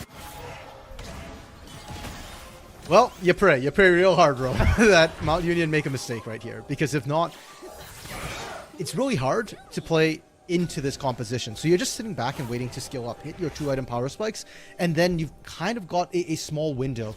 Play under your turrets is the other thing, but up against a burned up team for another minute and a half, it is kind of tough, and Mount Union can look to dive you as well. You see that Ray Seeker landing right there? I'm terrified completely just dives in and 1v2s, because you can already see Hot Dog Baby half health due to the Baron minions as well. You can't fight this, so Ottawa Braves, sit back, scale, wait, be passive, and try not to lose anything else in the meantime. You can see the Kaisa's got the Executioners, got everything you need, even got the AP, even got Nashers going. So, I mean, definitely a force to be reckoned with on the map right now. Oh, man, that is just rough. Already 2.5 items. That is so big. Yeah, so, I mean, for now, the Mount Union aren't actually pushing their lead too hard, so this is good for the Braves. The longer... Coming out even after the Baron is a win, pretty much, for them here. And Mount Union, they're not grouping up and pushing this. In their separate lanes, they are struggling a little bit. It gets harder the closer you get towards the enemy base as well, because it's a shorter path for them to rotate and cover things so they can protect each other. Dionysus, though... Is he going to be able to get out? No, that is not going to be the case. Invicted, able to drop yet another one. Top turret's going to be going down. They've only got one more turret outside their base left up. That is that bot lane. As you can see, a lot of damage being exchanged right now. Guess what? Turret got focused down, and now they're going to be going in. Oh my goodness, Set. What a hero play coming out. That's going to be a Kaisa triple kill coming out. That's a big play yet again. They're going to be looking to end this one right here, right now. Maybe not, as they're leaving. No way. Let me say it one more time. They're looking to end this one right here, right now. Oh, man. Come on. Use this wave. Go in. Oh, no way. Rome, they're trolling you. They're trolling me. They're definitely trolling. They're actually trolling you there. They could potentially have ended, but it was kind of risky, and I respect that, they decided, no, we'll play this safe. We already cracked the top side. We'll have supers push in there. Like you mentioned, they've still got one turret outside their base bot lane. So we'll take that, get the gold as well. Why not pick up Dragon? And this is my concern. This is why I said the Ottawa Braves, they can come out even on that Baron power play. It's already a win. Because you saw that the moment Mount Union grouped up, they can just brute force under turret. And now, Dionysus, please don't get caught again. Yeah, I mean... that would be extremely unfortunate, and looks like that's going to be the case. Oh, man, Ezreal almost able to steal that one away, but It's still going to be going over toward the side of UMU. They're going to be feeling great. And here we go. Are they going to be pressing the issue in one of these lanes right now, or are they going to be backing off? The cast is going to be backing. And that is unfortunate. Because right now, I was about to say, they can press the issue right now. Yeah. Like, come on. They've got a numbers advantage. Exactly. Like, come on, UMU. You don't want to back off of this and let them reset up. And now they're able to do exactly that. Oh, not again. Kenny gets taken out expeditiously. And, oh, man, this Kaisa is just absolutely brutal to deal with. 4 items coming in. She's AP. She's AD. She's got crit. She's just an absolute menace on the map. The Yumi ult's coming out, but that stun not going to be doing a ton. Is able to take out that Zach, but I mean right now, there's a chance? Do you really want to chase this? If you're this team, it looks like yes, they are going to be chasing Yeah, you it. do. Ottawa going in. Set is going to get shut down for his troubles. Already that top inhib going to be gone. All the outer turrets are going to be gone as well. UMU are going to be feeling good after that one. They'll feel okay with themselves here, Rome, because considering how far ahead they are, considering that was a 4v5, they overstepped their boundaries. And that was exactly what the Braves were praying for. You take those, and you take those bounties as well, and you try and continue the game as it stands. They have the damage, you can see that. The question is, do they survive the initial onslaught? If yes, then they have a way of trying to turn these fights. Unfortunately for them, they didn't manage to find Convicted. And Convicted's the one with the really big bounty here. 13, 1, and 5, 700 gold. Almost full build here, really just waiting to complete that Mortal Reminder. And then at that point, Mount Union have kind of plateaued off, and they really need to actually start trying to end this game here. Baron's back up, though, and that is probably step 1 to them closing this one out. Yep, 3, 2, 1, start it. There they go. That one is going to be going down expeditiously. Look at this one getting shredded down. That Ezreal not going to be able to do enough. Not getting the right timing there. Catching that timing as an Ezreal at this stage in the game is so hard. You're getting like a 2% chance at that point to get that one. And right now, Mount Union, they're going to be looking to finally press this issue and end this game. Oh, have they found Sanctus? No, They got to be able to stay alive, and now it looks like this Zach is just going to be going in, and there's the bouncy house that we talked about, and it's looking like it's anything but fun for this Ottawa roster. They are absolutely getting decimated right here. Ooh, man, and I mean, this rift has been all UMU start to finish. They've showed signs of weakness, but at the end of the day, it's been nothing but strength. They're going to be getting this 2-0 victory. They're going to be pushing this Nexus out. Even though the damage is going to be coming out, I mean, they should have plenty of minions here to be able to finish this one. They just got to be able to get the right engagement. I mean, that Poppy's going to be up in 5 seconds. They've got to get at least 1 tower quickly. They've got to get at least a tower. Focus the towers. There you go. There you go. Oh, man, we actually might have a little bit of a fight if they don't focus this one down, and this is what I'm saying. Spice Rock. Here we go. They're going to be going in. Some are focusing the Nexus. Some are focusing the fight. This is what you can do, and are they going to be focusing the Nexus? The double kill is going to be coming out, and they're going to be able to finish it off. Tapping that Nexus down, and that is going to be UMU winning that one against Ottawa. Once again, Rome, 17, 1, and 6. That was Convicted's final score line here. Game 1, they had Speedy Killer Ninja carry that game. Game 2, they had Convicted, and Mount Union are looking nasty right now. There's a good reason, why they're here in the Nationals, and props to Ottawa Braves. I think they had moments of brilliance. They showed why they got to the semifinals in the fall split, but I think that season off has come back to bite them a little bit here. They just didn't look as coordinated as a team, whereas Mount Union, they played together as a team. Like, you always see them rotating a little bit quicker. Their jungler's always in their back pocket. And hey, even when they mess up together and die together. So they are truly a team working together here. Oh, yeah. And I mean, honestly, this was just a great performance out of Mount Union, as you stated. I mean, I'm excited to see what they're going to be able to do. As this one moves on, I mean, Nationals are just beginning. So really, sky's the limit for this team. But let's be honest. We all know, as you stated, this is where the best of the best are going to be coming. So guess what, Mount Union? You're not the only team that's going to be winning in this round. So it's going to be some very, very intense matchups down the line in the future. And I believe we are going to be having another one coming up for you guys right after this one. So don't you guys go anywhere. I think I'm going to be out. I think you might be out as well for now. But listen, either way, we've got an incredible matchup. 2 more incredible casters going to be giving it to you. So don't go anywhere. We'll see you guys in a little bit. Stay tuned.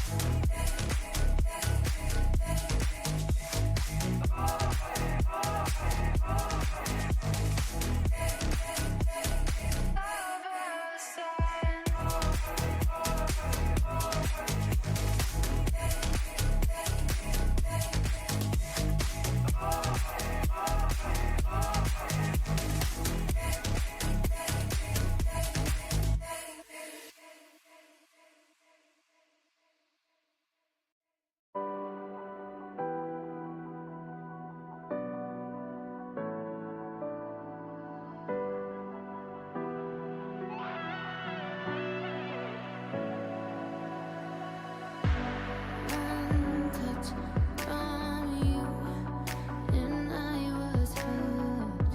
And like an addict, I can't get enough. Can't be away, take me away. You're on the hunt, I'll be your prey. I'll be your prey.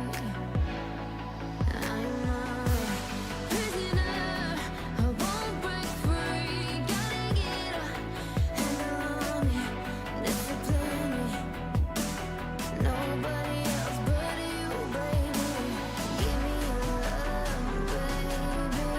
Lock me up, chain me. I'm a prisoner, I won't break free.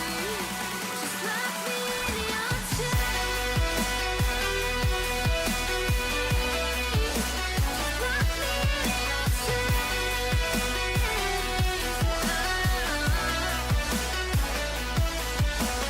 Give me your love, baby. Lock me up, chain me. I'm a prisoner, I won't break free.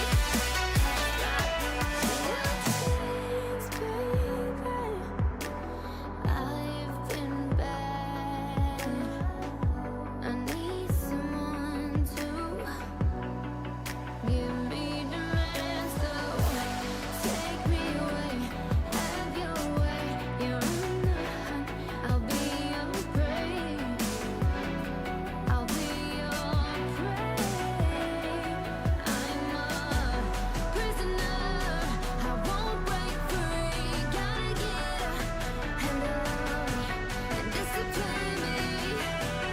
Nobody else but you, baby. Give me your love, baby. Lock me up, chain me. I'm a prisoner, I won't break free. Just lock me in your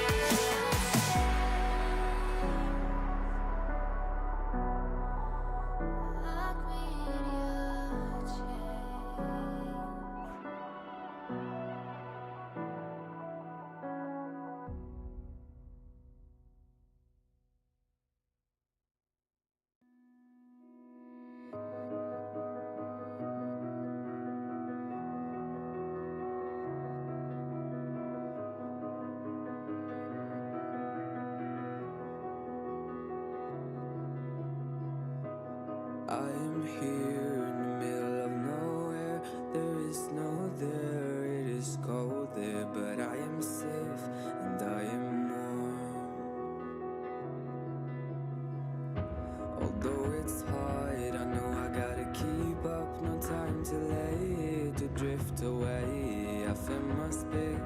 I spend my time down the rabbit hole again, and as I fall I can feel the pain.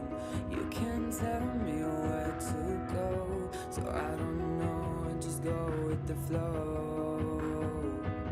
I go with the flow.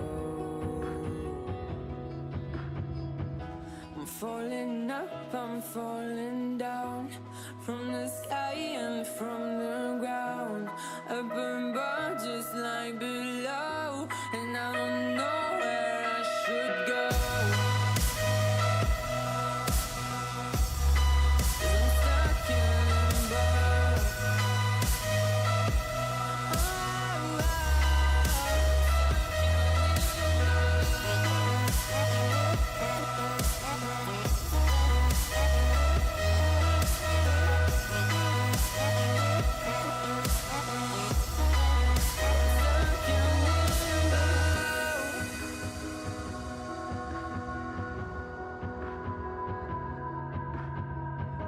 I'm out of love, but I guess I deserved it. Trying to hide, to pass you by. I'm getting down, feeling fine.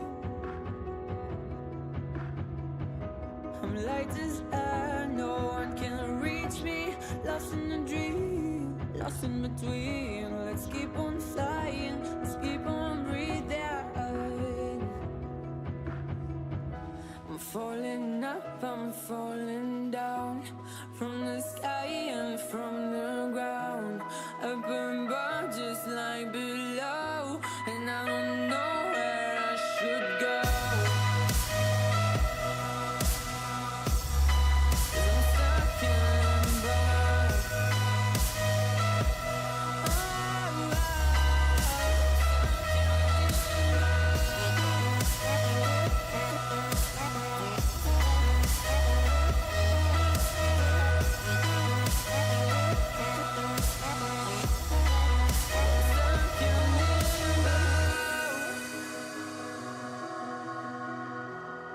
Cause I'm stuck in limbo.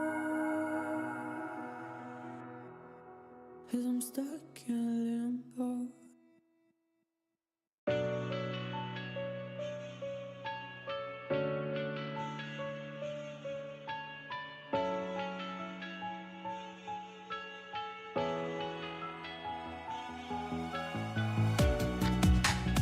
Living in the same routine, like the seasons I'm on repeat. It's a long way down. Trying not to follow suit. Don't like the color, I'll change the shade of it. I'm not afraid of it.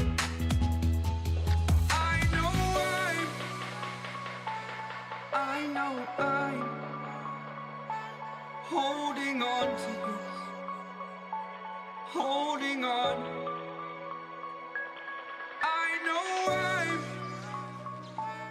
I know I'm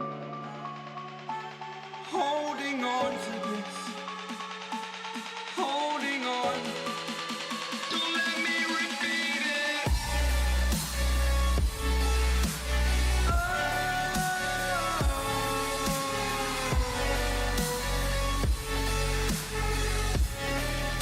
Don't let me repeat it.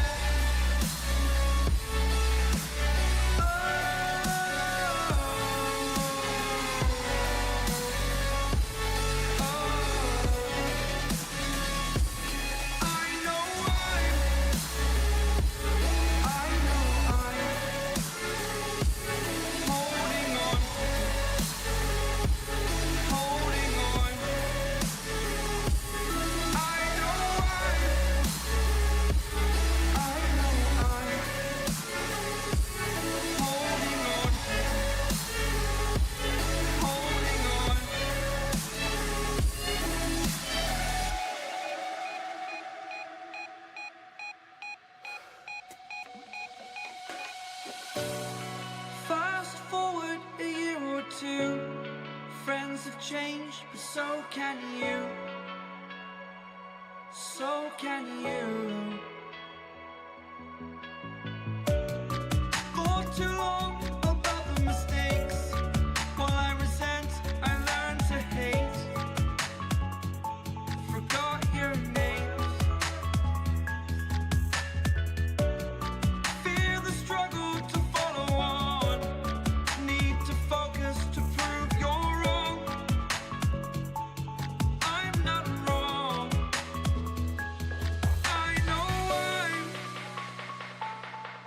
I know I'm holding on to this, holding on. I know I'm, oh, I know I'm holding on to this, holding on. Don't let me repeat it.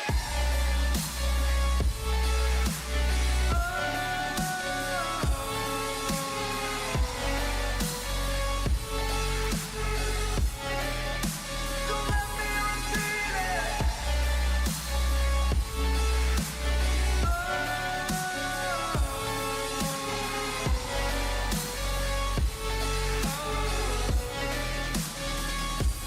I know I'm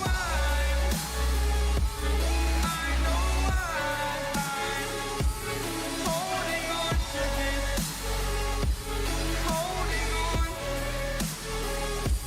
holding on, holding on, holding on,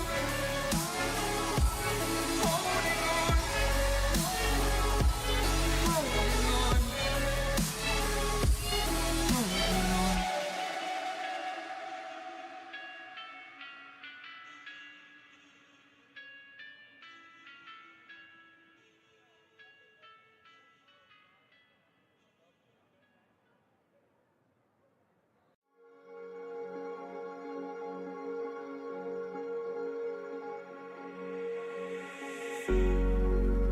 Cigarette ash, it looks like snow.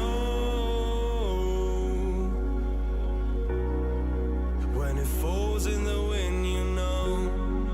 And you, oh, you say you wanna dance.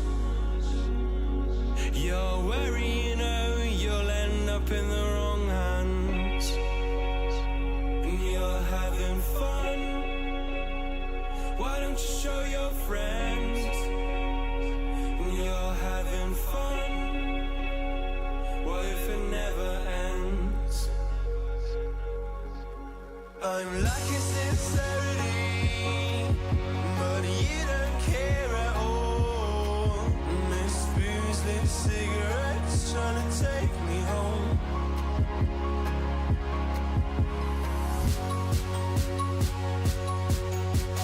Falling in love just a million times, breaking it off, put the feeling on ice still. She's as cold as December.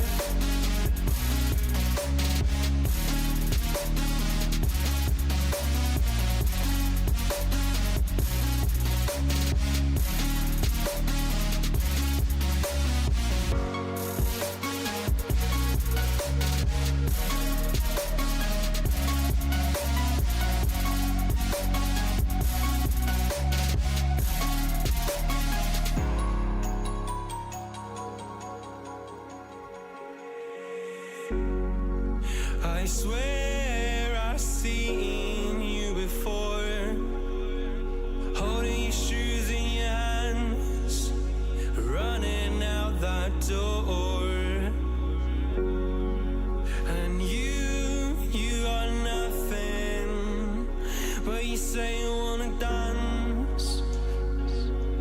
And you're wary, you know, you'll end up in the wrong hands.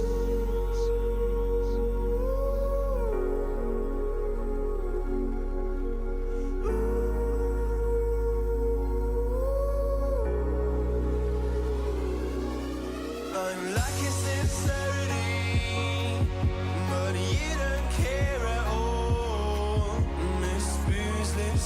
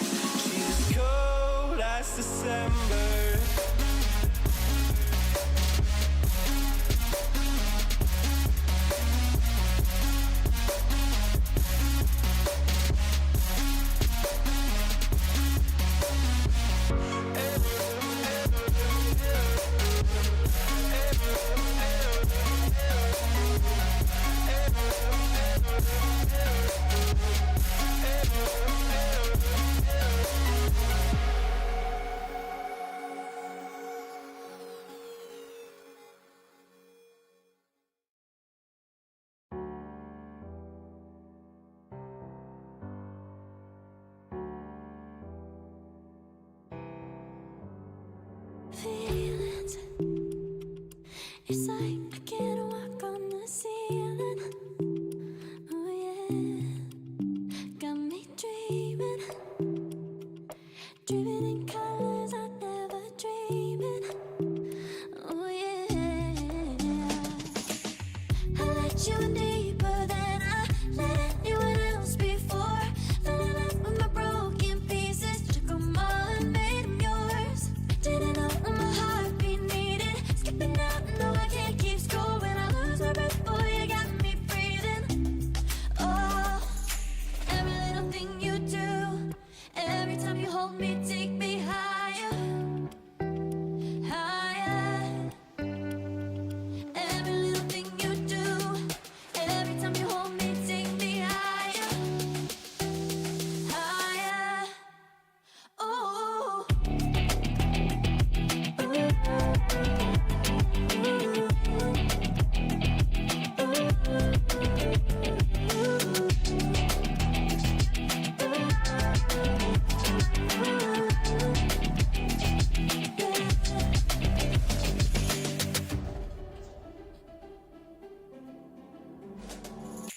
Magic. No, I'm never letting go. Now that I have it with you. When you kiss me, it's like the stars fall out the sky onto my heart to cover up what I don't wanna show. I let you in deeper than I let anyone else before. Fell in love with my broken pieces, took them all and made them yours. Didn't know what my heartbeat needed, skipping out, no I can't keep score. When I lose my breath, boy, you got me breathing. Oh, every little thing you do, every time you hold me, take me higher, higher. Every little thing you do, every time you hold me, take me higher, higher. Oh, you take me higher, you take me higher, baby, you take me higher, you take me higher, baby, you take me higher, you take me higher, baby, you take me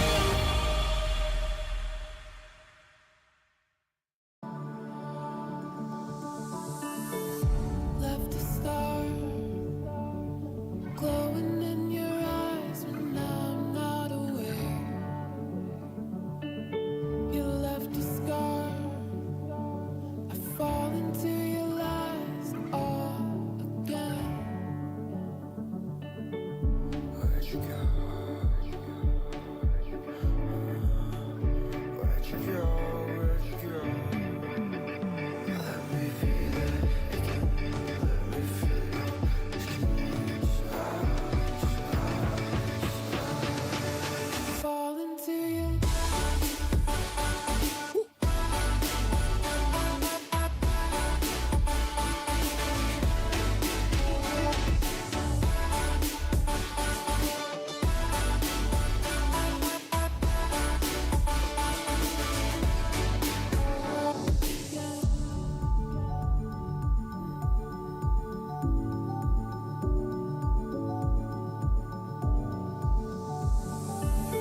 I found the rain dripping down your eyes when I'm not around. I found myself, but I fall into your lies all again. Where'd you go? Where'd you go? Where'd you go? Let me feel it again. Let me feel it.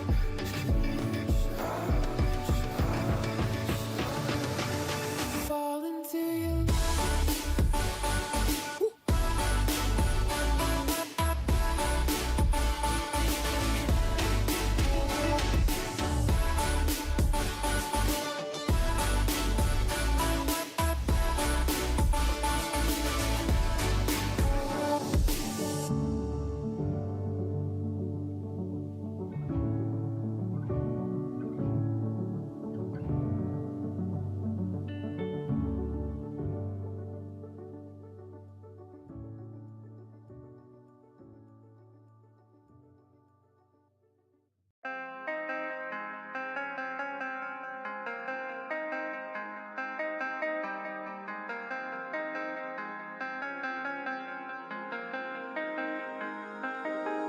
When I'm with you, I am able to keep pushing my limits, and all the drive that I have, well, I'm going the distance with you.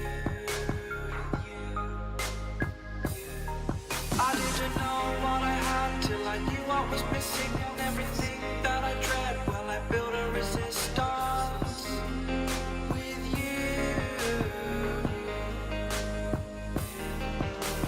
Catch me when I fall, and I'll keep you on the ground.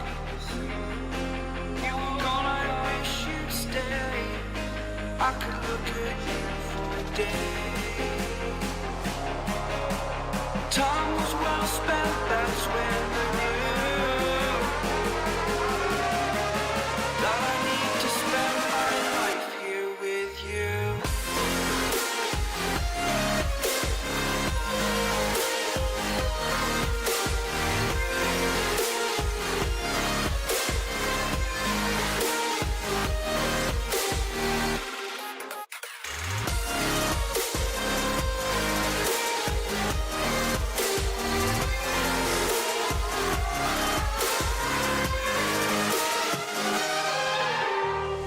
Take your time, not in the fast lane. I understand that you've been broken too many times, but I'll be waiting to mend your wounds from all you've taken.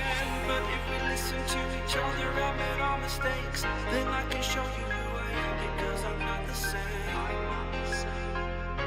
I'm better with you.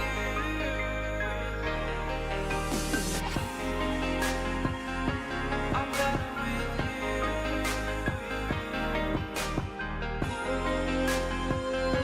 I'm better with you. Catch me when I fall, and I'll keep you off the ground. That's when I knew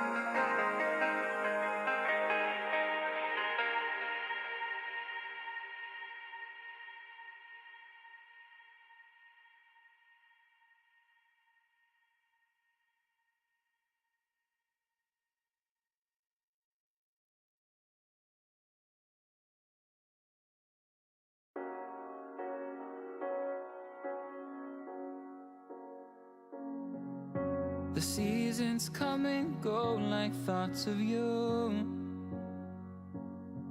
Like a wave returns to the sea into the blue. They change but in a cycle that I can't lose. Each painful but delightful to live through.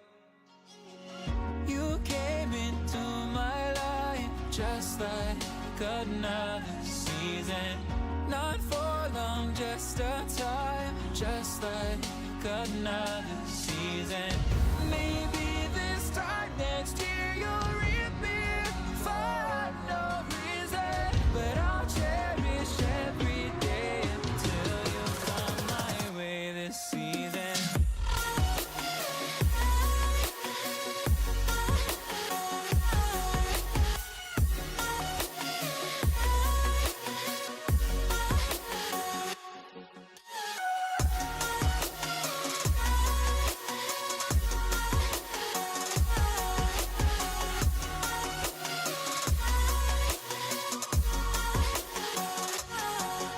The seasons turn and change just like your mind. Like the sun gives into the moon, into the night. Time continues marching, it slowly crawls. With each new one starting, I recall. You came into my life just like another season. Not for long, just a time, just like another season. Maybe this time next year you'll reappear for no reason. But I'll cherish every day until you come my way this season.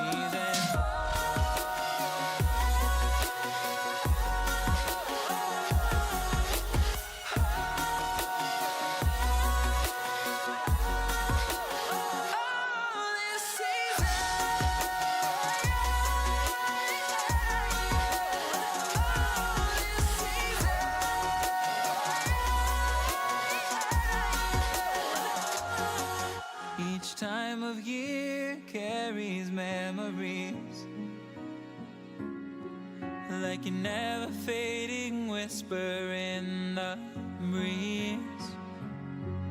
Oh, we will keep on changing all over again. Yeah, we will keep on changing just like another season. Don't want another day without you by my side. Oh, this season.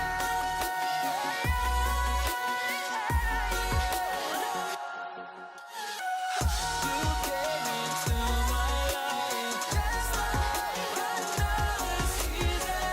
Not for long, just a time, just like another season.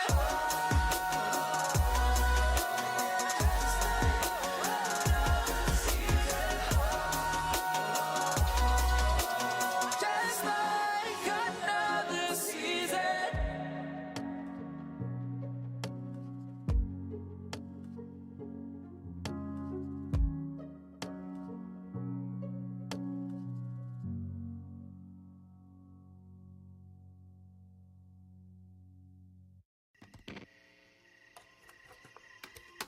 Is it okay if I'm to say I'm catching feelings from all the dealings? Am I astray? What do you say? How are you feeling? Is it the same? I hope you're not planning to waste my time. To my surprise, that was her reply. Now we vibe. It's been a while and such a ride, the stars align. I love the fact I didn't let her go. She loves the fact that I just let her know. Now we're together, it's a different mode. We getting crazy in a different role. I love the fact I didn't let her go. She loves the fact that I just let her know. Now we're together, it's a different mode. We getting crazy in a different role.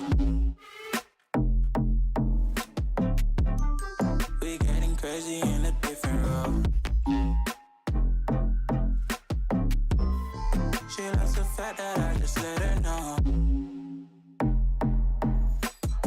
We getting crazy in a different role. We getting crazy in a different role.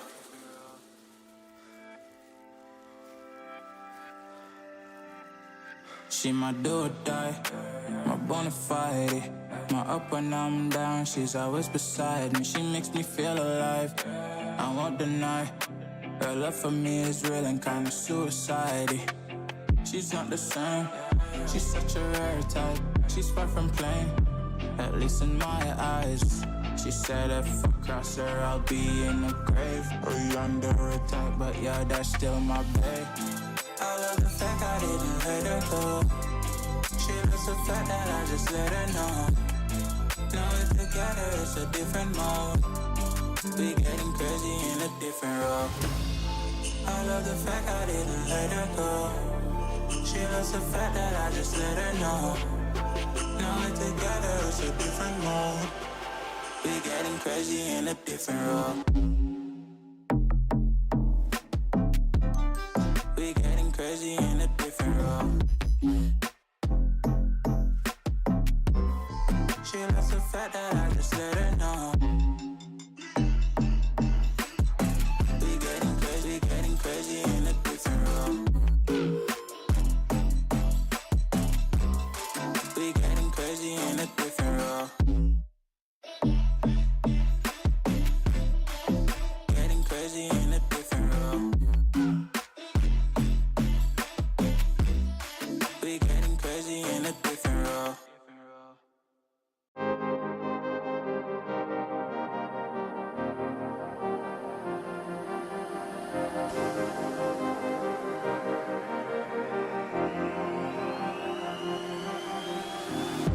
I'm cutting dice. Look at these eyes. They're not here to please you. There was a time you could be mine. Before all that you put me through, I knew that you were trouble, but I let that you I'm living on this bubble and it makes you so mad. You can say hello, but I don't need you to like me. Don't need you to like me. Don't need you to like. You can watch me go, 'cause I don't need you to like me. Don't need you to like me. Don't need you to like. You can say hello, but I don't need you to like me. Don't need you to like me. Don't need you to like. You can watch me go, 'cause I don't need you to like me. Don't need you to like me. Don't need you to like me.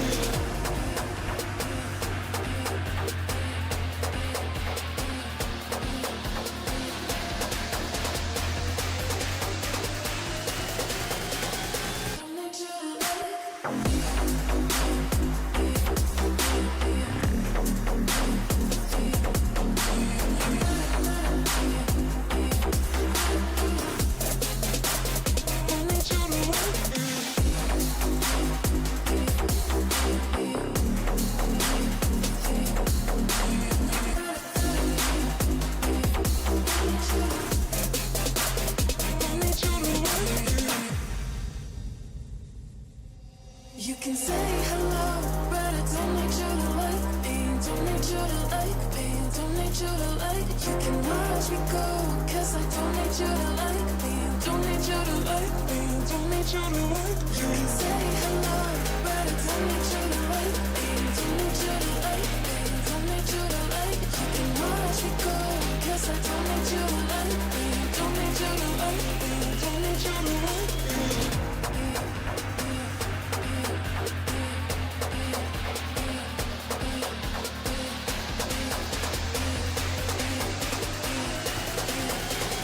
Don't need you to like.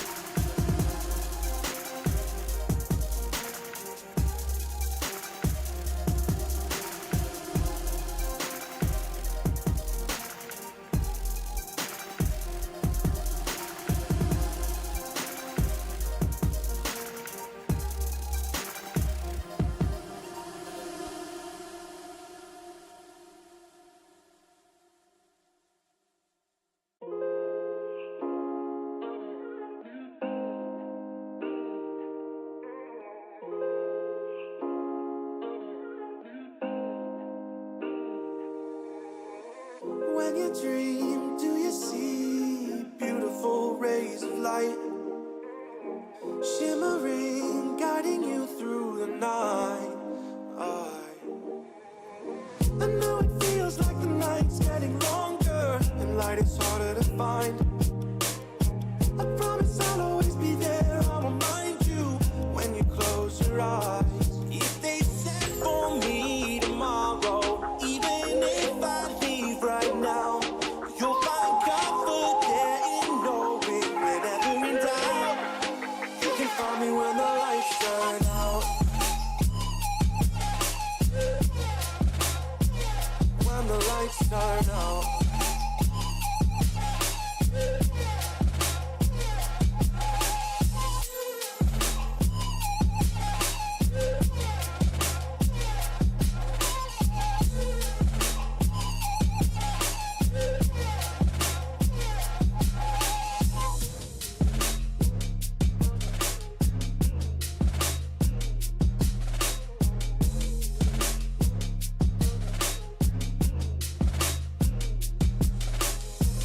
Even now, laying down hundreds of miles away, I can see you and me like it was yesterday. I know it's not the same, but I'm still behind you every step of the way. Look in yourself and I'll be there, I can guide you. All the love is the same. If they sent for me tomorrow, even if I leave right now, you'll find comfort there in knowing whenever in doubt, you can find me when the lights turn out. When the lights turn out, you can find me when the lights turn out. When the lights turn out, you can find me when the lights turn out.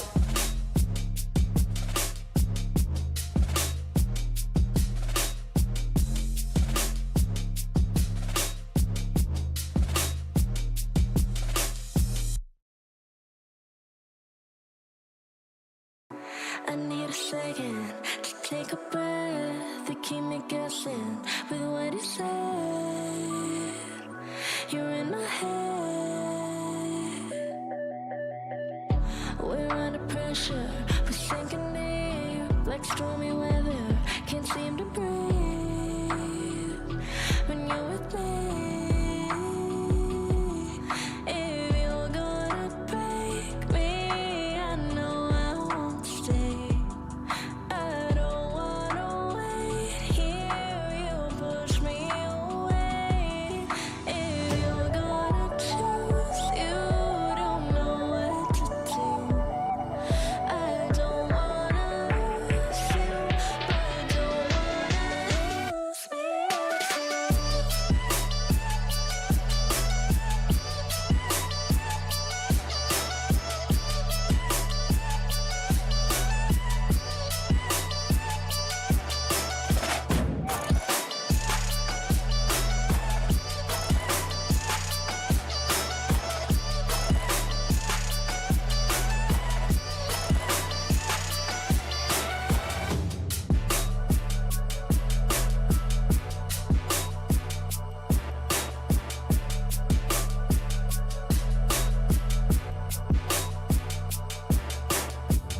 So complicated, don't mess it up. Feeling frustrated, it ain't enough to fix a love. If you're gonna break me, I know I won't stay. I don't wanna wait here, you push me away. If you're gonna choose, you don't know what to do. I don't wanna lose you, but don't wanna lose me too.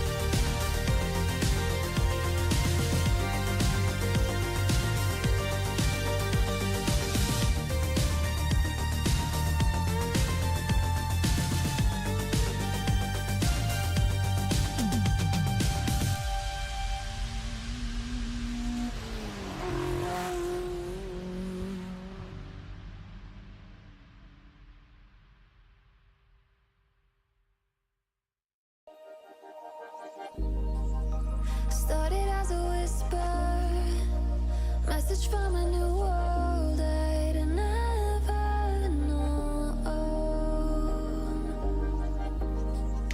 Something about it felt like it'd been waiting my whole life.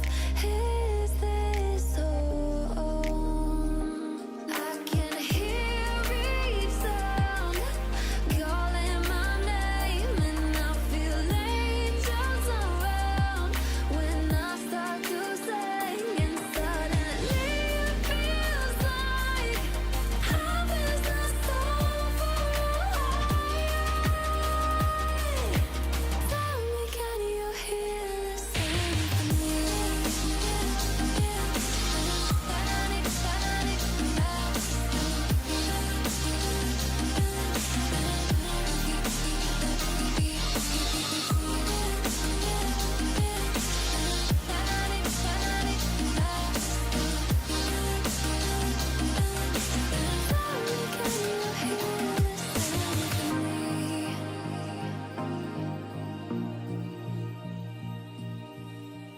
I can't help but think that it's meant to be, that I'm finally right where I'm supposed to.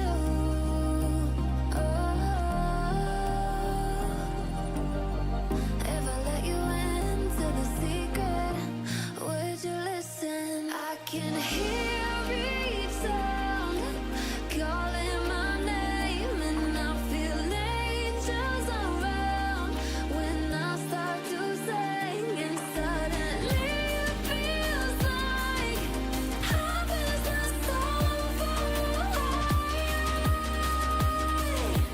Tell me, can you hear the symphony?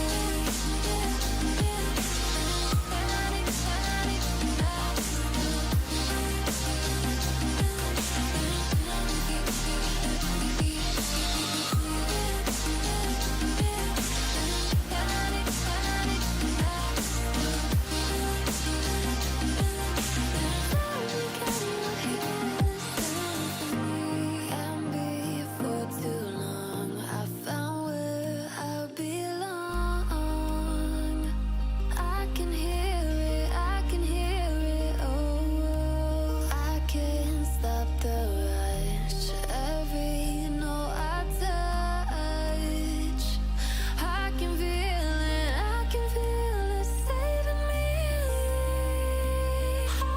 Tell me, can you hear the symphony?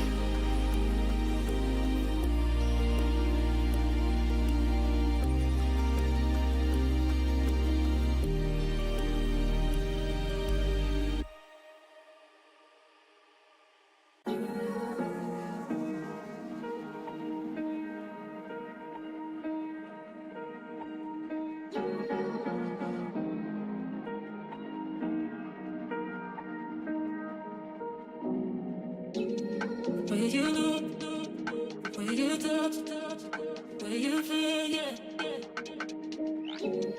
Where you look, where you touch, where you feel, yeah. Yeah, yeah, yeah. Can we talk about me and you? Can we talk about the truth? I wanna know, I wanna know. Can we talk about me and you? Can we talk about me and you? Can we talk about the truth? I wanna know, I wanna know. Can we talk about me and you?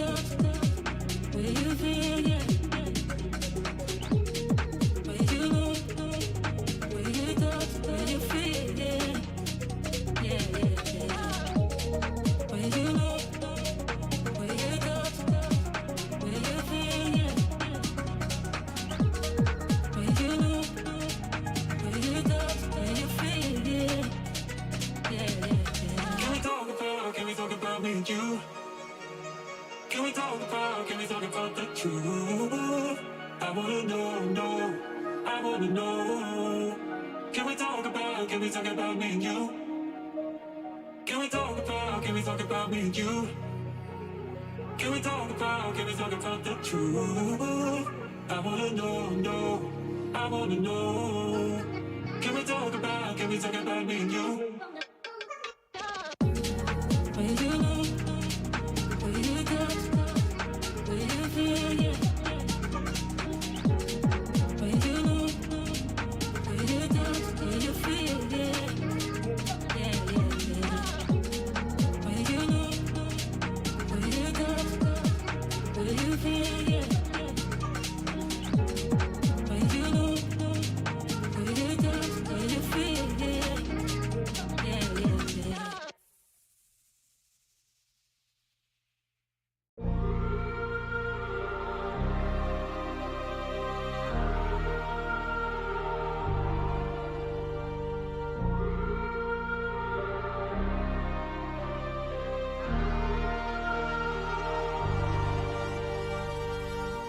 I wanna know your dark side. I wanna know your secrets. I wanna be your lifeline. So I wait for you, wait for me. Wait for you, wait for me. Tell me you're more than just a highlight. Pretty pictures on the outside. I hate to stare at you through these lights. So I wait for you, wait for me. Wait for you, wait for me. Click and scroll, I can't let you go. They say I'm addicted to you. Click and scroll, I can't let you go. They say I'm addicted to you. Oh, oh, this ain't love, no, no. This ain't love, no, no. This is artificial. This ain't love, no, no. This ain't love, no, no. This is artificial.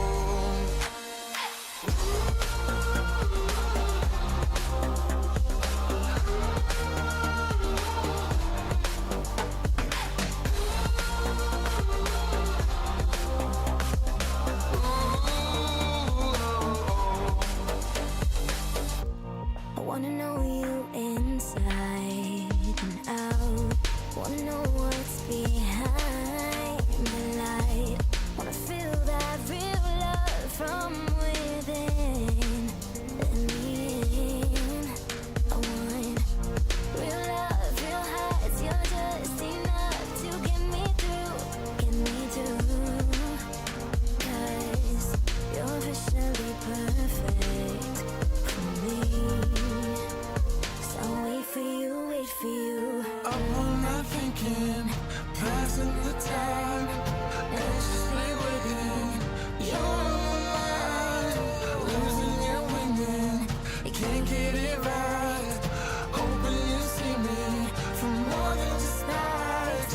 I'm not thinking, am I on your mind? Will you come meet me and change my life? This love could be deeper. Just thinking, will you love me? Click and scroll, I can't let you go. They say I'm addicted to you. Addicted to you. Click and scroll, I can't let you go. They say I'm addicted to you. Oh, oh, this ain't love, no, no. This ain't love, no, no. This is artificial. This ain't love, no, no. This ain't love, no, no. This is artificial.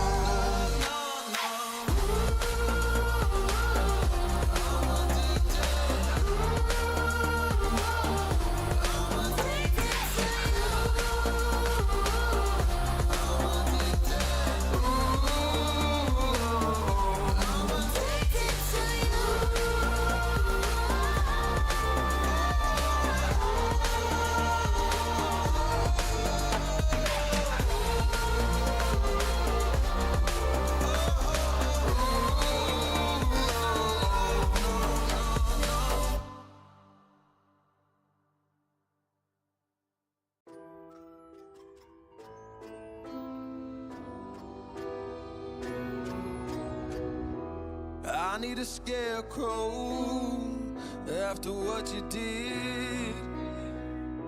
'Cause all of the birds know that I'm almost dead. I'm barely breathing, I'm barely awake. You left me in pieces, there's no more to break. Don't wake me up, not in this century. Don't wake me up, 'cause you're just a ghost inside my head. You're just a ghost, you're never there.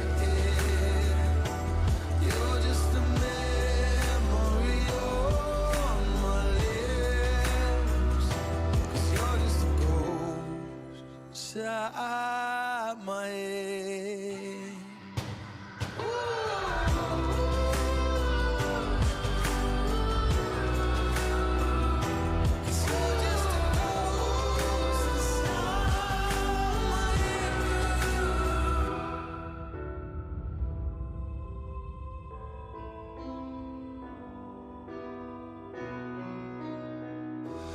I need an angel after what you did. 'Cause you were the devil, you messed with my head. You lied to my mother, you lied to my friends. You said that you'd be there, but this never ends. Don't wake me up, not in this century.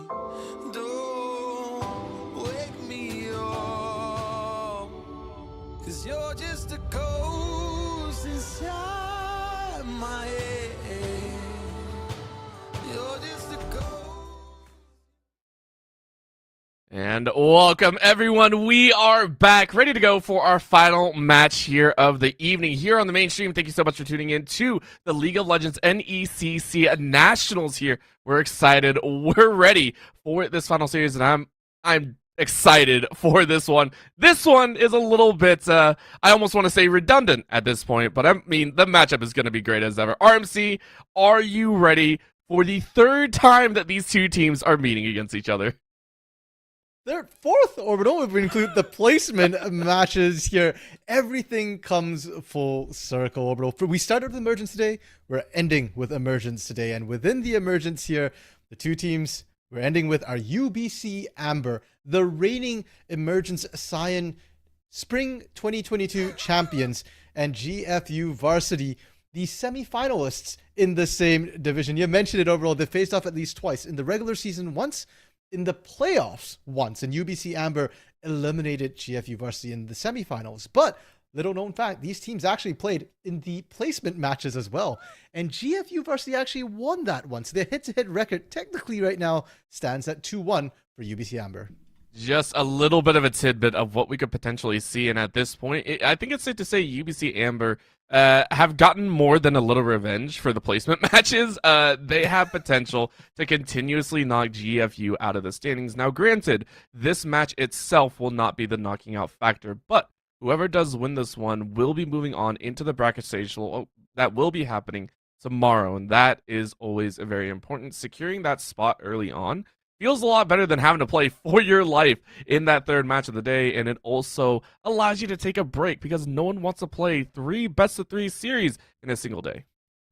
For sure, it gives you better seeding as well going into it, because the winner of this will face Pool A's second seed. So obviously teams will want to secure themselves as favorable a seed as possible. But Orbital, it's not all cut and dry. We can't just say that, hey, UBC Amber have been winning the head-to-head and therefore they're favored here. Because despite the fact that UBC Amber have won the last 2 series head-to-head best of 3, it's never been a clean 2-0 win. It's been 2-1 wins. So GFU Varsity are able to find ways of getting back into the game. And we look at their first match of today, of their nationals here, both teams 2-0'd incredibly dominantly here. So going into this matchup, I'm not so much looking at it as a rehash of UBC Amber versus GFU Varsity. It's two Titans clashing here, and which one has a better read on the current meta? It's been about 2 patches since we saw the finals, and teams can change a lot within that span of time. Of course, in that time, we have seen quite a few changes. Of course, the big, what they've been calling the durability update, or as I like to call, Screw Assassins update, will be coming next week, I do believe. Or did this already drop? This is the question. Is this the question?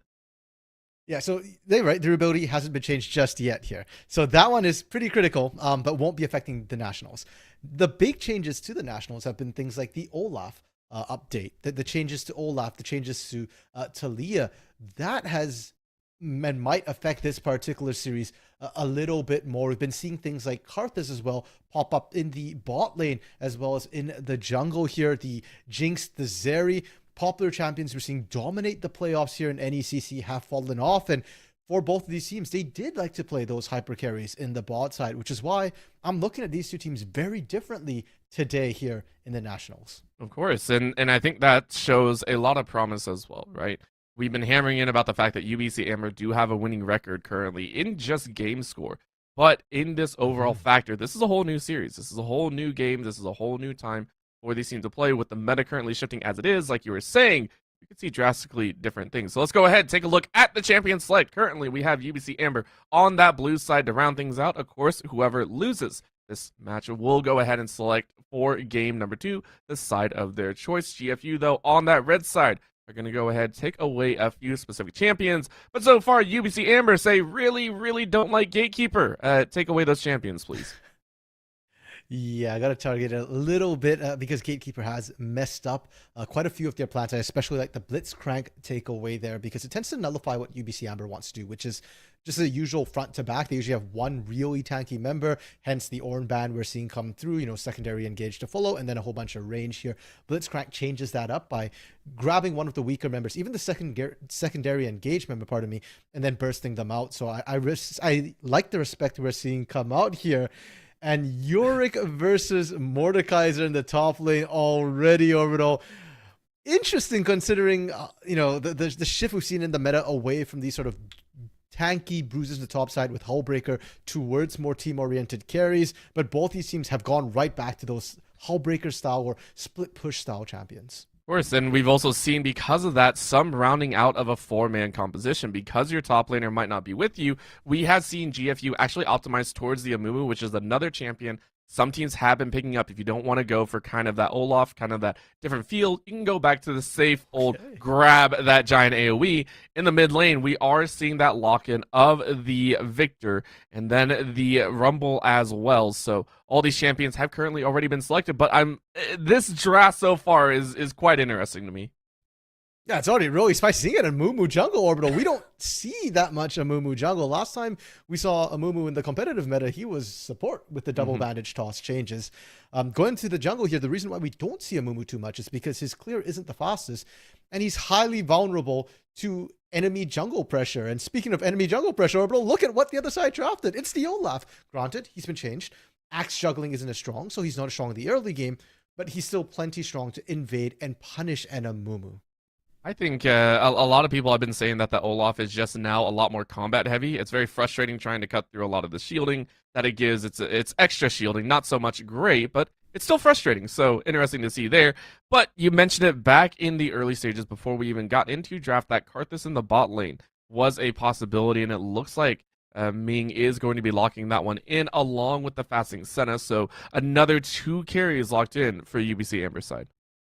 And honestly, Orbital, I'm a little bit surprised because when I mentioned Karthus bot, I was actually thinking more of GFU Varsity here because they have a huge roster that they like to play through, a lot of different champions or a lot of different players. They're the ones who I expected to see have some interesting drafts coming through. Instead, it's UBC Amber with the updated Olaf, with the Karthus bot coming through here. It's still largely a front-to-back composition with that Victor and Karthus creating that space but pumping out damage from range. Senna as well. You've got your front line. So the style is the same.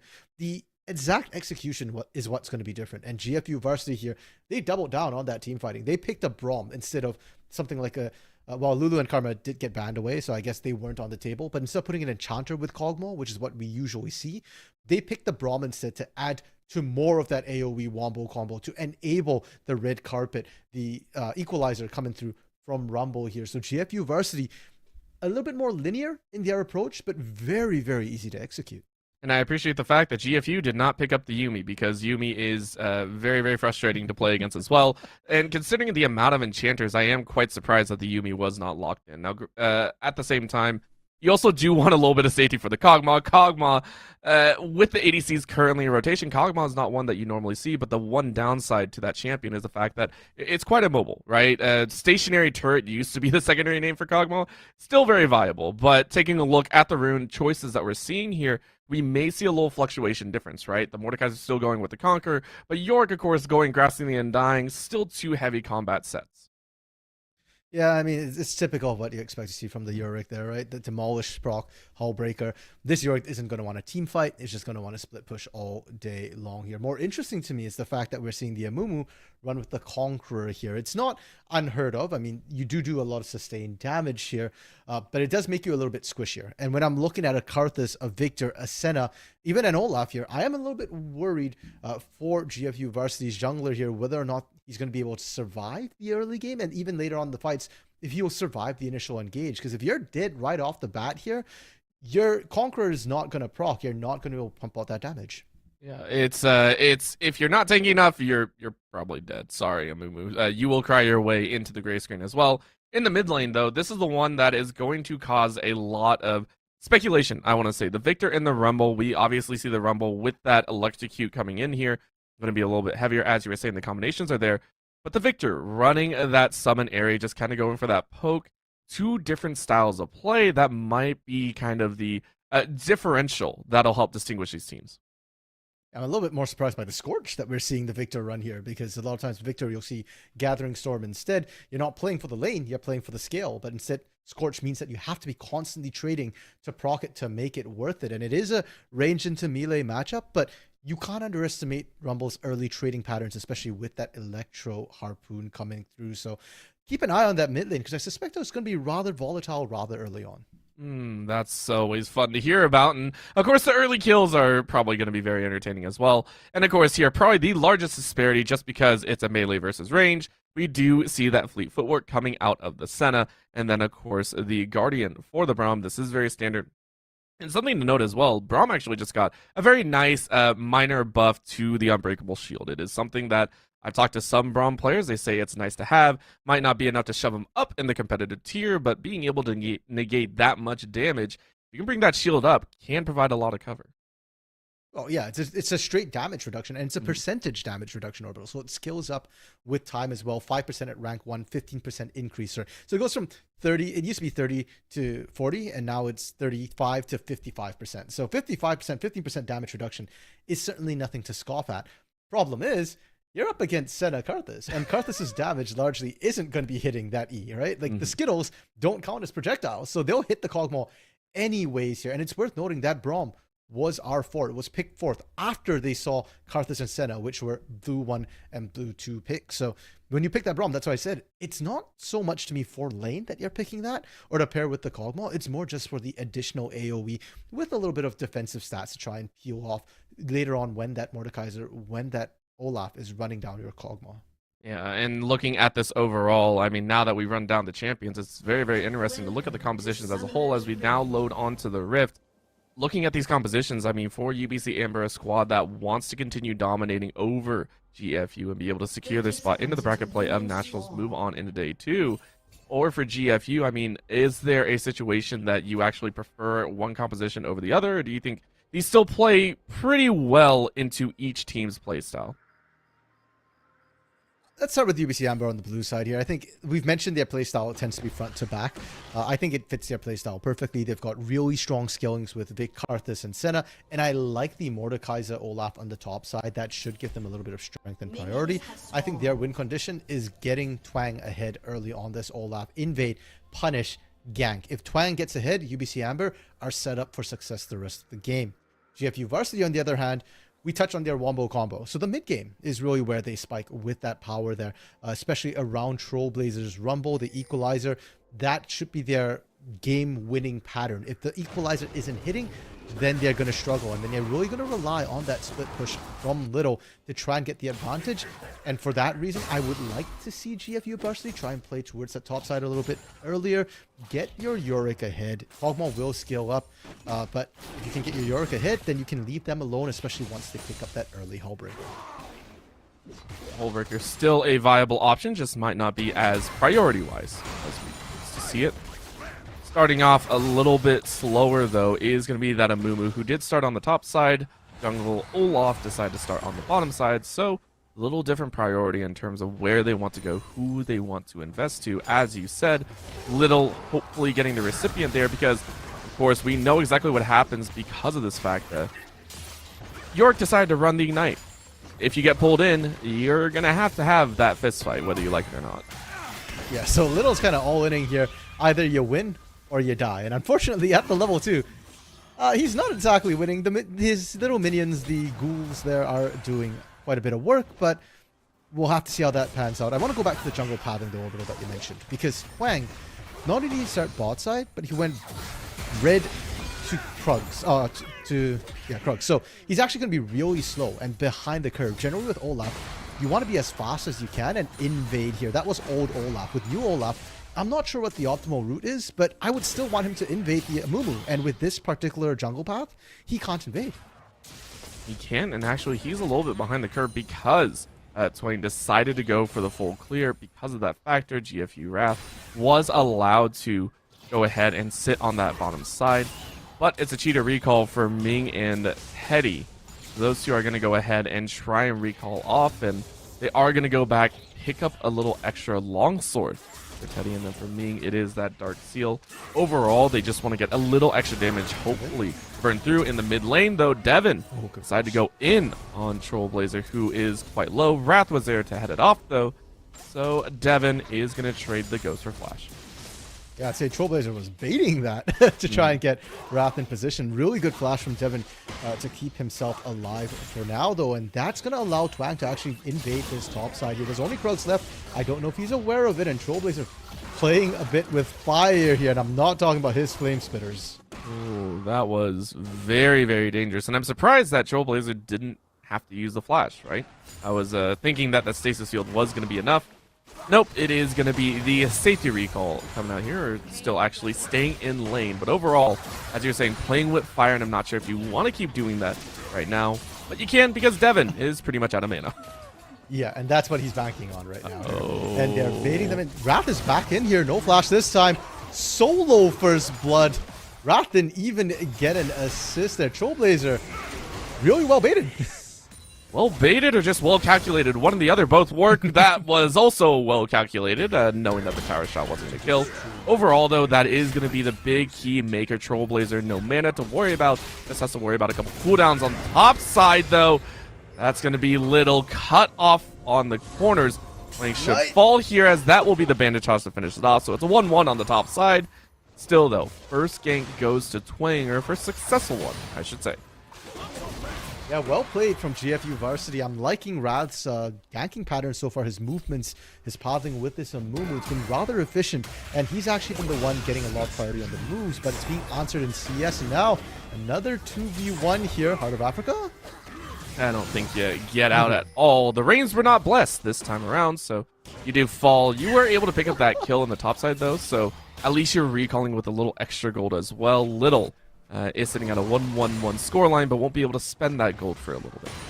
Really, overall, I thought those were the plains of Africa, not the heart of Africa. I don't know. I went with it. Rolled off the tongue. It felt good, and I regretted every single word that I said. Oh, well. Heart of Africa probably regretted overstaying a little bit as well for that TP, but you're already seeing the Mordekaiser starting to take advantage, and that's why I said I wanted to see some early attention up to that top lane for GFU Wrath there to make sure that Little gets ahead and stays ahead. Now, with that particular kill, GFU Varsity finally get themselves a lead. Before that, they got first blood, but Twang actually got to counter jungle and got to punish here. So if UBC Amber can continue doing that, they're going to be okay despite being down a kill. Oh, no, don't say it. So Little is paying back that early death twofold so far. Solo kill to Little and a huge wave to boot. That's massive. Because historically between these two teams, the top lane has had actually a pretty big impact on their games, especially when they're both playing lane dominant champions. Whoever gets ahead tends to stay ahead. So the fact that Little's been able to do that now, up about half a level right now, is pretty massive. And we saw precisely that the moment the Maiden went down, Heart of Africa lost that particular trade. And I don't think we're going to see UBC Amber try and stabilize that top lane anymore. With that early gank, Twang did his job. I want to see Twang instead go towards that bot, go towards that mid instead. Leave Heart of Africa alone to scale up. He'll be fine. He'll lose some plates here and there, but he shouldn't outright lose that lane if he farms under turret safely. Hopefully he doesn't. Of course, with the dragon coming up here, that should be the next objective these teams do fight over. Twang, of course, understanding that one, hears or sees at least that the other side Scryer's plant has been hit. So you got to clear it on your own side as well. The Battle of the Cloud Drake will be coming up shortly, or hopefully at least, because I want to see what the other dragons are, and unfortunately I think the Cloud is usually the lowest priority for a lot of teams. Playing is going to say, well, it's not super low priority because I'm here and I might as well take it, even though I'm spotted out. Yeah, and I think generally Olafs actually really enjoy getting a Cloud because it lets them run across the rift faster as well, get to their ganks, and it's free, right? In this particular case, you knew that their bot laner had base. You know you've got Cryo on that move, so go for it. Heart of Africa, though, really struggling up here, even with that ult. And yeah, the AoE, the heart of what you would deem as Mordekaiser's true, kit, is not going to go off. Now, it was a very close battle because Little did not have any of the other utility. While that fight was going on, Trollblazer in the mid lane was forced to burn the Flash and the Ghost this time around, thanks to a gank from Twang in the mid lane. Well, Ghost had to be expended from Twang as well, and they did not secure a kill. So while you did blow Summoners, it's still the gold lead towards GFU Varsity, who did secure that kill in that top side solo, I might add. GFU Wrath did not get an assist on that one there, and this is where the problem lies. If Heart of Africa does not recognize that, hey, I am behind right now, then this is going to continue and it's going to snowball. Heart of Africa just needs to stay back, play safe for now. Your bot side's winning, your mid lane's winning. Just stabilize the top side, let your team kill it. Stabilize, don't go over aggressive, and this might be another issue. Bot lane, seeing some aggression come out of Gatekeeper and King Kai, starting to lend credence to the fact that this Cog Mob might be an issue if nothing is really taken care of. King Kai has been farming up fairly well, currently sitting on those Berserker's Greaves and being really happy about farming up. Doesn't really have any damage behind it, but you don't really need damage when you're a Cogmon. You shred nonetheless, so you're going to be happy. However, Heart of Africa, you keep pushing up and they'll keep picking on it. At this point, it just feels like a regular season in the top side. Yeah, a little bit rough up there right now. And Heart of Africa, I mean, that's his fourth death, right? And almost every time you're seeing that, Wrath is just going up there and picking up for free. And the bigger problem right now, Orbo, is that not only are you giving the kills over to Little, top side is now free for Wrath to just take that Herald. And you don't have to worry about your mid lane not having priority. You don't have to worry about Twang anymore because your top lane is so far ahead. And for UBC Amber, they need to find an answer somewhere else real soon here. Twang potentially looking for a dive, but walking towards. Yeah, that's, I mean, you're walking through the wards and you're happy to go because guess who was low? Flash too. However, you're willing to try and dive for this, and it doesn't look like you get much more. Will King Kai fall? Yes, they will. But that is actually not going to happen. I lied. It's actually a turnaround because Ming was sitting under the tower, burned before the ulti actually came off, and King Kai is allowed to live. What a disastrous turn of events. Yeah, I'm not sure if Twang just canceled his own autos or whether, you know, he was trying to give the kill over to Ming, but either way, King Kai didn't drop. There wasn't enough damage from that Requiem. Mid lane, we do see a bit of a duel as well come through, and both mid laners okay with that trade. The ult cooldown for Equalizer is a lot shorter, so Trollblazer more than happy to trade ultimates there. It's crazy to think about RMC. It's crazy, but UBC Amber, the squad that we have talked about over and over again as being kind of this GFU Slayer, is currently down 8-2, right? Decent bit of gold as well, about 1 point, I want to say 1.8 or so, 1.7. And this is going to lend itself to the possibility of another 3-game series. These teams have never gone without playing all the games out. So if this is how GFU is playing here at Nationals, something happened. And I'm excited. I'm excited to see how far they're going to keep playing this one out. Oh, we already knew that it was going to be a close one. Heart of Africa choosing to initiate this trade, and with that Ignite right now, Little not looking too hot right here. Well, Little's not feeling great and will actually fall. Because of that, it is going to be Twang on the back end, helping out, and look at this. Heart of Africa says, you only won because your teammate came up. This time, I got Twang on my back. Yeah, I'm bringing my jungler this time to handle you. And it's a 2-0 in that top side. The question is, what can GFU find? They are now, everybody has their outs enabled. So Wrath here could look for the Wrath trying to actually steal away Krugs. Okay, that one's a little bit greedy. It's greedy, but at the same time, you're hoping to try and contest. You're not so much worried about the kills. It's trying to match the plates at this point. Heart of Africa was able to draw the TP out a little, was able to, I believe, collect 1 plate on the top side. GFU have stated, well, because we got pressured down, we don't really need the kills. Let's go ahead, grab 2 plates on the bot side as well, and continue mounting a gold lead, which has now been completely neutralized. Everyone back to square zero. Oh, I think when they actually walked out that bush, the minions got vision on them walking out. So they know Wrath was there. They're just going to back it for now. Top side, though, you got 1 plate off that, 2 plates off that turret. They're going to take your entire turret. And Little has Hullbreaker as well. So this extended lane is not good for Heart of Africa here. You had your opportunity to beat that Yorick there. Congratulations, you took it. You got the kill. But now what? How do you deal with this Yorick now? Yeah, I'm sure Olaf can still run him down, but the question is, how long is it going to take? The worst feeling in the world for any top laner, I feel, is watching a split pusher do exactly what a split pusher wants to do, and watching your jungler fall to a river gank. Well, not your jungler. I keep seeing Karthus jungle all over the place. It's not Karthus jungle, it's Karthus What in do the you bot have side. against Ming here? I don't know. I don't know. Ming is going to fall, though. 0-2-1. Karthus in the bot side, not having a fun time. But first, you don't acknowledge Ming's existence when he dies in a turret. Now I you're calling know. him a jungler I'm so instead sorry. of a bot laner. I'm so sorry. It's fine, Ming. I appreciate you maximizing the use of your passive. Surprisingly, UBC Amber are actually the ones doing this dragon right here. Yeah, and they still get it, and they get to walk away with it because of that. They're Devin is winning. able to get out alive, and Twang says, I got low HP targets. Oh, they got 1 double extra, kill. 2 kills. Split those heads alive. Twang gonna break out the triple kill. Oh, they got Wants it. 1 more. Quadra, Give him the quadra. quad. Heart of Africa draws the stopwatch, and it's an auto Quadra attack kill. city for Twang. Twang takes 4 home. Welcome to Twang Town. Population 4. GFU Little, the only survivor, and he lives because he's not there. Because the Yorick blue TP to get to lane. And where did that even come from, Orbital? When I watched the setup for that fight, GFU Varsity looked like they won the initial setup. They got the pick onto Ming. They had all their members there ready to scrap for that, and seemingly out of nowhere, Twang just comes in like a wrecking ball. And yeah, they nerfed the axis so that Olaf can't juggle it quite as quickly anymore. But hey, he doesn't need to juggle it if he can tag multiple members with it with each throw. And now UBC Amber pop into the lead, secure themselves second Drake as well with Mountain Drake on the table. GFU Varsity need to start playing to their strengths here. They need to look for those Curse of the Sad Mummies into equalizers because they're not going to win it any other way. Just call Twang Miley Cyrus because this game is being wrecked right open.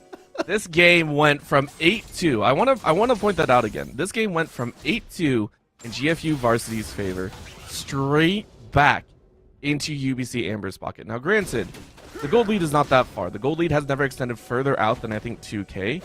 But to swing it back that heavily and still secure a 2-dragon lead after that top side, yes, Little might still be an issue. But you can deal with that later now that you have a 7-2-1 Olaf that is currently being touted as one of the top champions to play in. What we are seeing, though, is Wrath going ahead, getting a little bit of fun in that mid lane. Red Carpet comes out, and Devin is now going to get some help from Twang once again. Mid lane is going to be the focus for a little bit. Wow, Wrath just re-engaged there. And that's one of those moments that you go, I have made a huge mistake. Ming is about to make a huge mistake as well. This one's one that I will say can't really be avoided. Gatekeeper and King Kai starting to pick on this bot side. After the mid lane tower goes down, though, Heart of Africa realizing top lane is no longer their source of fun. In come the ghouls to slow him down, and Little brings up a 5th. Yeah, these teams are just trading blow for blow here. Just when you think that one side got an advantage. Now, mid lane, okay, Wrath misstepped. Ming says, hold my drink, right? Like, bot side instantly answered. Top side as well. Little, you said, okay, Little's not that big an issue. I disagree right now. Little is a not so little issue. He's even got the Quicksilver Sash completed as well. So Heart of Africa can't lane at all into this lane. I think UBC Amber would be better served swapping their lane. Send Heart of Africa to deal with King Kai, who, hey, probably can't handle the 1v1 in that Death Realm just yet. And then let Ming and Teddy handle Little, because sure, Little is strong, but into double ranged here with that much damage, it's killable. Always going to be killable. And I mean, the only reason I say Little can be denied time for the time being is because Little has not met Twang yet in a 1v1, right? I'm excited to see when those two clash heads and really see what happens, because at this point, UBC Amber are going, okay, Little's strong. Little has Soulbreaker. Little has QSS. Little, we can't deal with Little. What can we do? Well, let's bully out the rest of the team, right? This 4-man squad that we see roaming around. Wrath, Trollblazer, King Kai, and Gatekeeper should be coming online shortly. So we need to keep them down for as long as possible, and I feel like that's going to be their game plan. Or just find Little on their own and go ahead and try and bully him out now. And Twang says, I don't even have to do it on my own. I'll bring 2 with me. That's going to be Twang's 9th kill of the game in 18 minutes. Yeah, I mean, you mentioned the fact that they went from 8-2 to 9-8 there. All those kills landed onto Twang here. So Twang is incredibly accelerated on an Olaf, perhaps one of the biggest snowball champions in the game. And that's with Nunu being a thing that actually literally creates a massive snowball. But for UBC Amber right now, that kill, it's a surprise kill, right? They asked calling for Heart of Africa to lane swap. They lane swapped Little instead, and that has backfired horrifically. Herald in their pocket being dropped. This could be 2 turrets in rapid succession, and now we talk about lanes being safe for Heart of Africa, or not being safe, as the case might be in the top side. It's not safe for Little either in the long lane when an Olaf can run you down. And I will say, at this point, Heart of Africa has more escape options than Little, right? Keep in mind, Little will forever never have a flash available, right? You can't flash away from this Olaf. You can't flash away from a stun from Teddy. You can't flash away from a Victor chasing you down.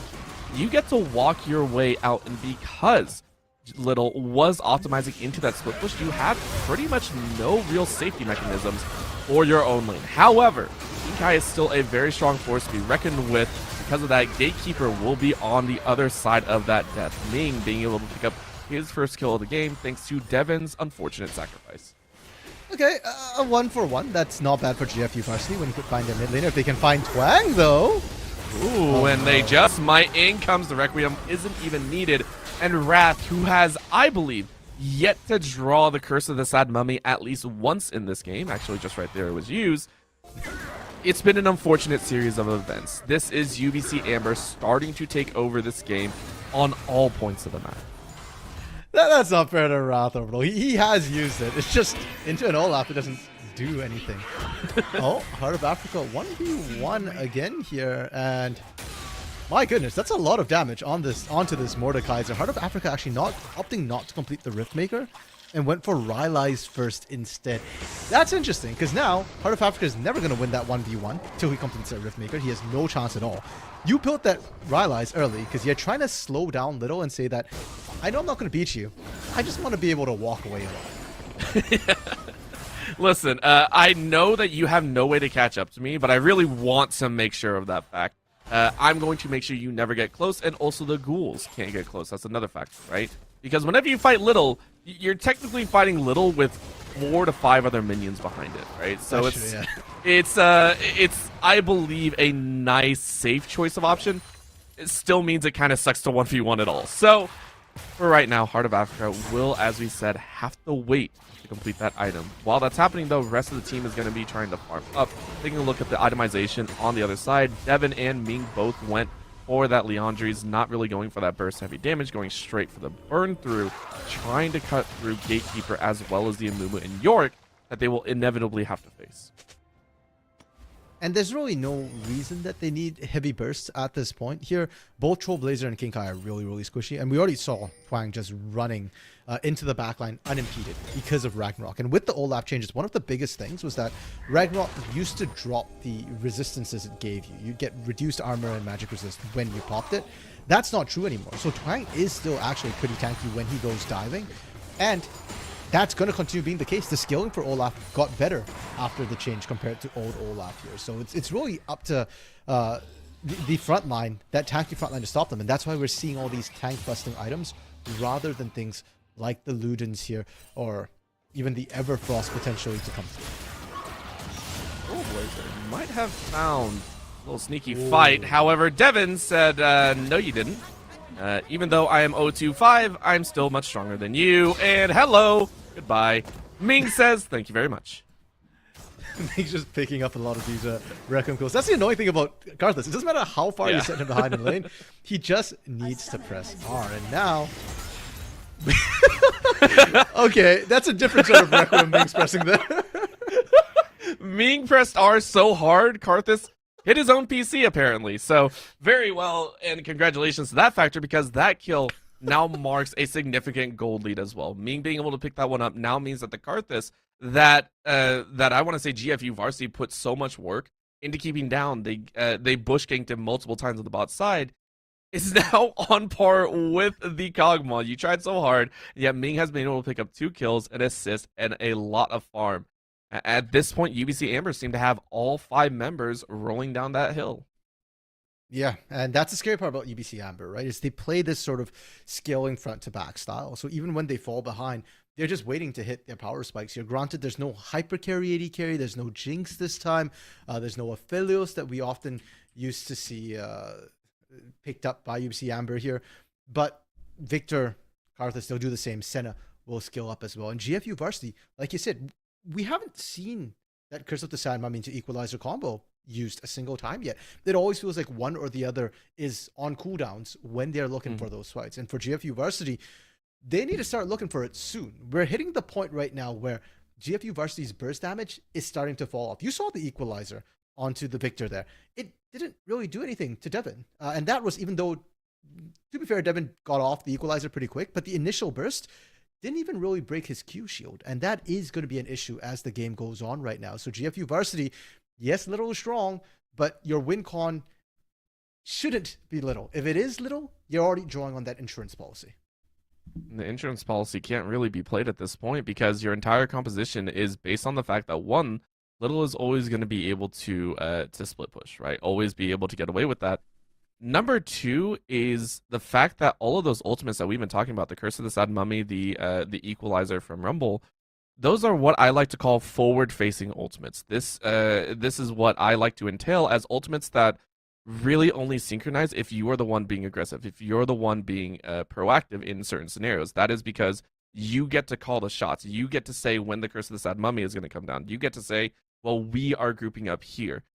In this current instance, this is exactly how you deal with that factor. You deal with a wombo combo scenario of not allowing that to happen. Playing, running into the mid lane, screwing over Trailblazer, going into the jungle. As you said, it might have come about 5 to 10 minutes later, but it is still just as effective. Twang challenging the Amumu in the jungle. There has not been a single time where the Rumble and the Amumu have been in an optimal scenario to be able to utilize these ultimates.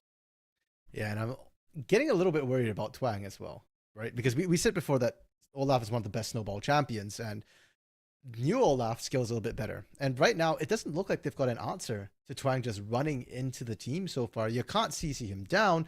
And it looks like GFU Varsity are hesitating to blow all the cooldowns on trying to kill him.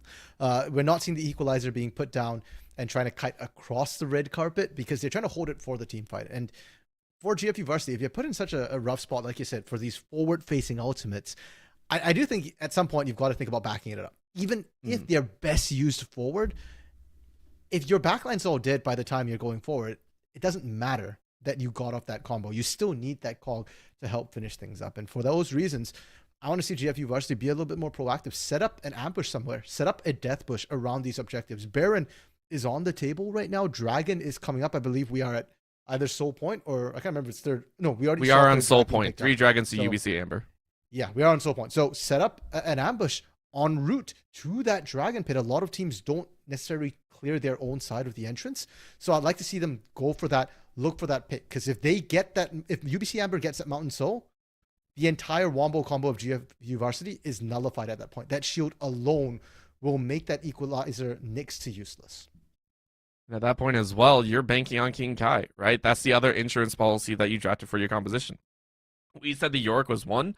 I think King Kai is the other. It's a late game scaling champion. It's one of the best shredders in the game, right? It's like one of those Monster Crusher videos that you find on YouTube, right? It's a ridiculous factor that you love to have. And at late game, it is probably the only thing that can deal with that shielding, right? The only champion that can actually start cutting through the Olaf, start cutting through what will be a Mordekaiser in your face later as well.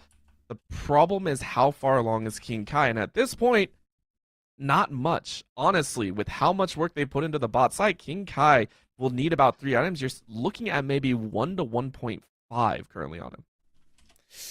Yeah, it's a little bit rough. And the reason why I kind of didn't bring up King Kai's insurance policy is I feel like at this point, King Kai is not surviving the initial onslaught. There's just too much damage coming through, right? Twang looks at him funny, 1 axe, 1 E, followed by a Karthus Requiem, and King Kai's popped.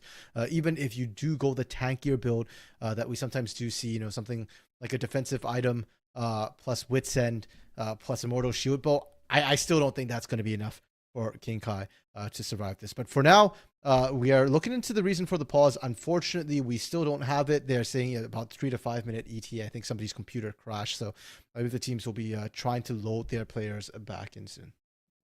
You ever heard too heavy metal music and all of a sudden your speakers go out? Well, that's unfortunate right there. That is what Karthus decided to do to that PC, and that was very, very entertaining to say the least. As so much has been going on, and we focus so much on the rest of the lanes. I also want to point out that there is another champion on UBC Amber that is going to love the late game, and that is the support. This Senna is also going to have a fantastic time starting to rip through a lot of the champions, and we haven't seen the Senna really pop off because they haven't needed to, quite honestly.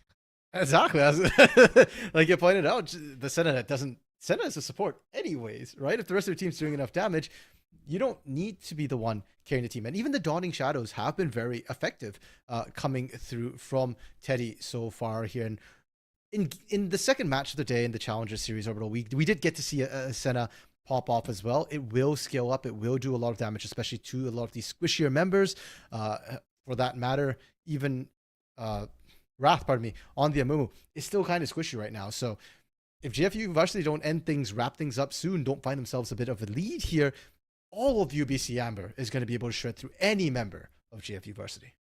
If you give them that much time, bad things are bound to happen. And unfortunately, this pause will only delay a little bit more. This game number 1, as we are into what could be the team's second best of 3 matchup here on the day. There's a potential for one more as well, so make sure to keep that one in mind.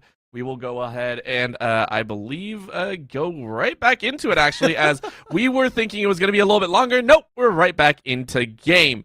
As we take a look, it is still 22.5 minutes into this game, 13-12, 3 Dragons to 0, and Heart of Africa once again in a 1v4 situation, made it into a 1v1, and the world's lights have gone out. Nocturne, when did you become the 11th player in this game? Very, very mean to do that to us. Right back into it, though. Little will go ahead and slay Heart of Africa. Okay, Gatekeeper didn't even die there in that death round. I'm not sure if that was a Nocturne out or a Mordekaiser out there. It was like UBC Amber's out hitting a little bit harder than they should. And the teams are pace racing. GFU Varsity pushing right down mid lane, and Twang trying to hold this Trollblazer, needs to try and stop these backs. Oh, well, you know how we were talking about Teddy, right? Teddy said no you, and Olaf decided to try to pull the same thing, said, oh yeah, there's 4 people there, and immediately died. Because keep in mind, Ragnarok still shreds the innate armor and magic resist you get. Base Race currently, though, winning for the side of GFU Varsity, and this is the second solo kill. So as we were saying, UBC Amber, they have fought very, very well. But if they keep throwing away these lives, it's going to cause a problem. And the team that gets the first inhibitor tower will be GFU Varsity. And it's just a difference in how these teams went at it, right? Both teams went for the base race, but UBC Amber kind of funneling in one after another there. The equalizer from Trollblazer didn't quite succeed in stopping everyone from backing, but it baited UBC Amber into sticking around there. And then unfortunately, Devin, you don't get to walk up. Twang, likewise, you're fed Twang, but you can't 1v4. And despite all of that, the inhibitor doesn't fall, which is critical because no super minions. And more importantly, UBC Amber, secure mouse. You know what? For 2 deaths, about 2 towers, you will take that. You will absolutely take that soul. As we said, it was paramount that they pick this one up. Or I guess not paramount, but very, very important that you go ahead and secure that one. Because at this point, Trollblazer is going to be a non-issue. King Kai will now be a very dangerous member. Or an endangered member, I should say.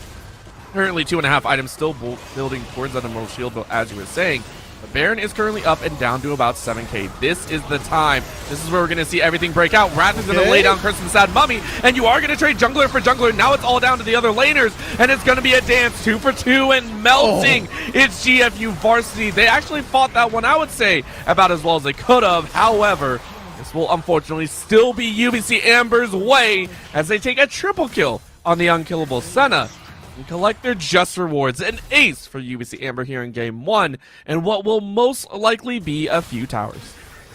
Overall, I guess the whole reason for the pause was to allow us to set up for Teddy doing justice. 4-0-8 with this Senna has been popping off, and we're seeing, Ming getting focused down fairly early on in the fights. Doesn't matter. Teddy's there to pick up the slack, and Teddy's the one doing the physical damage onto GFU Varsity. They don't secure Baron, but a 3 for 5? You'll take that, and you'll take it again the next time they go for this Baron buff. UBC Amber can just reset and go for this, and granted, the cooldown for Equalize is really short, but Curse of the Sad Mummy won't be up this time, so Wrath won't be able to set up Trollblazer, and even last time when he did, the Mountain Soul, you saw how much it nullified the initial burst. Quite honestly, and I will say this with about 80% confidence, if that soul was not on UBC Amber, there was potential for a much closer battle. There was potential to watch Teddy and Devin actually fall there, and to see UBC Amber have to run away from the fight. That's how scary it was that King Kai was not touched until the very end, right? This Kog'Maw, 2.5 items, now fully 3 items, already has the Gwynsu's, the Runins, and the Immortal Shield Bow.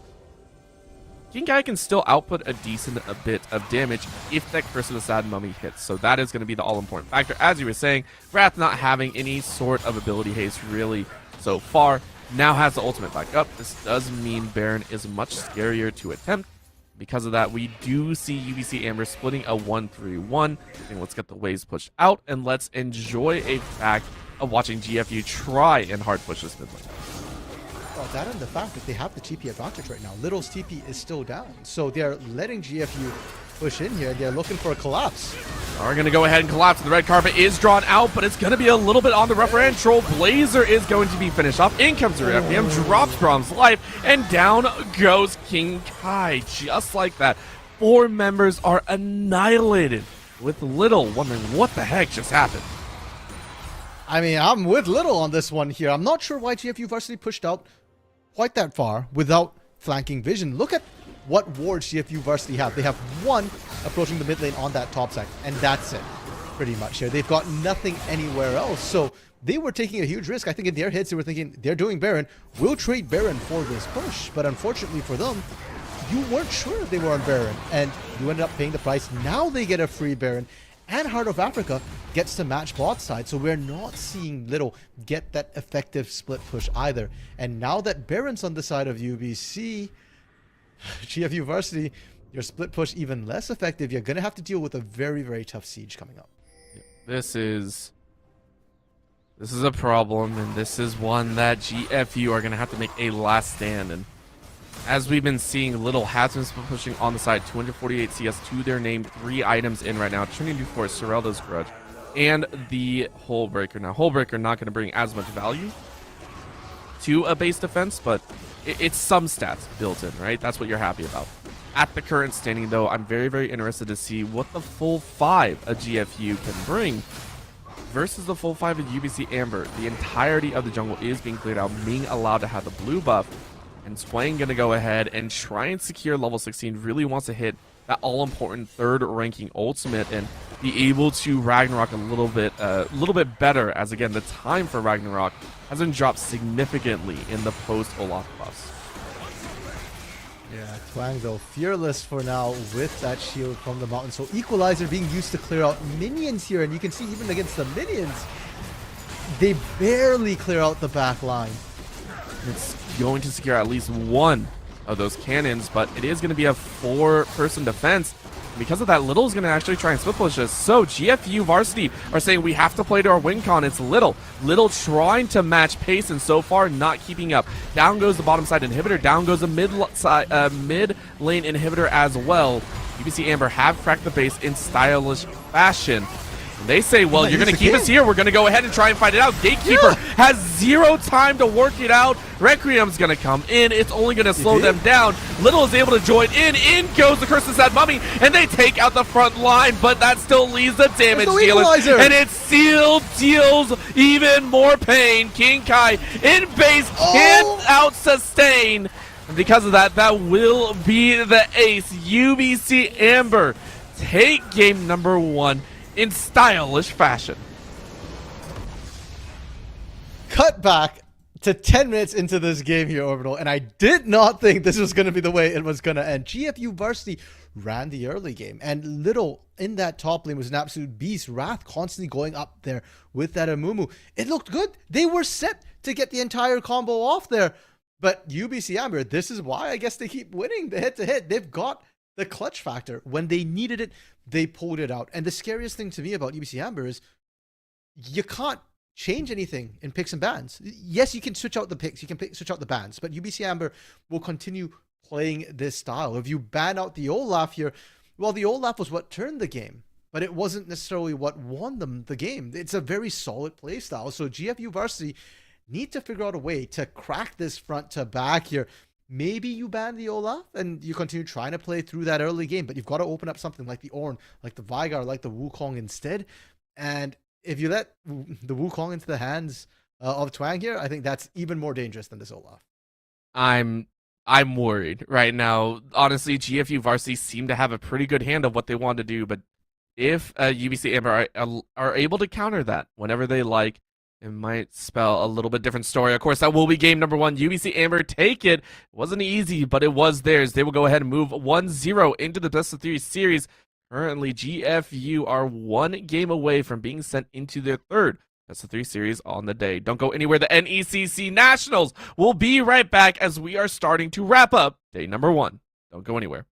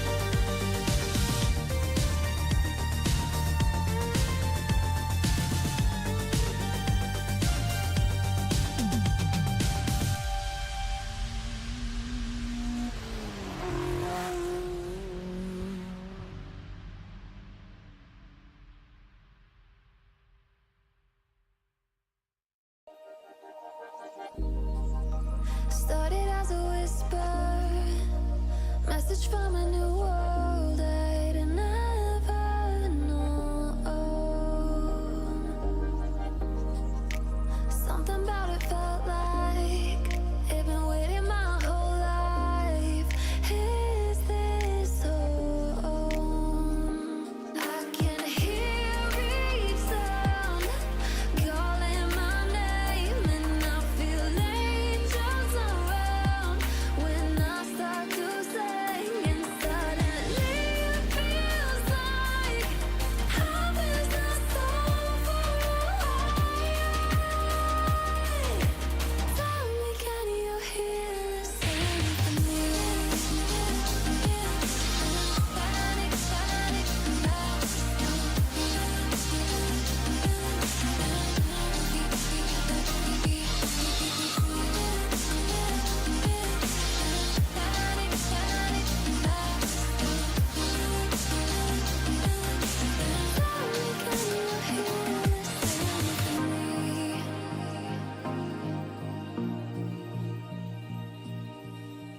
I can't help but think that it's meant to be, that I'm finally right where I'm supposed to.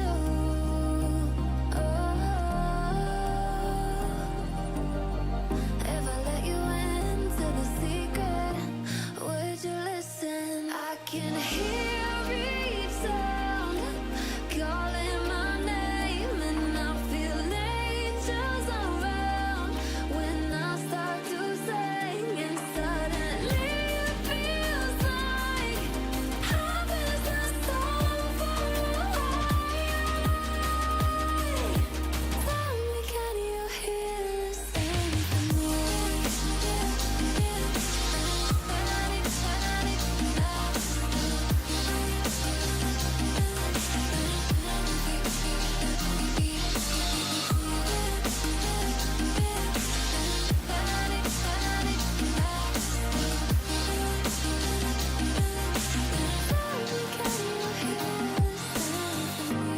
and before too long I found where I belong. I can hear it, I can hear it, oh, I can't stop the rush. Every note I touch, I can feel it saving me. Tell me, can you hear the symphony?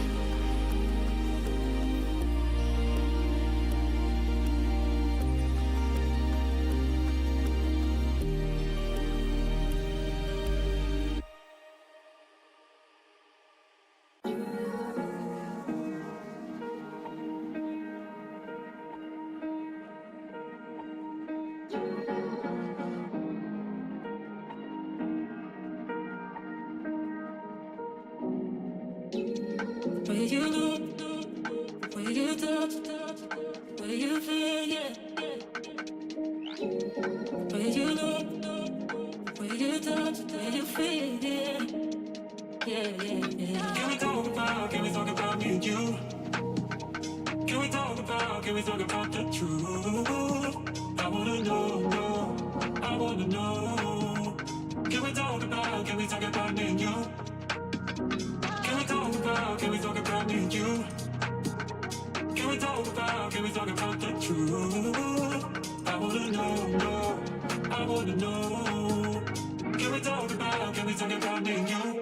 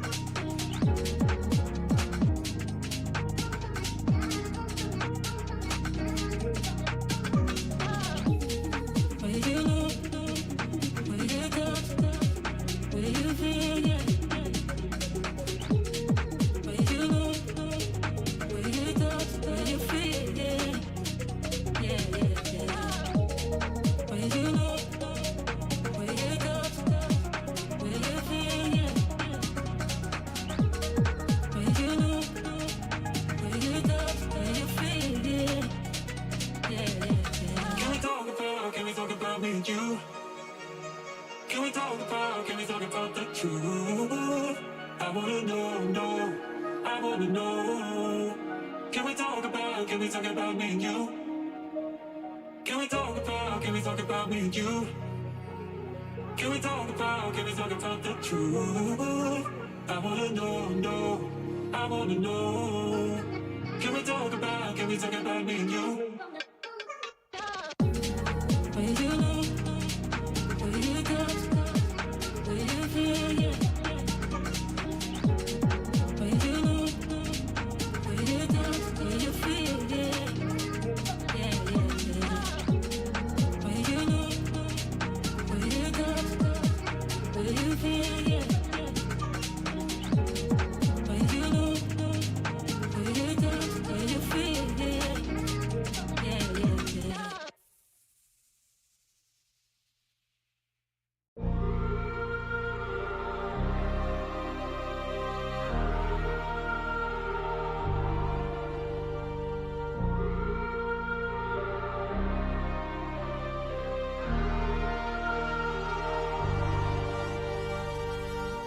I wanna know your dark side. I wanna know your secrets. I wanna be your lifeline. So I wait for you, wait for me. Wait for you, wait for me. Tell me you're more than just a highlight.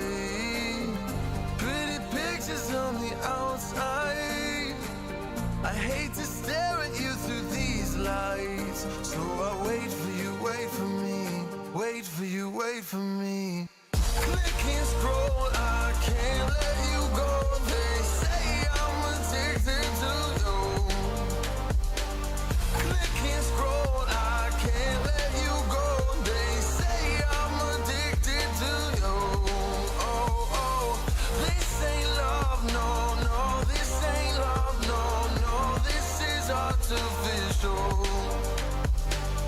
This ain't love, no, no. This ain't love, no, no. This is artificial.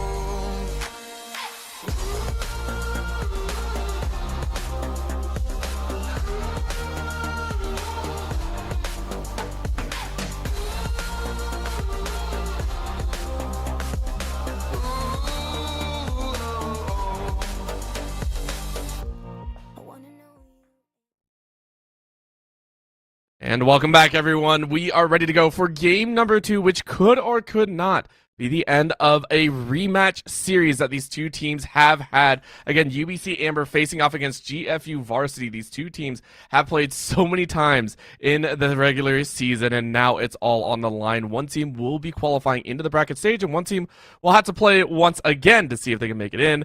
RMC, are you ready for game number 2? Orbital, what is this could or could not? I could or could not be ready for game 2. Call it like you mean it, man. Say whether or not you're supporting a full 3 games. I'm going to say I expect the full 3 games.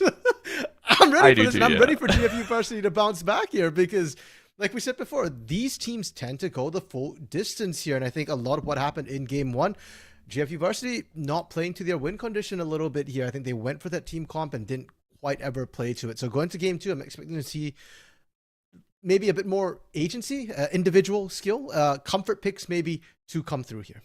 I would hope so as well. The combinations, and again, this is the crazy thing, the combinations and the synergies that the compositions had were not bad. Both teams did have distinct identities of what they wanted to do. The problem was execution, and 2, how it was played overall, right? In terms of isolated areas, yes, compositions are great, but against each other, you have to realize there has to be some time when you start countering each other. And I agree that I think a little bit of comfort, you know, maybe you played these matchups a little bit more. Maybe that is in order. We'll see how things do shake up, though, because I believe GFU are back on the red side. So they have selected a red side for game number 2. UBC Amber will be on blue side. And honestly, I think that plays into UBC Amber's favor a little bit. I think both teams will be happy with what they have here. I do agree. I think UBC Amber, like the blue side, that priority on the Senna that they had in game 1, I think paying dividends because there's so many things you can do with it here. But for GFU Varsity, I think red side actually favored them pretty well. Their last pick was that Yorick, and we saw how far ahead Little got with it there. If not for the fact that the rest of the team struggled, I think they'd have had a much better time of it. So I think they saved that counter pick for Little once again. And the question is, what else is the rest of the team going to do instead? How are they going to address the issue that was UBC Amber? Specifically to me, that Olaf coming through from Twang. I'm expecting an Olaf ban. I'm expecting it early here. I would hope so. I would hope they bring something out like that. However, there are some other areas that they do have to look at, right? And deciding how they want to do that is very, very important because we do have a substitution. Now, we did get word of this midway through our break. It was Ming that was currently subbed out. Whether that be to the internet issue or any of the complications that were happening, we are not too sure. However, we do have that swapped out. It will, of course, be basically High moving back in with the squad, and we'll see where they're placed as well, because I do believe basically High is more of a mid laner than anything else. Yeah, basically High, at least from his solo queue profile, mostly plays mid lane, whereas Ming is the AD carry of UBC Amber. Now, that said, it's considering that game one just had a Karthus, I think you could just chuck basically High and then pick the Karthus again, right? And then it kind of works, right? You're mid laner, you probably know how to play Karthus, press Q, press R, and then let Teddy be the AD carry in that bot lane, albeit one that doesn't farm. I think that's a viable swap. I'm just more curious as to why they did it, and perhaps it had to do with that pause that we had in game one. Maybe there's connection issues here, because when you've got a winning team, it always surprises me when the winning team has to make roster swaps between games. It does, and I mean, even in professional sports, the only times that we usually see that done outside of direct influences or if a team's losing or anything like that is due to technical issues, right?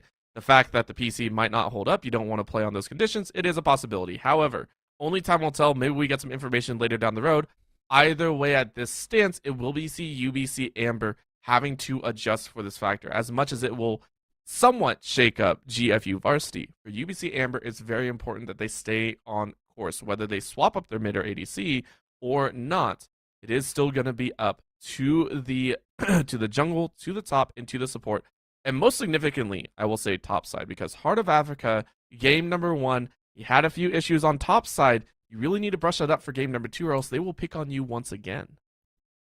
Yeah, and to be fair to Heart of Africa had to blind pick that top lane, right? Went for the Mordekaiser thinking there's very few matchups I don't do great into or eventually outscale there. Unfortunately, Yorik's on the table. So if we don't see a Yorik ban, which honestly I'd respect if we did see it come out, I don't expect to see that Mordekaiser being blind picked once again by Heart of Africa here. And that's important to note, because UBC Amber, I don't think they're going to change up their draft much. They don't have to. It's up to GFU Varsity to try and crack it here. And the question is, what bans are GFU Varsity going to level? For now, we're seeing the exact same bans, and UBC Amber, no need to change. GFU Varsity running back the exact same ban. Surely they ban Olaf. Well, it might or might not be, and we have also gotten confirmation, as you can see on the bottom of your screen right now. Basically, High will be going into the mid lane. Devin will actually be swapping into that APC or ADC role, and that's going to be very, very important, so we'll have to keep eyes on that. However, it is going to be Mordekaiser and York again. That's going to be quite interesting. So if that's actually true, that's a run it back. That's both these top laners saying we want to dance it. Wrath, though, going for the Volibear, and the Karthus in the jungle with a Wukong mid. What a shakeup. RMC, you said you didn't want to really care to see UBC change things up. They said, we don't care. We're shaking up a good chunk of the roster.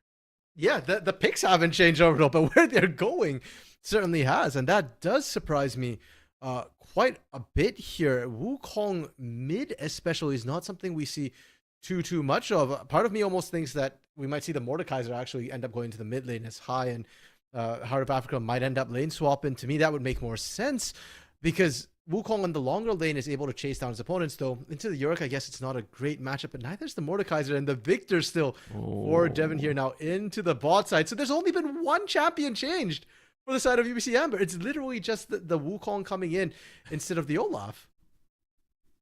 Yes, and I will give credence, a little bit of respect over to the fact that the Karthus is now in the jungle. What I also like to see, though, it's a bit heavier change on the opposite side, right? GFU, This is something that I was really happy about, is seeing a little bit more supportish on the back end for that Kog'Maw. The Nami now coming in. Normally see that pair with the Lucian. That's our tried and true butter of a duo nowadays. You see the Lucian, you see the Nami. You pair it with the Kog'Maw. Now all of a sudden the Kog'Maw gets a little bit earlier game spike. But in the mid lane, we get to see another champion that was changed within the last 2 to 3 patches. It is that Swain. Massive changes that I think people are still kind of deciding if it's worth it or not to run this champion. Yeah, because now, effectively, with that Swain ultimate, we touched on it last match as well. The fact that Swain, as long as there's a target in there, will just continuously heal up, makes him a much stronger tank, much more reminiscent of him back in, was it a couple of years ago before he got that first rework away. So really strong frontline coming through from GFU Varsity, which I appreciate when you pick a Cogmaw. And we touched on it last game as well, the fact that I wasn't a fan of the Braum paired with the Cogmaw here, because it doesn't let you chase people down. The survivability is conditional on projectiles for Unbreakable to really help you. This time with the Nami, because the Karma, because the Lulu got banned here, I'm a much bigger fan of that. You can actually run people down in lane, and the tidal wave is going to be massive to disengage a lot of these champions coming through from UBC Amber. You outrange a lot of them, actually. Victor, without his laser, doesn't have that much of a range. Wukong is melee. Karthus Skittles isn't terribly ranged as well. So I actually really like the tidal wave coming through from this Nami, and I think GFU Varsity, I like the changes that they're doing. Of course. Now, taking a look in the top side, though, as much as I want to talk about the rest of them and all that fun stuff, we have to talk about this matchup. This was the one glaring issue I think we had with UBC Amber, and running it back, I think, may cause some problems. This has to be a salty run back because, keep in mind, the York was picked first for GFU. The Mordekaiser was picked 5th rotation. RMC, break it down. Is this going to be a repeat of game number 1?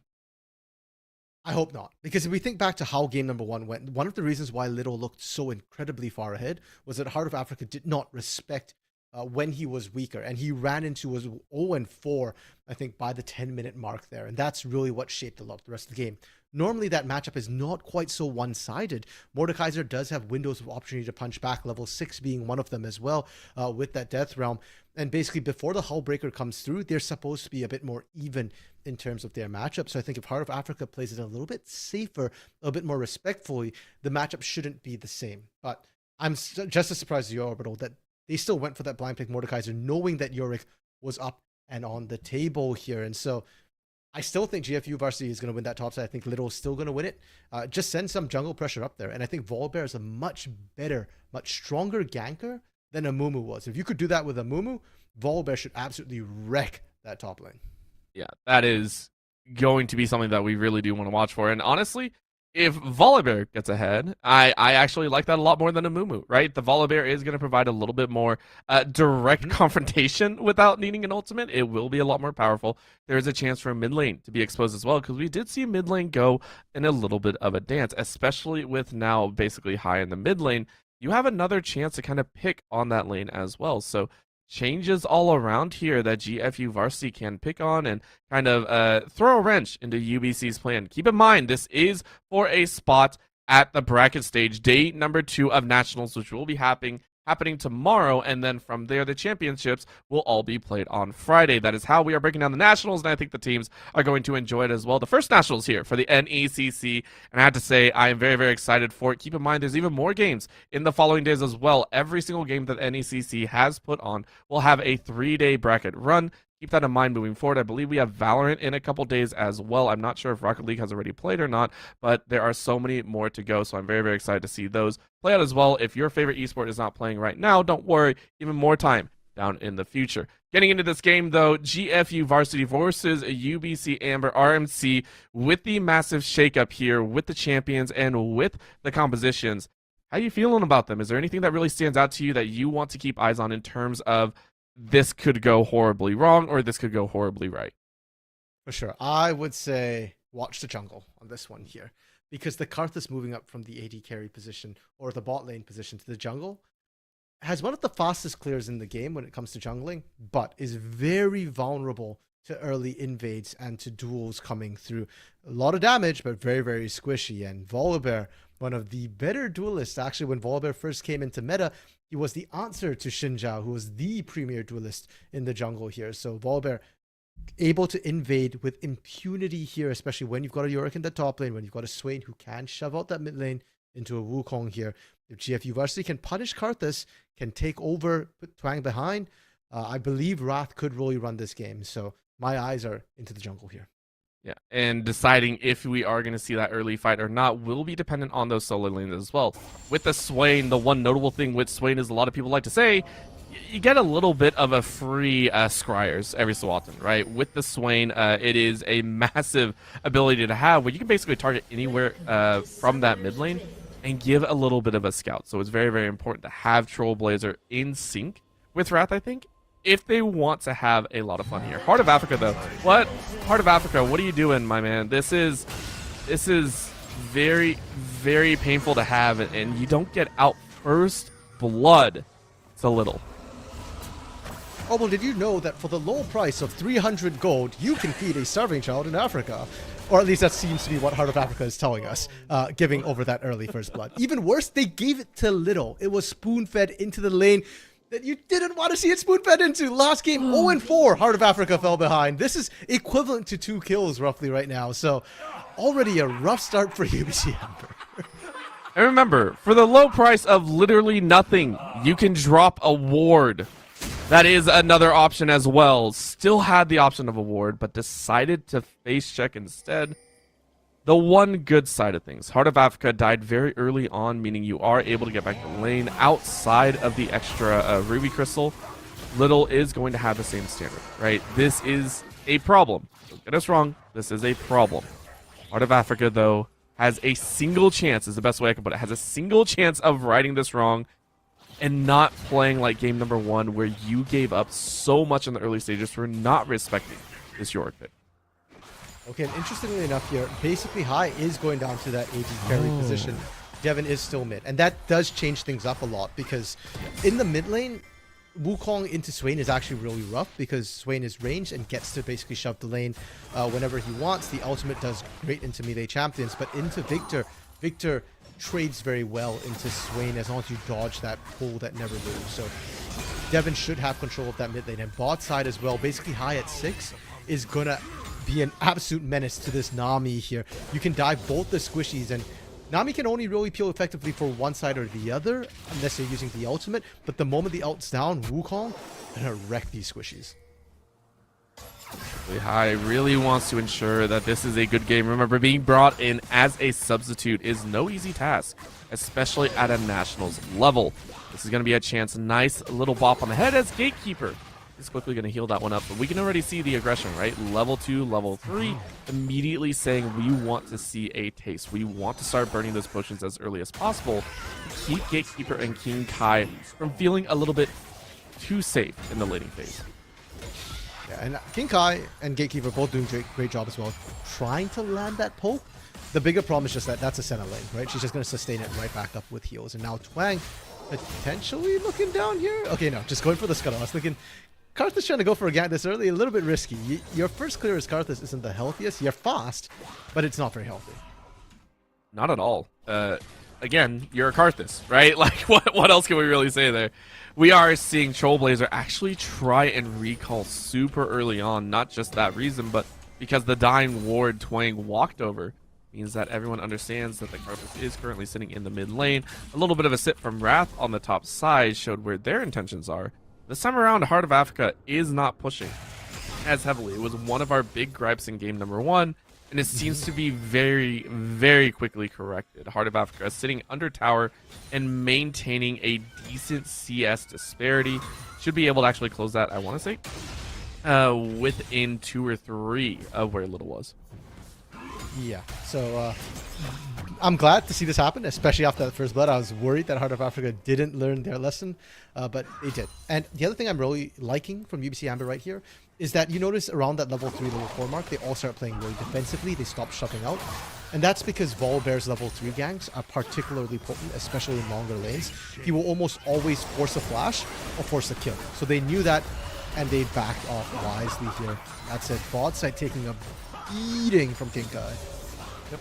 King Kai is going to be a little bit happier as well, because even if we are talking about the fact that, you know, it's a Wukong and it's a Senna you like to fight, the other side of the coin is you're a melee in 2-2 range. Like, either way, King Kai and Gatekeeper are going to enjoy that, as long as basically High and Teddy do not have an opportunity to all in. That is something that they will play heavily into.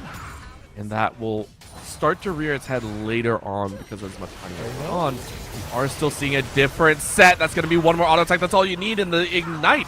We'll go ahead and burn that one down. Gatekeeper and King Kai, as we said, feeling real good about punishing the spot lane. Yeah, I love that death push there, and that's just basically Hai and Teddy not really respecting that they were getting shoved in. Generally, when you're a melee bot laner paired with that center, you want to be on the aggressive to control that lane. When you get shoved in like that against double range, that's when problems start to happen because you get poked out, you're low on health, you can't afford to step out there. And again, a question of a bit of respect here now. Wrath still not able to find any ganks here, but just gonna lay down the law a little bit while waiting for things to respawn. Gonna go up to that top side here. And UBC Amber, despite having given up 2 kills already, they're still doing fine in lane. They're pretty much even or even ahead in some of these lanes. And I think this leads back to where we saw them in game 1, because this is almost a deja vu moment, right? GFU Varsity getting an early lead, getting some early kills, and yet about mid-game rolls around, and the team just starts taking off with their aggression, with their proactivity, with their movements as well. Around this sense, though, it's a little bit harder to win an early dragon fight, and this might just be a dragon in its own. This is going to be a fight breaking out, and they pick up the kills so quickly. Spike comes down for GFU Varsity as they catch UBC Amber in a rough spot. That is going to be a wash of 2, and the Dragon Trollblazer is going to keep chasing, and because it's only Teddy, you will fall. Devin is going to get chased outside of their own tower. This might be a dive underneath, and it looks like you have won it out. Devin is actually going to survive, but Wrath, Trollblazer, and King Kai got way more than they needed. That was 3 kills and a dragon for the price of 1. King Kai will get drawn in thanks to Heart of Africa's Flash. That'll be only the second price to pay for getting that early fight win. Yeah, and that was absolutely massive. And the thing was, UBC Amber were trying to leverage the fact that Karthus is one of the fastest junglers, not just clearing his own jungle, but even for taking objectives. Skittles do double damage to a single target. So you saw how quickly Dragon went down. But the trade-off is high damage, low health, Glass Cannon Karthus. And unfortunately, Wang, so low, just got punished almost immediately, got killed early on. Couldn't secure the dragon despite getting it low, and GFU, they get the Inferno. It's still a 3-for-2 trade, and they force the flash out from Heart of the teleport from Heart of Africa, so Little gets to pick up more minions, more farm, more gold. Look at the items, Phage and Pickaxe already, just needs to complete that recipe, and once that Hullbreaker picks up, well, we saw what happened again. Maybe you don't have an extra 3 kills to buffer it out, but you could definitely have it if Heart of Africa decides to step away too far. As before, mid lane as well, Trollblazer sitting at 2-0-1. We were saying that Trollblazer was having a little bit of an issue against Devin earlier on. We saw this one get quite low with the 201 power factor coming in. Extra boots plus an Amphitrite. It's going to help out quite a bit. Teddy, though, now getting punished as well. That's going to be a great route to turn it around, though, and basically Hai is going to slap away that kill. King Kai is going to feel the wrath of the Usurper. Oh, no! He is going to pick up 1 in the Retribution, but either way, that is a kill response. UBC Amber able to pay a little bit more back in favor of their Wukong. Teddy didn't need to die there. Teddy, I think, forgot about the Kog'Maw passive and actually stepped up. If not, Teddy was already safe and away in that fight. Unfortunate trading back the 1-for-1, but that's going to let basically Hai get these plates, get the free farm as well to be ahead in CS. And Gatekeeper, why is he just waiting off in the wings for King Kai, just soaking experience from him? This might be why, even though you get the bubble, Twang is still there to cause a lot of problems. And it was also a massive wave, so I can understand maybe not wanting to show yourself too far, but with the tidal wave up and available, this could be a chance at fighting back Twang.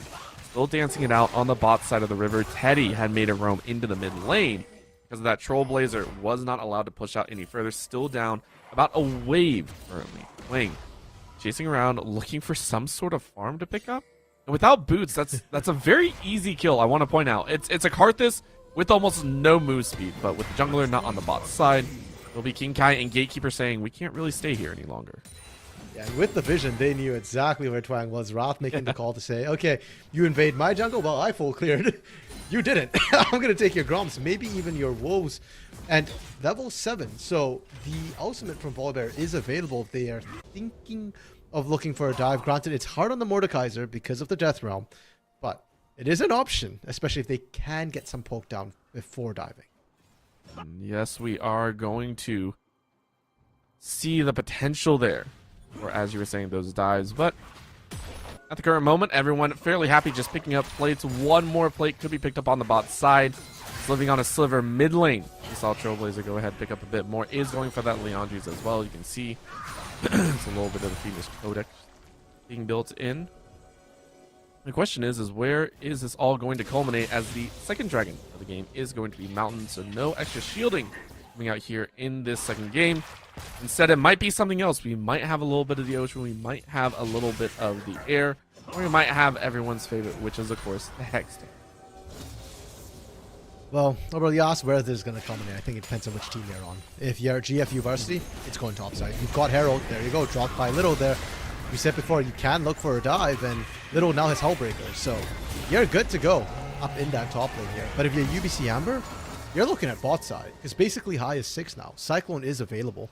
And even before center lanes were cool, one of the lanes that we did see in EU being run was a Wukong Soraka bot lane in the past. And the reason why you'd see that is because Wukong can absolutely pop people like, apparently, Swain can pop a Victor. That that looked painful, as you were saying, and I have to agree. What's also going to be painful is another Bushwookie gank. Heart of Africa says, no. oh no, this is a bad spot to be in. Yes, you get the grab onto Wrath. Wrath says, I don't care. Dragon is going to go down in the meantime. UBC Amber do collect one in their favor, and we will have Cloud. However, with that top lane falling, GFU Varsity have once again completed what they did in game number 1, which is keep Little and Wrath ahead of the curve. First brick as well going to them. I believe they got it last game as well here. And Gatekeeper, Kinkai, have to be careful. You don't want to get caught here. Ooh, well, that's unfortunate. Wang goes ahead and makes sushi out of Nami. King Kai now going to get knocked up.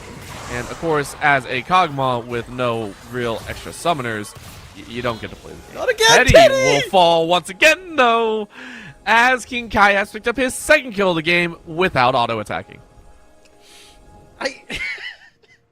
The first time you forgot the passive, the second time you forgot turret range, I guess, taking those 2 turret shots. If not, that was such a great dive and punish onto King Kai and Gatekeeper, and a good answer to what we saw in the top side from Little and Wrath, where they did manage to force that gank despite Maiden giving them away. And yeah, unfortunately, UBC Amber, they're getting these small leads in the bot side, but that's the problem. They're small. And then you compare them to what's happening top side. GFU Varsity, Little and Wrath are taking over the top side, and Trailblazer now 3-0-1 in that mid lane. In the upcoming fights, this Swain is going to be a menace. Heel cut is still not present on the side of UBC Amber, so you know, when they go for these objectives, if GFU Varsity can force UBC Amber to fight them there, GFU Varsity should be favored in the next couple of minutes. I mean, they have to feel that as well, right? They have to know that they are having quite a bit of an advantage across multiple different lanes. Trailblazer, for sure, really wants to start getting in the middle of those fights with the changes. The only way to really maintain that passive, or the ultimate form, is to sit in the middle of a fight, right? You want to be in the middle of that combatant ring. You want to be the one that is being focus fired. You want to be the one soaking up 4 people's HP. It's just very, I want to say, different situation as a Fiddlesticks, right? Just heal up in the middle of a fight, draw in 4 different HP bars, and you're going to be happy. Of course, that does constitute the fact that UBC Amber have to group up, and at the current standing, I'm not sure if they will. 14-minute hits on a dime, and of course, the plates do fall off. Because of this, UBC Amber are going to try and force in the bot side. Twang is going to rotate in for a gank and see what damage it can do to the spot side tower. I don't know that they got that third plate on the bot side turret, actually, before the I don't think they did. Yeah. That's kind of rough. They're trying to set up for an ambush here, but it's... you got to be a bit more proactive, because for the Karthus here, you got to sit and wait. For the Volibear, they can just brute force it. Just like this. Trailblazer being rotated up as well. And because of that, Little is going to fall. Did take quite a few different tower shots. But in this situation, because Heart of Africa this time around decided to go straight for that Rylai's, you were able to run down at least 1. You came very close to taking 2 more, as the all-encompassing AoE of the Requiem plus Last Shadow were able to do enough damage to force Wrath and Trailblazer off of that tower. I mean, I'd still argue that Riftmaker would still have been the better pick in that particular situation. Yeah. The kill went over, you got the kill on Little, but Little was in the death realm anyways. Where could he go? Whereas Riftmaker might have given you a bit more survivability to maybe turn the fight on its head against Wrath and Trailblazer there. Still, 1-for-1, can't take that away from Heart of Africa. And that was a 3v1 gank where he pulled off equal numbers, kept the turret alive as well here. So props to him. Is it enough though? Can they find anything else? Devin didn't quite manage to get the mid lane turret, but it is low, and the next time that happens, that should be a turret. UBC Amber. And looking at the gold as well, the teams are yet to really expand out from that 2k difference once again, right?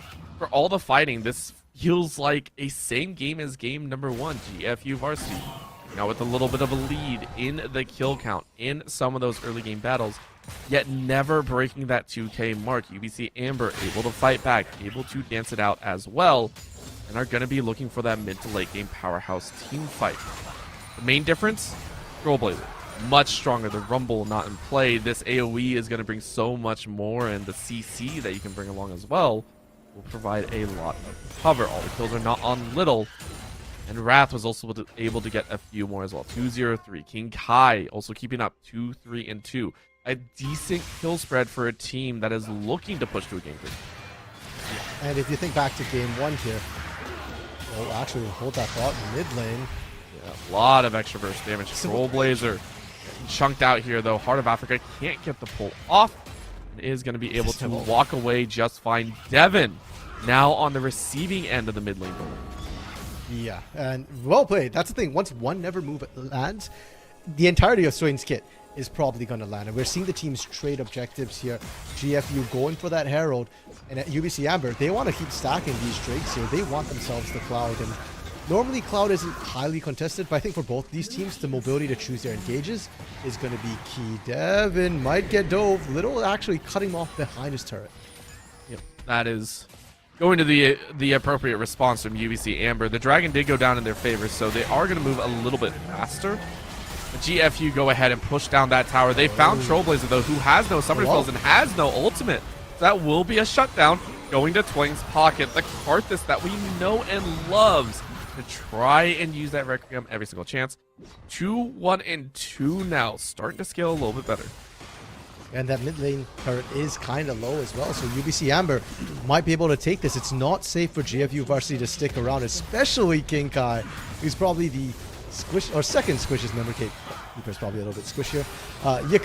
You can't sit there. If you get hit by any CC, you're dead. And basically High has Flash, has Cyclone, could be a 2-for-1 deal. To give a bit of an example as to how much CC is currently on the side of UBC Amber that we did not see last time, there are 3 sets of Merc Dreads on GFU Varsity's side, right? 3 sets. I would like to point that out. That is ridiculous. It is 1 on Little, 1 on Wrath, and 1 on Trailblazer, who, as a Swain, I definitely understand it, but I did not expect to see it this quickly, right? The idea that UBC Amber can lock us down just as well as we can lock them down is firm squarely in GFU's mind, just as much as Devin says. I really, really hate playing mid lane sometimes because this happens. Little able to ambush that Victor. And once again, it's kind of a trade here, right? Top for bot lane. Sure, you kill Devin, but top side you lost your turret, and you're going to answer back in the bot lane here. So, back to a very similar circumstances as game 1 now. Overall, you mentioned those Merc Dreads. I don't think they're so much for the CC here, because a lot of the CC that's coming out from UBC Amber here is knockups, and knockups aren't affected by Merc Dreads. I think it's just more the solo lanes being mostly magic damage is the key here. Oh no! Yeah, Heart of Africa said, I had to ult, I had to do something, and this is one of those scenarios that I didn't really have a choice. He's also standing up quite well, but not enough to outdo Teddy and basically High. Gatekeeper allowed to live under the tower. Meanwhile, bot side's tower is going down. Wrath flashing over the wall onto Twang, who had to burn their own flash out. Raids all across the board do land everyone in a little bit of hot water as GFU Varsity come out overall in the lead, 4-2 and towers, 12-8 kills. A little bit in the gold department as well, 1.5 to their favor. Yeah, well played by Trailblazer and Gatekeeper there to stop those backs. Because we saw in game 1 too, right? Where UBC Amber got blocked from backing on that topside push. The exact same thing. And it resulted in them losing an inhibitor turret here. This game, it's not an inhibitor turret, but it does give GFU Varsity a win in terms of turret taking, and gives Little more space once again to spread out, to try and continue taking advantage of these lanes. And going back to what we're talking about with the Merc Treads here, last game you had an Olaf jungle who could run down Little.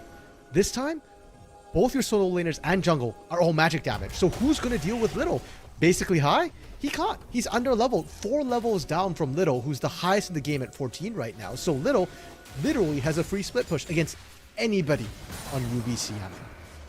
Not just that, I love the fact that we also get to see a double Force of Nature coming out as well, meaning this is going to negate just about every Cloud Drake that UBC Amber are going to try and pick up. Keep in mind, Force of Nature does allow you to duel out against magic damage dealers, specifically ability hits, grant extra move speed to some of these players, and for champions like the Yorick, like the Volibear, who specifically want to charge at your face, this is one of the best purchases that they could ever acquire. UBC Amber are starting to realize that basically High might be their win condition. This Wukong at 3-2 and 2 must be the one to secure a lot of these kills, must be the one to start getting very strong, because currently the only thing that GFU Varsity are currently missing is armor. Yeah, that and Teddy, right? Teddy gonna do a lot of damage here. Oh, great initiate. And a great bubble back. That is going to be Gatekeeper being a Gatekeeper to King High's life. Of course, the gates have now been broken as Gatekeeper is no longer there. Trollblazer, though, says, I'm going to blaze my way to a couple more kills. Twang is going to get caught by the eye of Swain and will fall to the minions. That will be a 2 for 3 as Gatekeeper says, oh, I didn't want to die to the... that very, very mean Twang. Just want to highlight Heart of Africa Flash and didn't get the assist on that. Yep. It was stolen away by his own jungler. I just want to point that out as well. That was rightfully stolen away. I don't know. Twang did a lot of work. Twang did do a lot of work, but come on. You could have cut your buddy in on the kill there. Meanwhile, Little is split pushing. And this is the correct response from Little here. There's no need to join the rest of the fight. Your team kind of won the fight. And I'm surprised by how much healing, how much protection we saw come through from King Kai early. Wrath here has to ult to get out. It is going to be a quick ult, but immediately back into the fight. And this is because Heart of Africa realizes this is not a spot they want to be in. King Kai just melts through that man of metal, as it usually does that sort of thing. And now Dragon is going to be up and available. This will be the second Dragon for GFU Varsity, as Gatekeeper says, I want everyone to have a bit of extra move speed. Boost everyone's move speed in turn of an ulti. They'll go ahead and collect their second. 2-2 for Dragons, as we've had 4 total this game. Yeah, much closer game 2 here than game 1. And in game 1, what really got UBC ahead was that Olaf from Twang just running into the enemy team, wreaking all sorts of havoc. And this time, Twang on the Karthus can't do quite the same. He's doing a great job, don't get me wrong. 4-2 and 3 on this Karthus is only going to get worse. But you're seeing that they're struggling right now to get the full burst on their catches. Teddy's not skilled up enough. Twang hasn't completed death cap either, also not bursty enough. And Devin, I think a big difference. You highlighted before, Trollblazer 7-3 and 1. Big carry this game, doing a lot of damage. The inverse of that is that Devin is 0-3 and 3. And only sitting on that Ludens right now. Did he actually swap? He swapped mythics. He had Leandris earlier. That's why he's so far behind. Yeah, that one. I'm not sure if I like that one, right? Of all items to swap out, it's your mythic. You're saying, I want to swap out the highest cost item in the game. That's not just a normal exchange of about 300, right? That's, well, I mean, you're looking to swap out items for legendaries. You're looking at, what, 300 to 500? A mythic swap will cost you well into the 800 to 900 gold range. Yikes. Yeah, that's a little bit rough. And they needed the damage. I think you're better off just keeping the Leandris, honestly, and completing whatever your second item is, whether it be Shadow Flame or, a Void Staff or something like that for the additional damage. Because I suspect that's why they're having problems right now versus people down. And basically High on this Wukong as well wasn't really able to survive the initial engage. It isn't terribly far ahead. Was up in CS in lane, but has now since fallen behind. And now the teams, they're looking at Baron here, Orbital, and Last game, when UBC looks at Baron, they can take it. This game, I don't think they can. GFU just wants to make sure they don't do that, and they're going to let little split push on the side here. Set up, waiting in a bush for Heart of Africa. Heart of Africa at this point has to realize that you are always going to get hit up. And oh, wait. Heart of Africa also going a different route as well, right? You were talking about the Riftmaker. It's not Riftmaker this time around. Yeah. That, I believe, is the buildings of, I want to say, the Brain. Help me out now. I forgot, but that is definitely a tank item build. Yeah, that's probably Sunfire Aegis. If you're going Frostborn, you generally run... You don't want the Rylai's if you're running Frostborn. So it has to be pretty much the Sunfire Aegis at this point. Or maybe Chemtank would be the other option. Either way, a very tanky build coming through from Heart of Africa. And that is the... I'm not going to try and match split push build, which is an interesting choice. I don't hate it, but I do think it's a little bit risky when you've already lost this many turrets, because now Little knows that he's going to win split push and that he's always going to draw at least one other person to come down and deal with him. As you said, the Aegis has been finished. The Sunfire is now currently available, and that will attempt to directly counter what Little is going to try and do. In a 1v1 scenario, I think Heart of Africa still loses. But at least you're a little bit tankier, right? In case of a 1v2 or 1v3, you might be able to sustain long enough to draw your ultimate out. For the time being, though, you are left on side lane duty. Looking overall, we are looking at a 2.3k lead in favor of GFU, which is currently mostly sitting on Wrath and Trollblazer. And it will be Trollblazer that will be meeting an untimely end if they are not able to get out. They do have Ghost available. They will have Flash in just a few seconds, but they're going to pop that ulti first. Flashes away, Ghost as well. Might be too little, too late to actually drop all those Summoner spells. Could have burned it early. You could have burned Ghost as soon as you saw the opponents, but instead you decided to wait. Because of that, the rest of the team was allowed to collapse, and 2 Summoner spells and a kill were handed to key members of UBC Amber. Yeah, but that's also 2 major team fighting ultimates blown by the side of UBC Amber here, and they're going for Baron. I respect that. Okay, they made the call. We find a pick. We go for Baron. But at what cost? They are losing turrets mid lane. They've already lost 1 turret. They're about to lose the inhib turret mid, and if they're losing the inhib bot side as well, this is not going to be worth it. No, it is not. Requiem is able to do quite a bit of damage, but you're going to have to recall now, and the Baron, I believe, did go down. They did lose a decent bit. They were able to save the inhibitor in mid. That is a single good thing to talk about. Other than that, though, it's not so much. Another Death Brush is currently set up against them. In goes the Scryers, but still means that GFU Varsity have complete control of this bot side jungle. They have been so good about working their way around some of these issues, and because it's 1k difference, GFU say, we really want this dragon. We really want to be on Soul Point. Yeah, and they're looking to set it up here. The problem is Supers are pushing bot side. Twang gets caught. Twang got caught once again. Instead flashes in. And I think this is actually the appropriate response. He gets so much AoE off. And because of that, UBC Amber turned the fight on its head. Wrath is going to flash directly into the opposing Skittles. You are able to get away, but UBC Amber win a heavily contested fight. A 3-for-1 because Twang said sacrifice for the team. What a team fight to be won. I didn't think that was going to work. Requiem was down. Usually Karthus dies, press Requiem, and then it's worth. Or you go with the I got picked, haha, I've got Zonia's. Neither were available for Twang there. So that was just sheer damage. And I think GFU weren't expecting it. They didn't fight the last time into a death capped up Twang. So they didn't realize how much damage Twang is going to do to everybody who just sits in the middle of all that burn. And this might be the critical thing that breaks this game open for UBC Amber. Like they did last game, they are up gold for the first time past the 15-minute mark here for UBC Amber. They're at Soul Point. They've still got Baron for another minute as well. And look at those turrets standing. Bot side outer is still standing for GFU Varsity, and normally that's a good thing. This time, it's standing gold for UBC Amber. It's so weird to say that a team that is currently down 4 towers, I will continue to say that, is up in gold while still also down in kills. This team has fought back against the odds and is still currently fighting back against the odds. They have no global pressure, it feels like. If they lose a team fight, they will lose their base. That is what they're currently playing on. But because of that, they still feel like they can come out on top. Devin, of course, running 0-3 and 7 now. 2 items finish the Shadow Flame. and will start being that absolute burst menace that no one really wants to deal with. Wang and Heart of Africa now starting to get up to those top ranks. We can see, I believe that's not an Abyssal Mask, but a Demonic Embrace coming in for Heart of Africa, so going for that hard burn build being built up, and overall that should help with the sustain factor. UBC Amber starting to appropriately build to start dealing with GFU's constant aggression.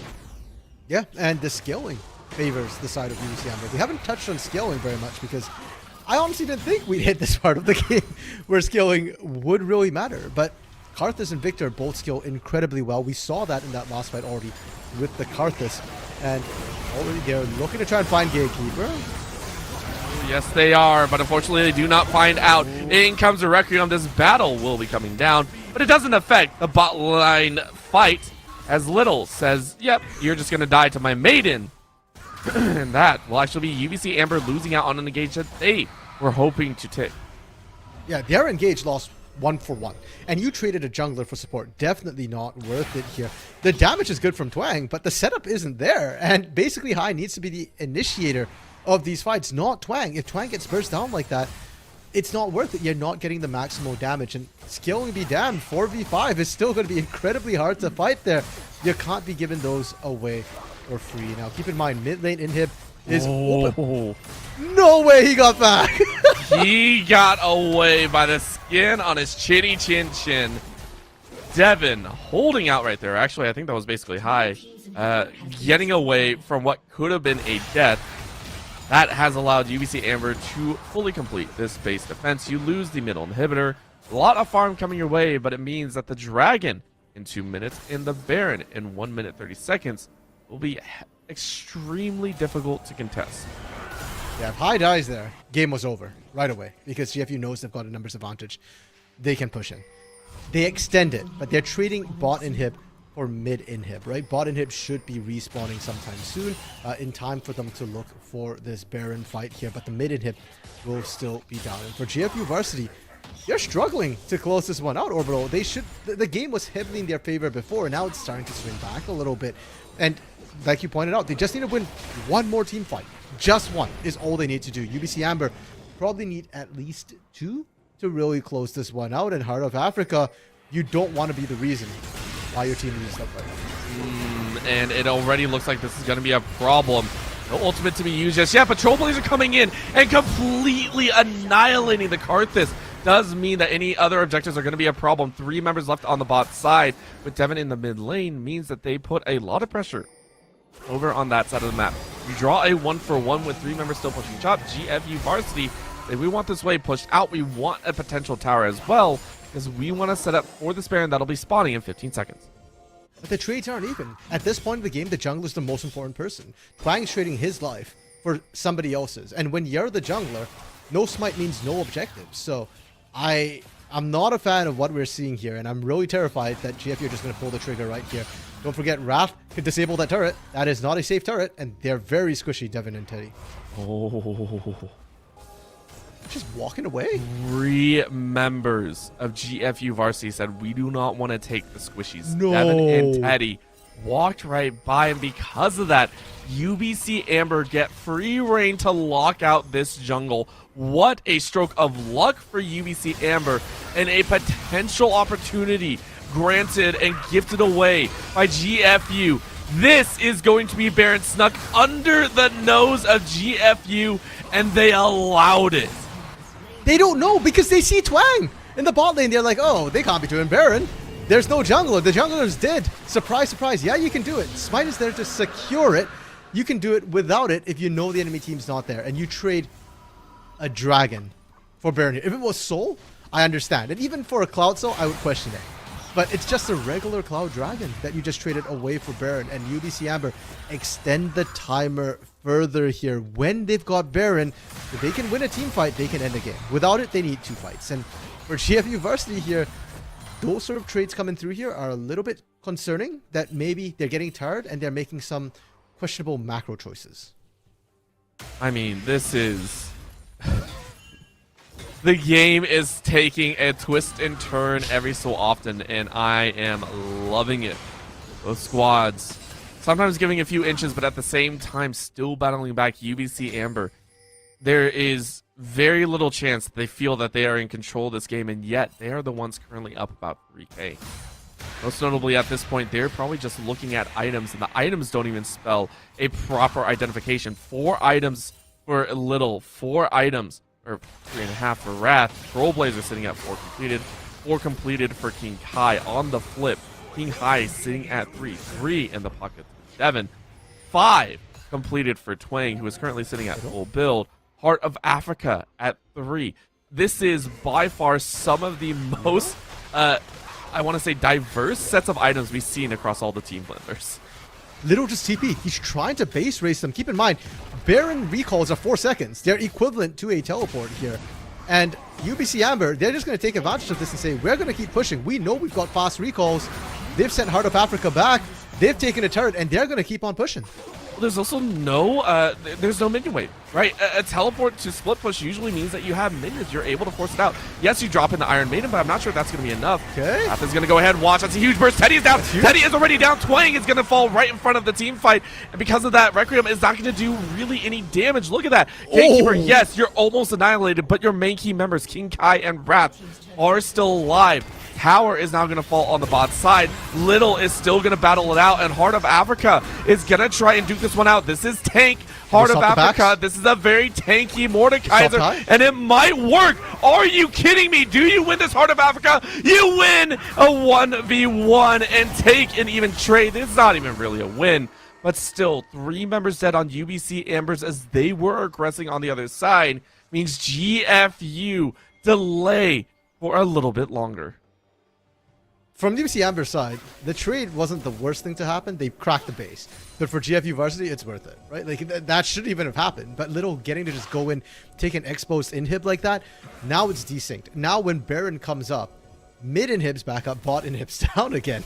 And that's actually the best inhib to take down when you want to go for that Baron. Dragons come up in 2 minutes as well. Less important for GFU Varsity here. And because of the way UBC Amber shoved up as well here, that first wave coming through from GFU Varsity is going to be a double super minion wave. And it might even triple if it takes long enough to get there. So UBC Amber has to address this bot side. Somebody has to sit down there. It'll probably be Heart of Africa because he has TP, but that's a chance for GFU Varsity to try and force a 5v4. I wouldn't even give any worries if Teddy were to go down there and try and soak it up. The wave is in a good spot. There's no real objectives to play for, right? They're actually going to send basically high, which I think is also another appropriate answer. You're taking a look at the items, right? And considering how much magic resist Wrath, Little, and Trailblazer are all building, it's appropriate to say basically high needs to be full build, right? 4 items now completed for this Wukong. Yeah, you want a 5th, right? You just want that 5th item built up. You want to get basically high to that point where you can start bursting out the back line or dealing with that problem.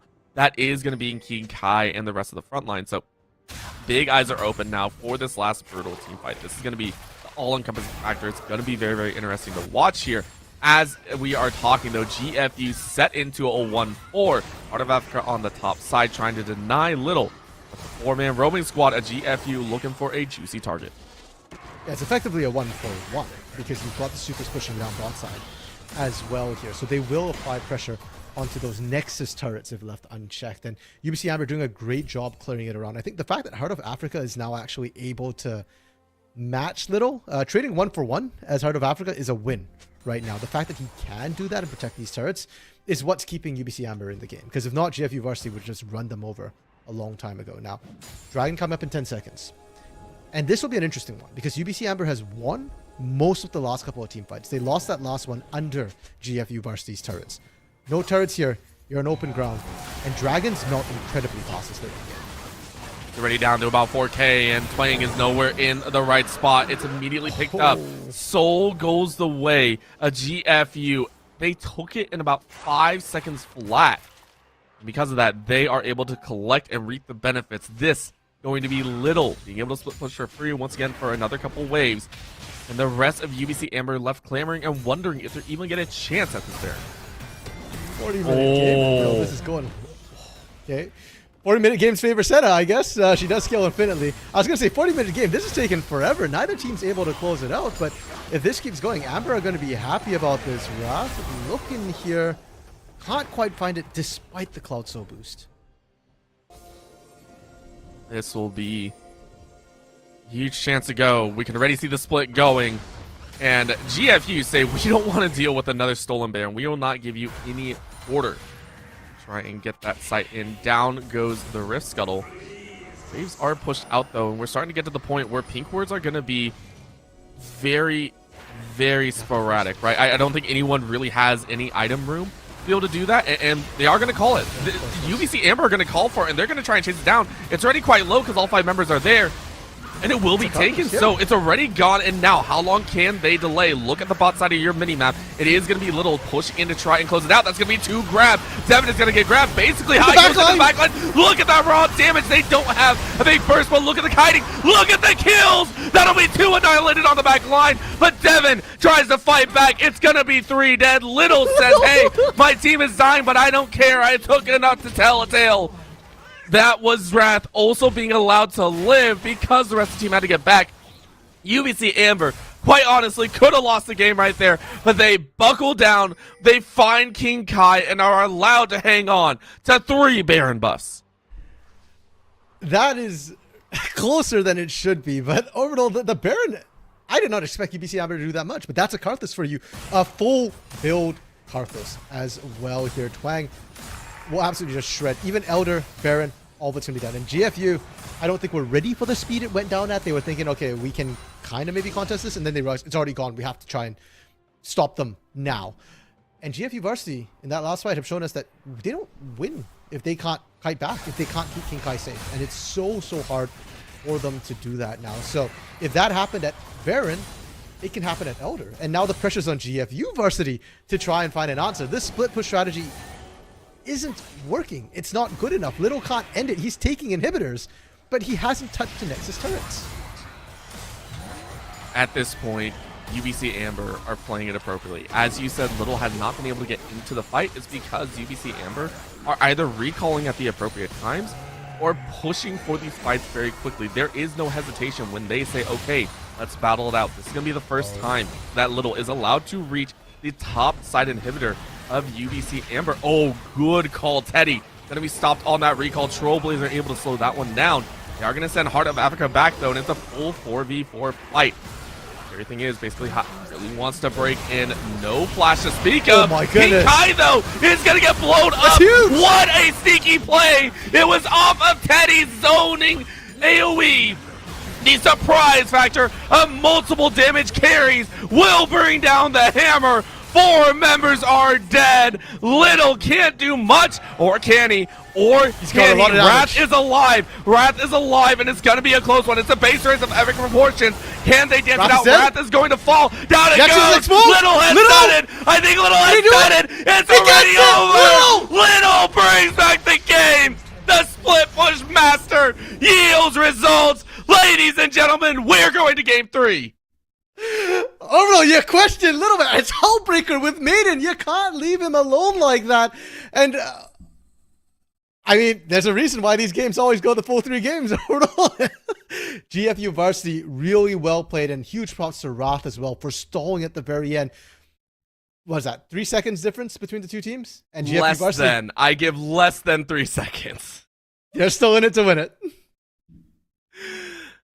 I need a moment to catch my breath. I think the teams need a moment to catch their breath. Ladies and gentlemen, everyone, we will see you in just a few for the final conclusion of this series. Do not go anywhere. One of these teams will be moving on into the bracket stage, and one will have another best of 3 to play. Please do not go anywhere.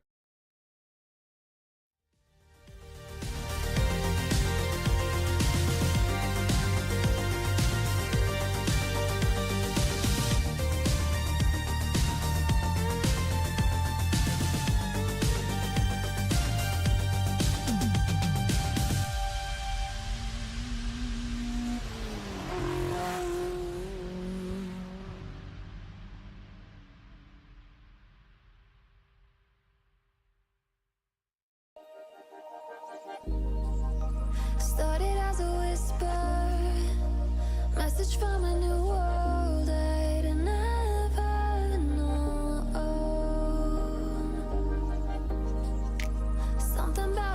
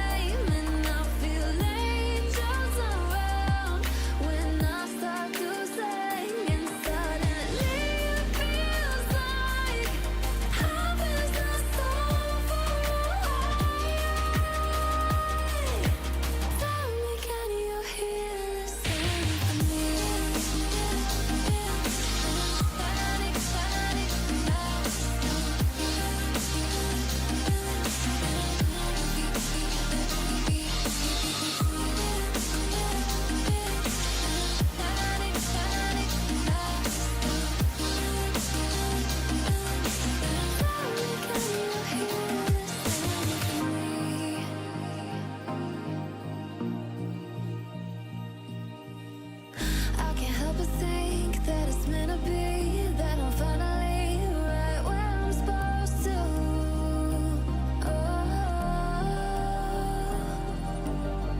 If I let you into the secret, would you listen? I can hear each sound calling my name, and I feel angels around when I start to sing, and suddenly it feels like happiness is so far away.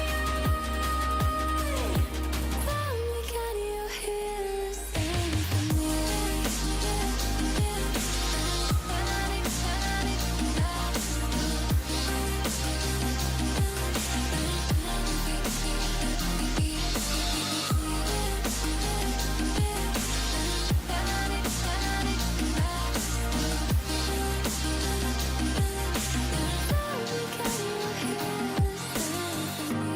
And before too long, I found where I belong.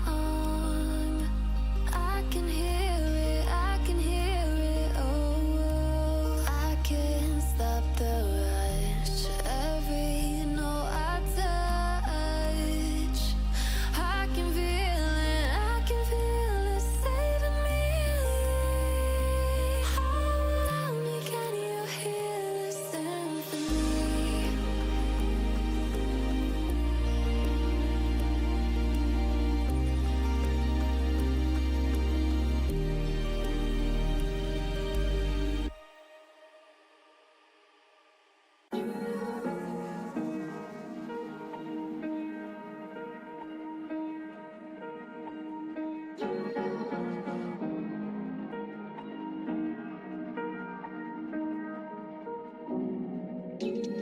Where you look, where you touch, where you feel, yeah.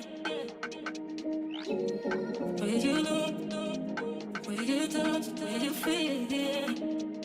Yeah. Can we talk about me and you? Can we talk about the truth? I wanna know, I wanna know. Can we talk about me and you?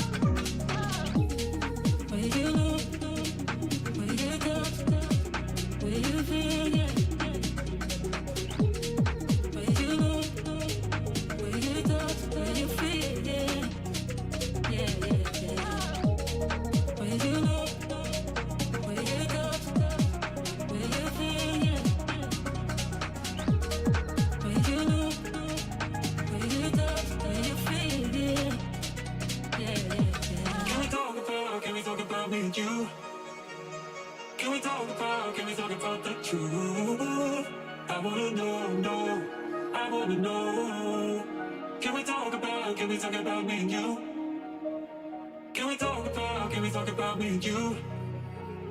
Can we talk about the truth? I wanna know, I wanna know. Can we talk about me and you?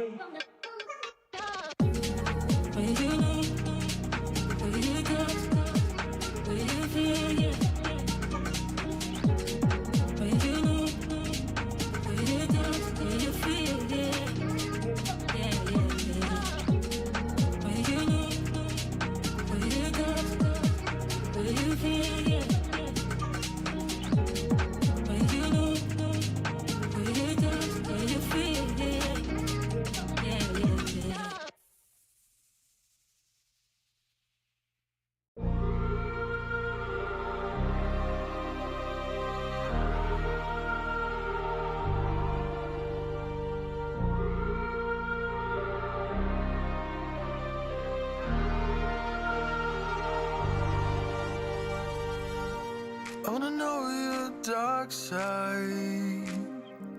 I wanna know your secrets. I wanna be your lifeline. So I wait for you, wait for me. Wait for you, wait for me. Tell me you're more than just a highlight. Pretty pictures on the outside. I hate to stare at you through these lights. So I wait for you, wait for me. Wait for you, wait for me. Click and scroll, I can't let you go. They say I'm addicted to you. Click and scroll, I can't let you go. They say I'm addicted to you. Oh, oh, this ain't love, no, no. This ain't love, no, no. This is artificial. This ain't love, no, no. This ain't love, no, no. This is artificial.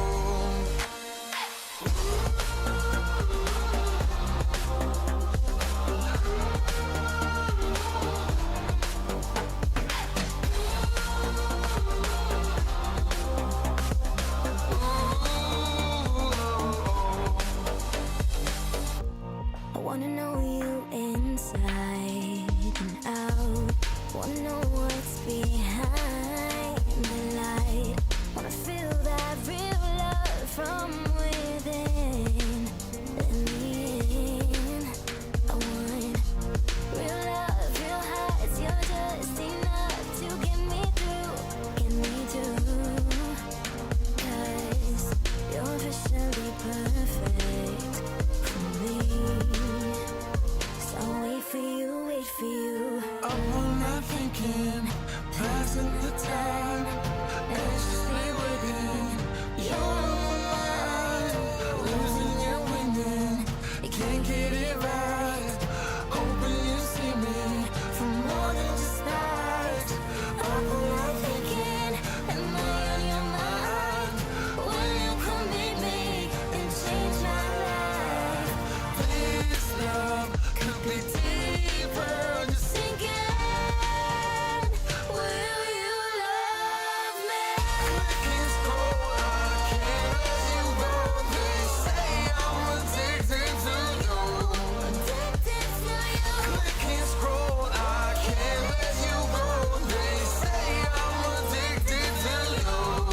Oh, oh, this ain't love, no, no. This ain't love, no, no. This is artificial. This ain't love, no, no. This ain't love, no, no. This is artificial.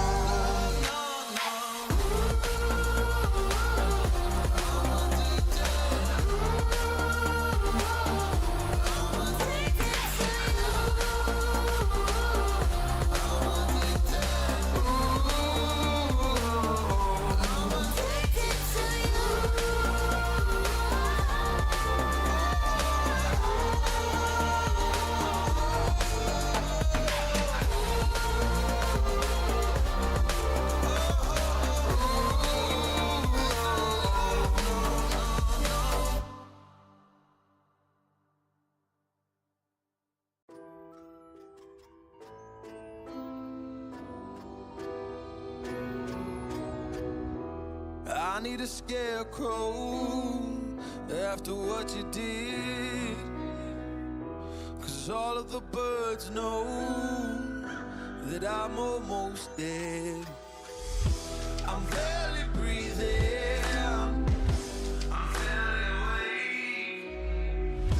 You left me in pieces. There's no more to break. Don't wake me up, not in this century. Don't wake me up, 'cause you're just a ghost inside my head. You're just a ghost, you're never there. You're just a memory on my lips. 'Cause you're just a ghost inside my head.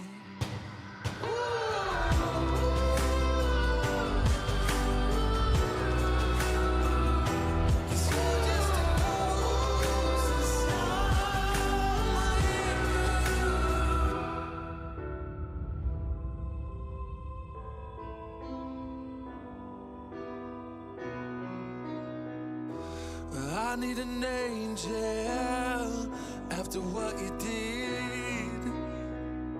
'Cause you were the devil, you messed with my head. You lied to my mother, you lied to my friends. You said that you'd be there, but this never ends. Don't wake me up, not in this century. Don't wake me up, 'cause you're just a ghost inside my head. You're just a ghost, you're never there. You're just a memory on my lips. 'Cause you're just a ghost inside my head. You're just a ghost.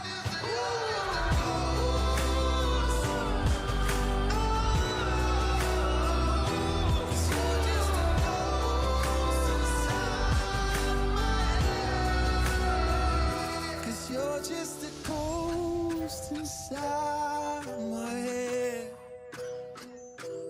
You're just a ghost, you're never there. 'Cause you're just a ghost inside my head. You're just a ghost, you're never there. You're just a memory on my lips.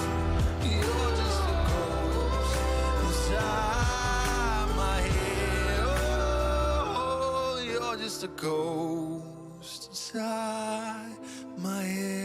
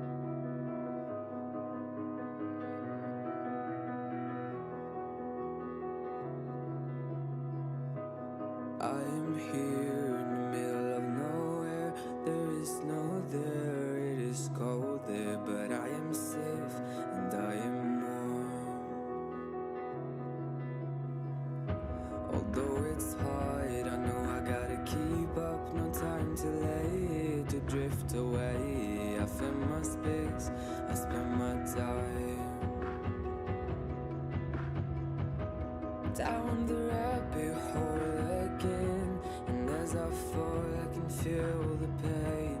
You can't tell me where to go, so I don't know, I just go with the flow. I go with the flow. I'm falling up, I'm falling down, from the sky and from the ground. Up above just like below, and I don't know where I should go. 'Cause I'm stuck in limbo.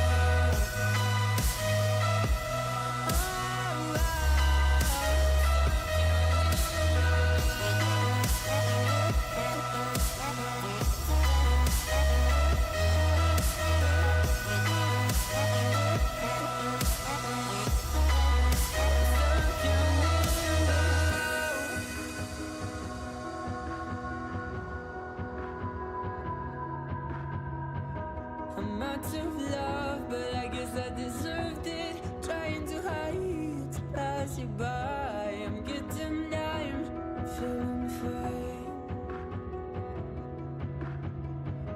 I'm light as air, no one can reach me. Lost in a dream, lost in between. Let's keep on flying, let's keep on breathing. I'm falling up, I'm falling down, from the sky and from the ground. Up above just like below, and I don't know where I should go.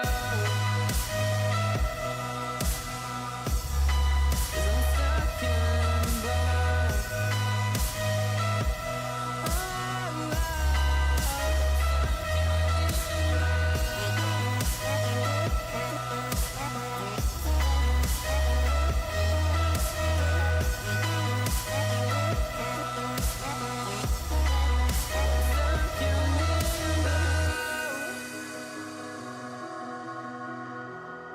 Cause I'm stuck in limbo.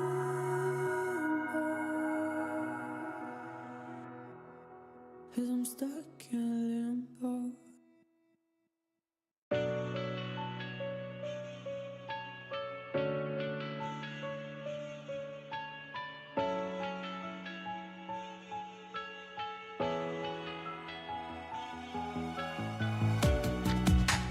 Living in the same routine, like the seasons I'm on repeat.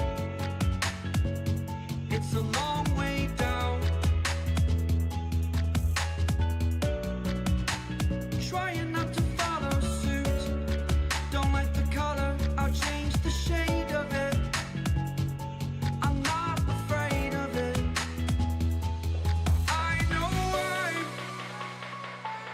I know I'm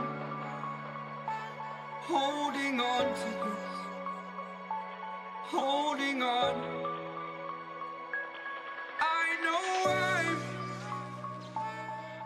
know I'm holding on to this, holding on. Don't let me repeat it.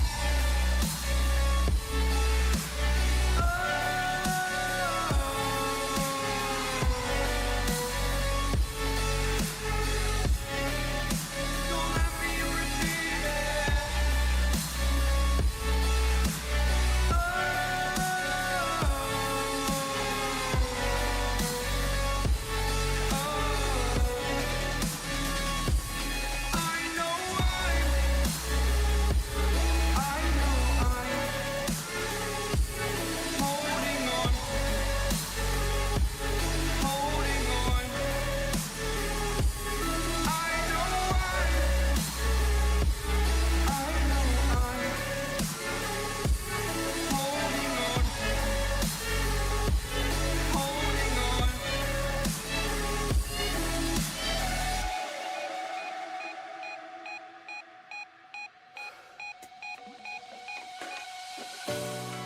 Fast forward a year or two, friends have changed, but so can you.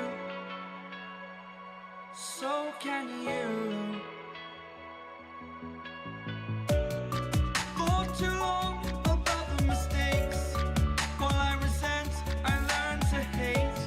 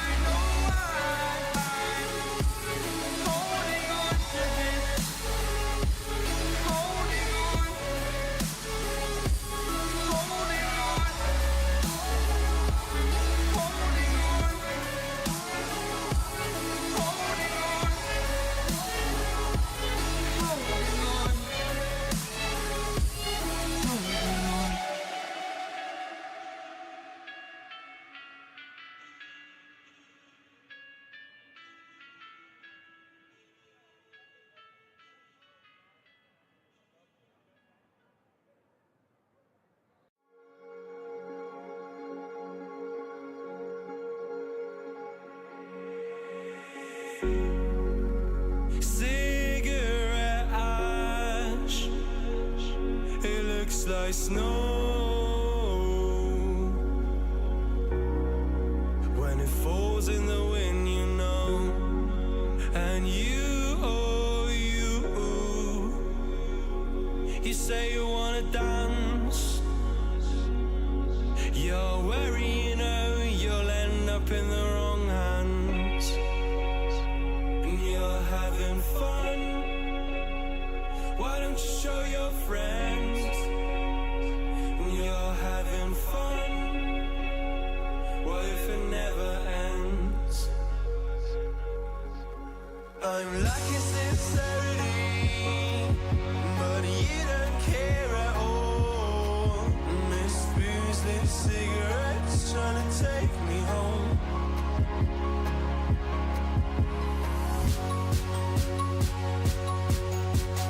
Falling in love just a million times, breaking it off with the feeling on ice still. She's as cold as December.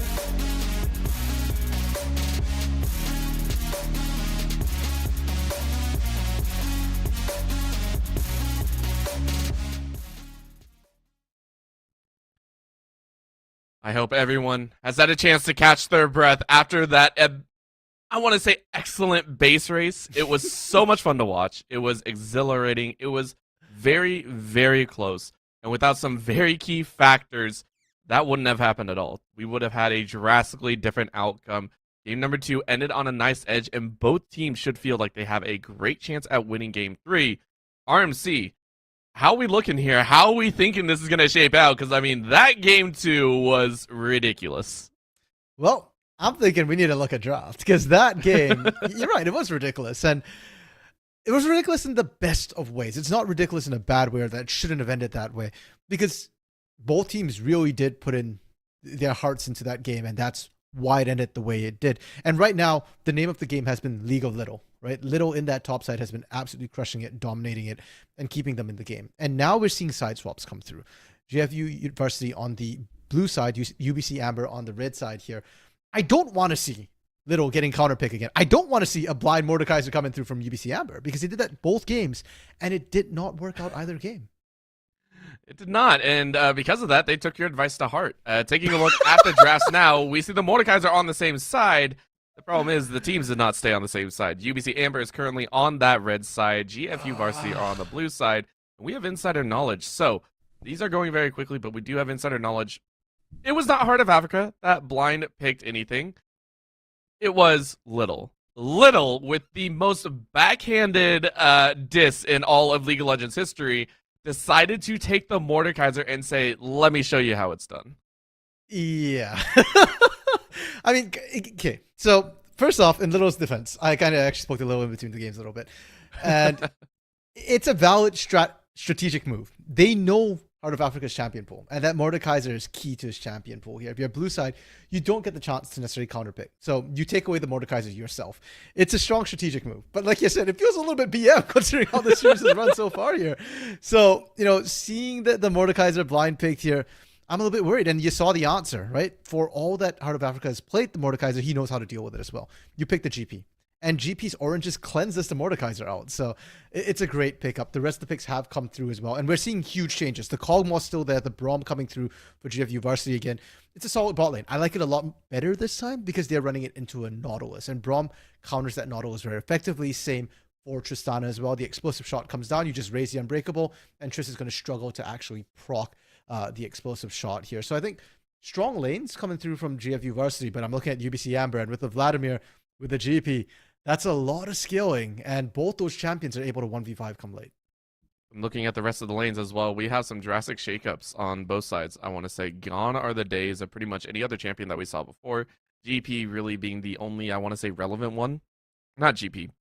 Mordekaiser being the relevant one from game number 1. We've had a shakeup pretty much all the way down the line. King Kai still on that Kog'Maw, yes, but taking a look at this draft, we have a Trundle in the jungle. We have a Vex that was banned away in game number 1 and 2 back on Trollblazer.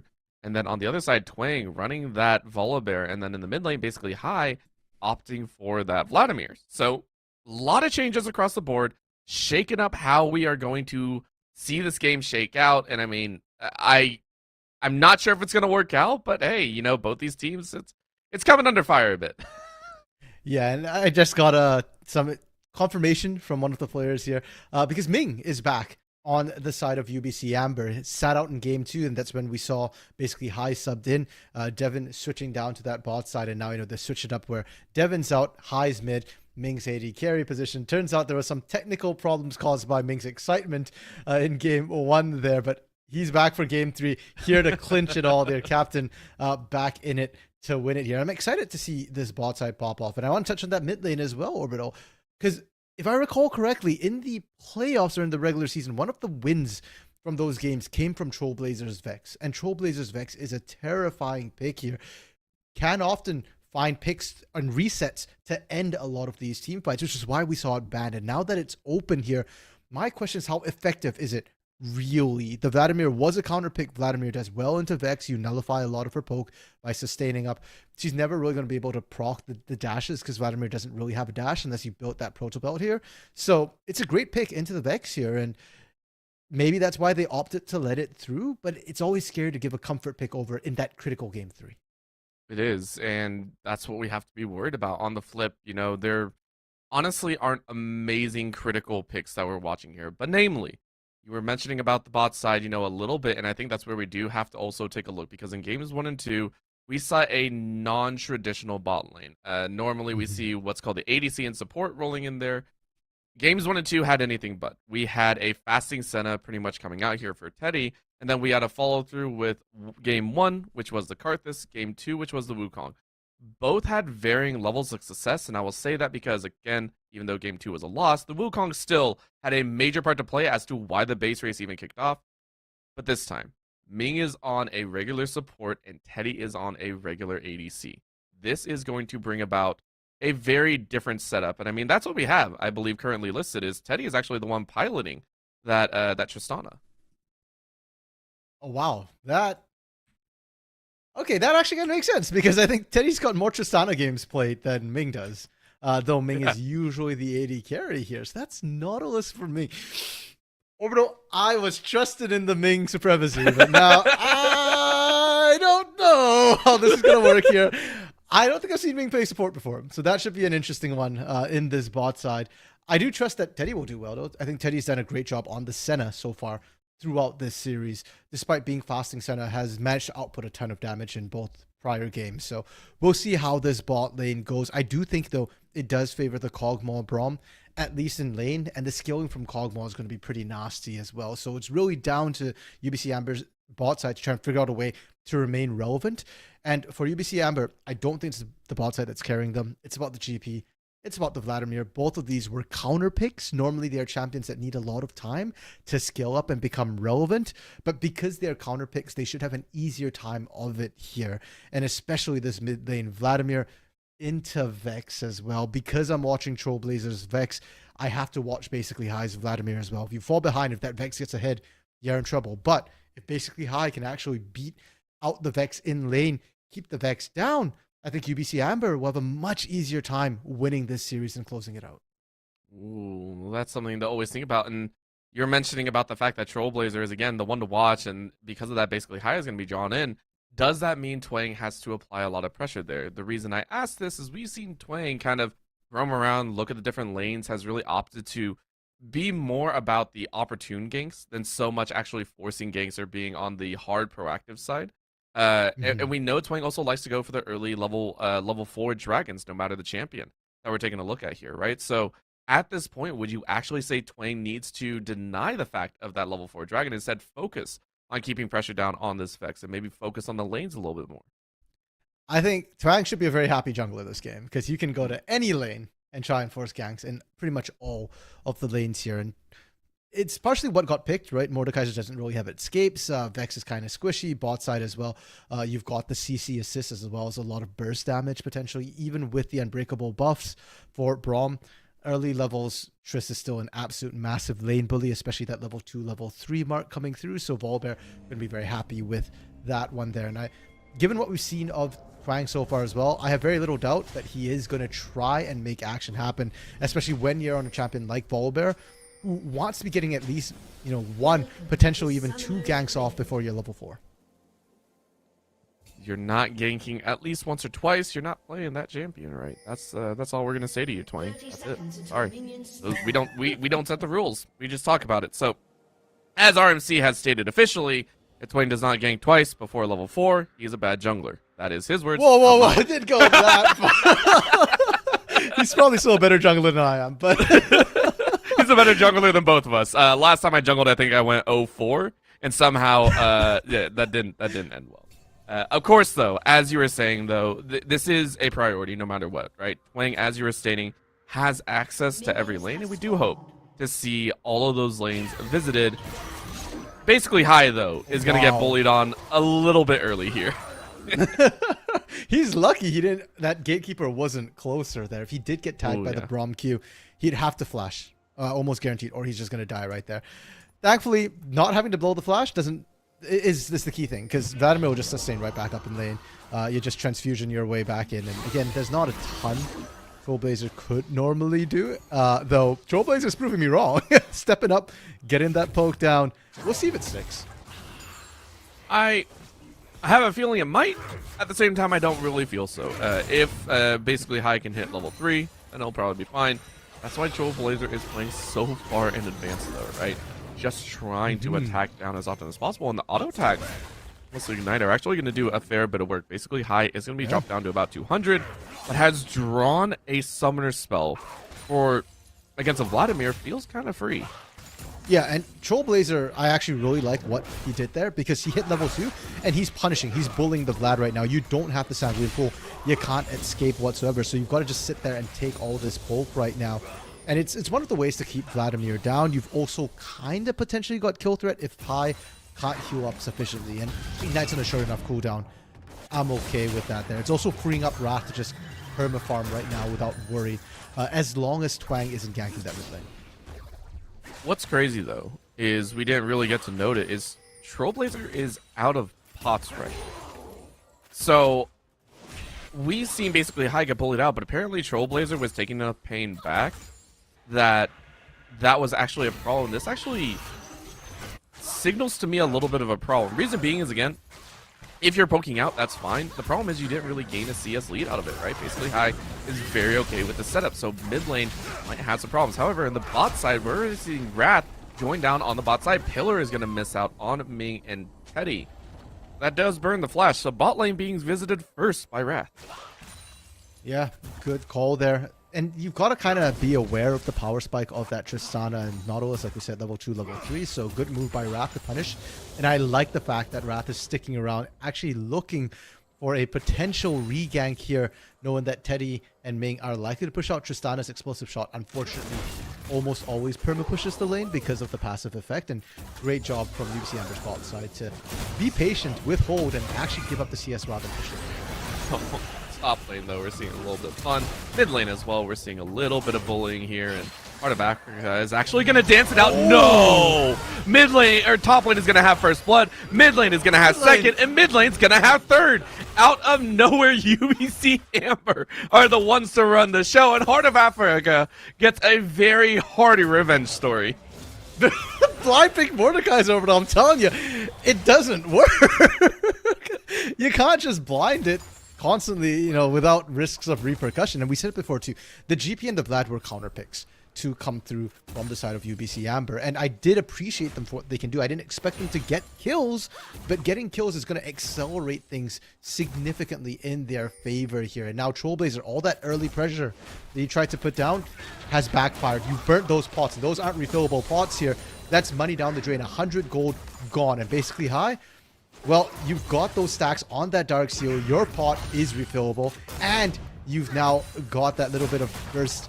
Can't remember the name of that particular item there. That gives you a nice bit of burst on that trade. So Vladimir should start to win out this lane now. Do I actually have a bit of knowledge over RMC? No way. I believe that is the Hextech Alternator. Yes, what you're that's looking the at. name of it. Yes. I win. Let it be known. I know a single bit of information more than RMC. I will take this to my grave because normally he makes me look like a chump, which I appreciate. I really do. Bro, I'm a minion. Hextech Alternator didn't proc on minions, man. That's also fair. But it is going to be, as you were saying, an item over currently, and basically High is going to be so happy about this, right? The early punishment from levels 1 to 3 was very frustrating to deal with, and that's all taken care of now. Rat's still on this bot side, though, and we're starting to see maybe a little bit of an idea of what GFU are kind of looking at. Saying that the bot lane is the most important part. Wow. And even dropping back, Wrath coming in with a second gank, and this time burning both summoners with no rocket jump, means Teddy is just dead. GFU, try again, third time is absolutely the charm.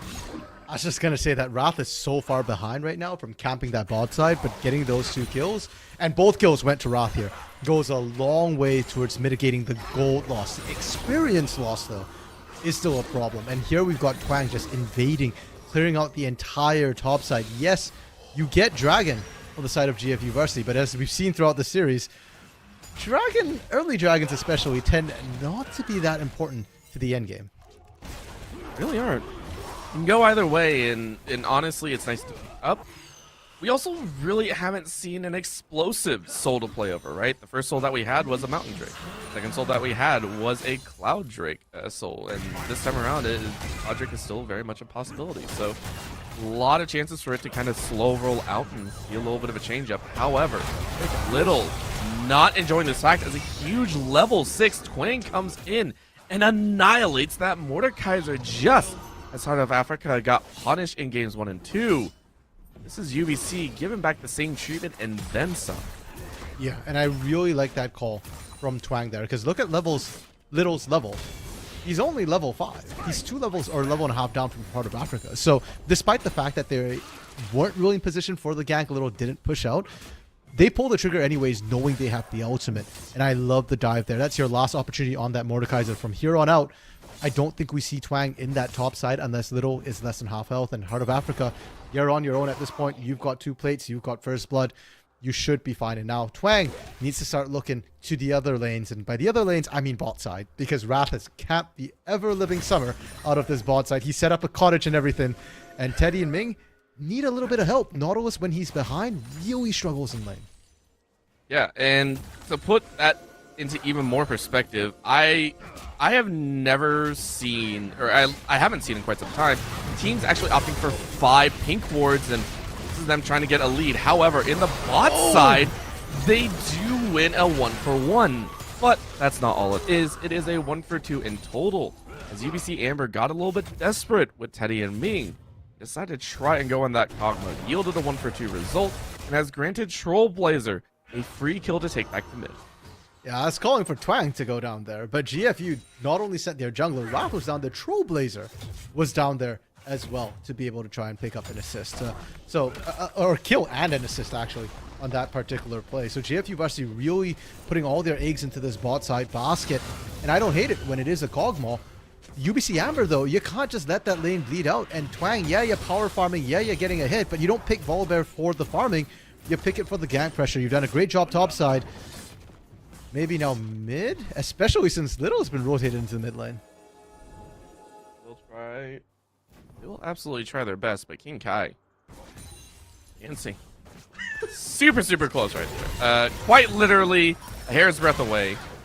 And now they're going to try and break up. Teddy able to get away from the initial pinch of damage. But Ming is going to be on the receiving end of punishment already. Level 6 for both ADCs. Living Artillery was doing quite a bit of work there. King Kai bringing out that major damage ramp. Well played, actually, from King Kai there. I was a little bit concerned, but because they never checked the bush, it ended up working really well for them there. And meanwhile, Twang was actually looking to dive topside. So Trollblazer did spot them on the ward there. Will get out alive. Wrath, I believe, secured that blue. Maybe. Either way, it's going to be a little bit of a dance over. Flash over the wall. As that'll be Little bringing that one in. And because of that, we now get a dance of death in favor. Huge barrel to bring Heart of Africa into a low state. But look at that damage back. Basically, High was able to dance it back. And that'll be the healing with the Hebo Plague. That'll be a kill for basically High. And Trollblazer now has to run. Basically, High with the pool should be able to get in range. When one last pick should be basically High. You're going to try and get away, but that is enough time to get the Q. Overall, it's a 2-for-1 sacrifice by Twang, but it was the best out of a bad situation. Yeah, and it looked good for a second for GFU Varsity there. It looked like they might be able to turn it, but unfortunately, the GP and Vlad are getting too far ahead. Basically high now, 4-0 on this Vladimir here. This is terrifying. The Dark Seal is almost fully stacked. The boots have come into play earlier as well, and we talked about Trailblazers Vex, you know, often being able to turn the tide of a game. Trailblazers now 1-2-1, down 2 levels as well in this mid lane. That's a total of 4 levels across the solo lanes right now for GFU Varsity.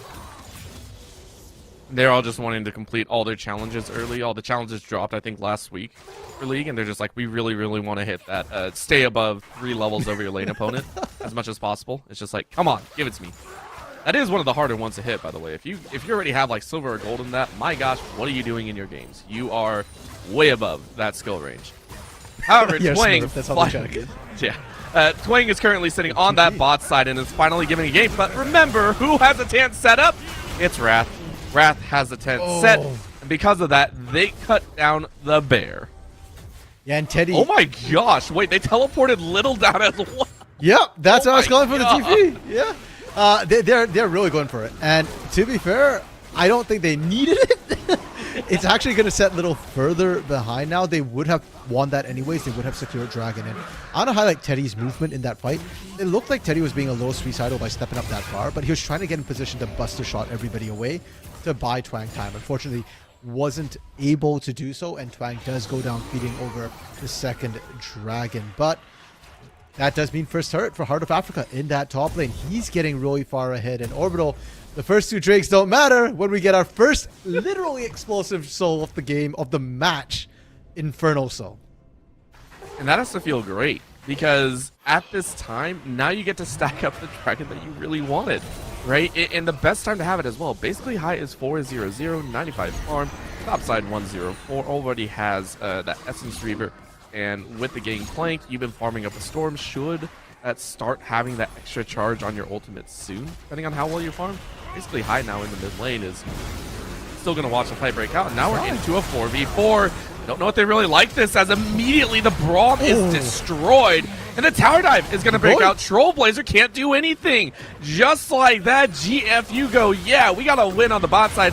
Oh, crap, we may have neglected 2 other lanes. Little is going to find Ming, who, again, has unfortunately been the recipient of all these deaths, but is going to live. Rest of the team is here, and guess who picks up the kill?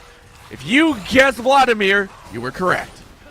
6-0-1. Twang still threatening on the side here, and the dive threat is so strong because Essence Reaper is already completed for Heart of Africa. You're seeing that poke come down, and it's massive here. Basically high as well with that rocket proto belt and the fully stacked Dark Seals. They can dive without the Volibear out. The Volibear out just makes it so much easier, cleaner to do so, and they've got all but 1 plate in the mid lane, all but 1 plate in the bot side.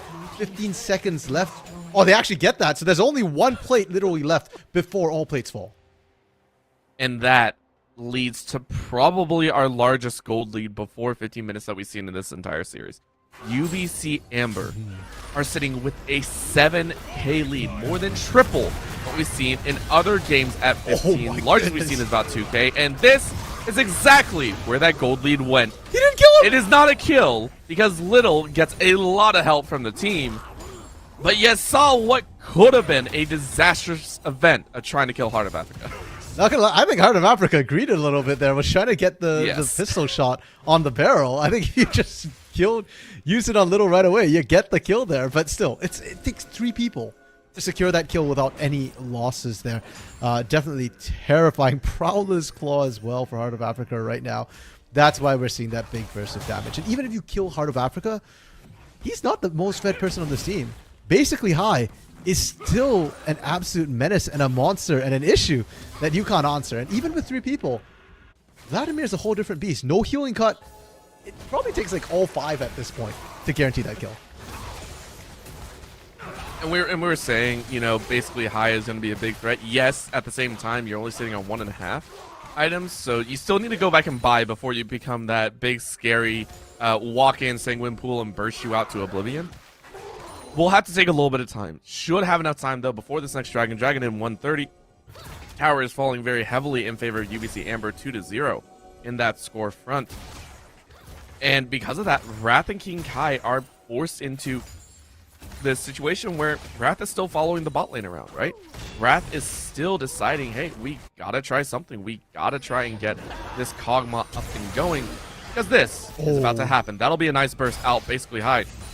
Does get feared away, but the follow-up residual damage was enough to force Trollblazer to flash as well. Flash down for a Vex is one of the worst feelings in the world, especially before a huge global objective.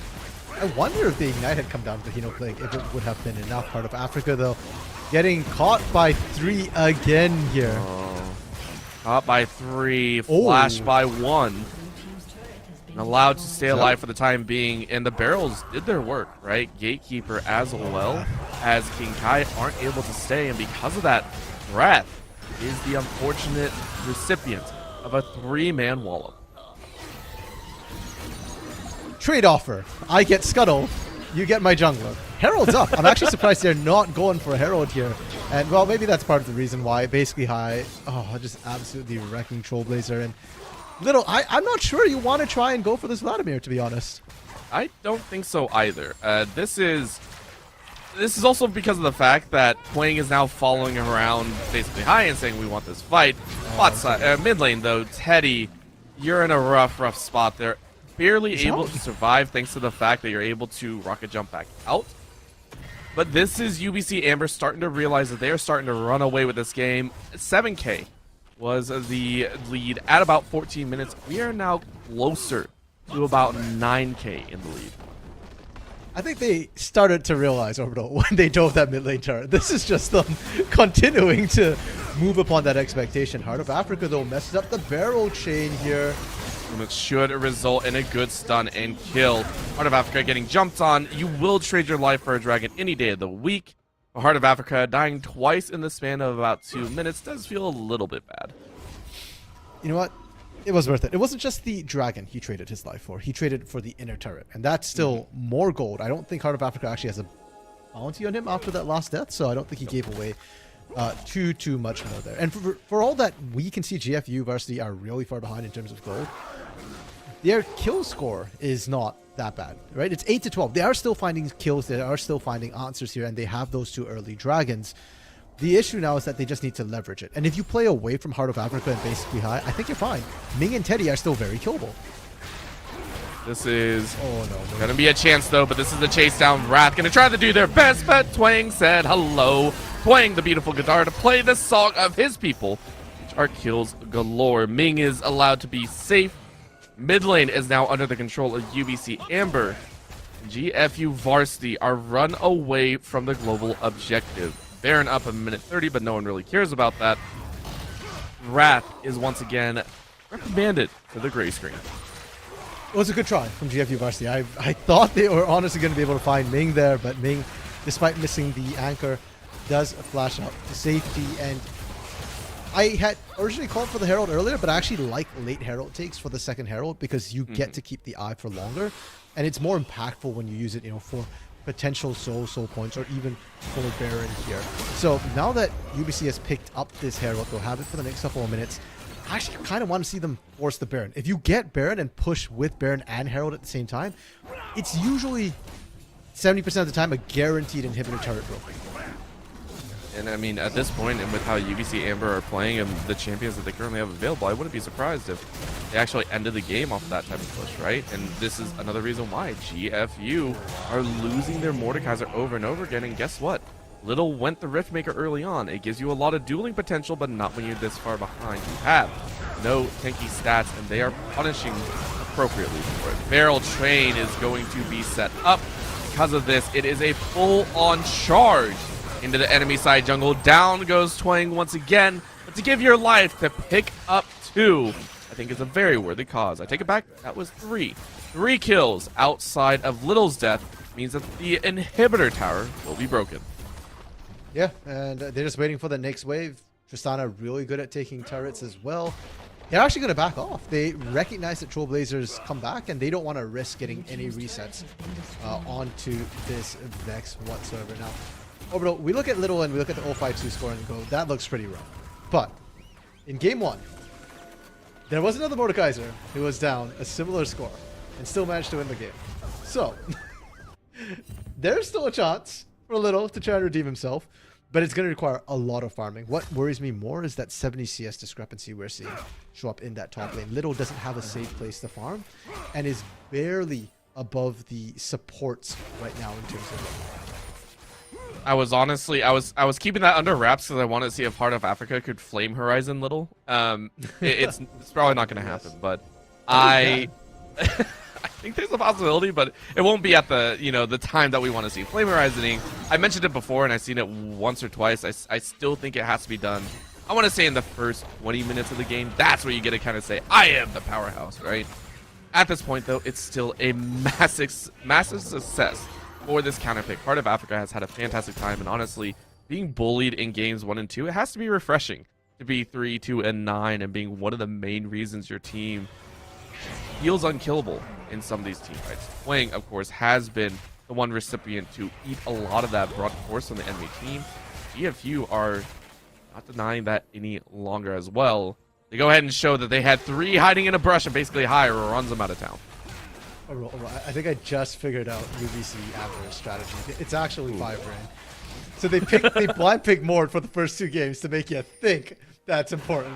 But all along, they had this GP counter pick waiting in their back pocket. They were just trying to bait GFU Varsity. This is Reaper's level of champion select, right? This is Reaper level champion select, everyone. Or LS levels, we'll even say. Yeah, it is LS level, man. We've gone beyond Reaper. Yeah, if this is actually true, if we were to go in, this is what they want to do. That would have been the kill, but basically High 1 HP. You get nothing else for it, so that was a very close one, but that's a flash. Ming has to separate from Teddy right now if you don't want to die, but Trailblazer sitting on about a quarter HP. I mean, that's a lot more than you expected to have coming away from fighting basically High.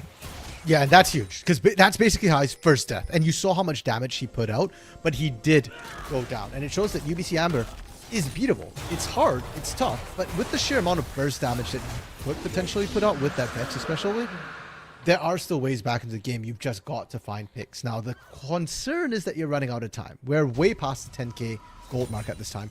Baron is on the table. The only reason why it hasn't gone off the table is because I don't think UBC Amber realizes exactly how strong they are. If they did realize it, just set up the vision and force it. They are, however, stacking these Infernal Drakes. And if you get similar to what we had last game, or game 1, 4 Mountain Drakes into a Mountain Soul, that's absolutely... It's nigh impossible to kill the team at that point. 4 Infernal Drakes for Infernal Soul means that those barrels might actually be able to one-shot Trailblazer. Oh, yeah. Trailblazer will not be an issue, especially if you do not build Zhonya's. Currently rocking with a Morello in the pocket instead of any extra CDR or any other extra positioning. I lost my words right there. Either way, no Zhonya's means dead much faster, and this is going to be evident by the fact that the 2 freaking strongest people on the side of UBC Amber are currently prepped to kill. However, yeah, that happened. Heart of Africa is still gonna die. Yeah. But that's also a very, very quick kill. So good 1-for-1 trade. It was a chase down, meaning nothing else really comes from it. And GFU Varsity are allowed to still place some of these wards around the Baron that is currently alive. And they're looking to potentially try and ambush somebody here as well. King, you don't want that. That's a 2v3. They didn't realize that Twang was waiting in the wings as well. I love it. It was by far one of the funnier moments. You could see him as soon as Twang came out of Fog of War. They're like, about face, marched, double time. Tactical reposition. Go, go, go, go. Tactical reposition. We call that running away. That's all it is. Discretion is the better part of valor at times. But Trailblazer, I want to go back to Trailblazer overall because the fact that you can 1-for-1 in that situation, it's going to come down to who pulls the trigger first right now. And the other thing to notice, there's a lot of AoE here. If Trailblazer finds both basically High and Heart of Africa with that Fury proc, you can actually kill Heart of Africa outright and put basically High in killable range here. So it is going to come down a lot to picks and who you can find. Twang! Yes, you do find Twang, but guess what? The rest of the fight's breaking out. Basically, High is going to watch the teleport come in, but GFU Little, that might not be where you want to be. High is able to chase out. Twang is going to get the stun down. The rest of the team is going to collapse in. That's a huge cannon barrage dropping down. That's going to be Gatekeeper keeping him at bay. The Glacial Fissure will slow him down. Hetty? Hetty in the back line is going to get a huge rocket jump off, but that's going to be the snipe. That's going to be Trailblazer getting that kill. Depth charge finds the other ADC, but triple kill for the GP. Heart of Africa being the heart of UBC Amber right now. Linking up for those kills. The barrels do the damage. Okay, bro, we made jokes last game about for 300 gold you can feed, a poor starving child in Africa. Let's not forget that Africa is actually one of the richest continents in terms of natural resources. And Heart of Africa right now, look at those items, has been cashing in. Collector, i.e. Prowler's Claw, Essence Reaver right now hits like an absolute truck. We said it's a question of who lands their damage first. Well, Heart of Africa landed those barrels and got the triple kill for his pains. Now, the Baron, a little bit slower. Yes, basically high, has a lot of sustain, but they need Heart of Africa or Teddy to actually pump out the damage. And the reason that they didn't want to do that is because Heart of Africa is really good at keeping everyone away. However, no one was really going to challenge it. Wrath, King Kai, and Gatekeeper were all dead. I mean, really, who are you going to defend against? So, they go ahead, take the Baron. They extend their gold lead to a whopping 15 or 14k. Gosh dang it, I almost had it.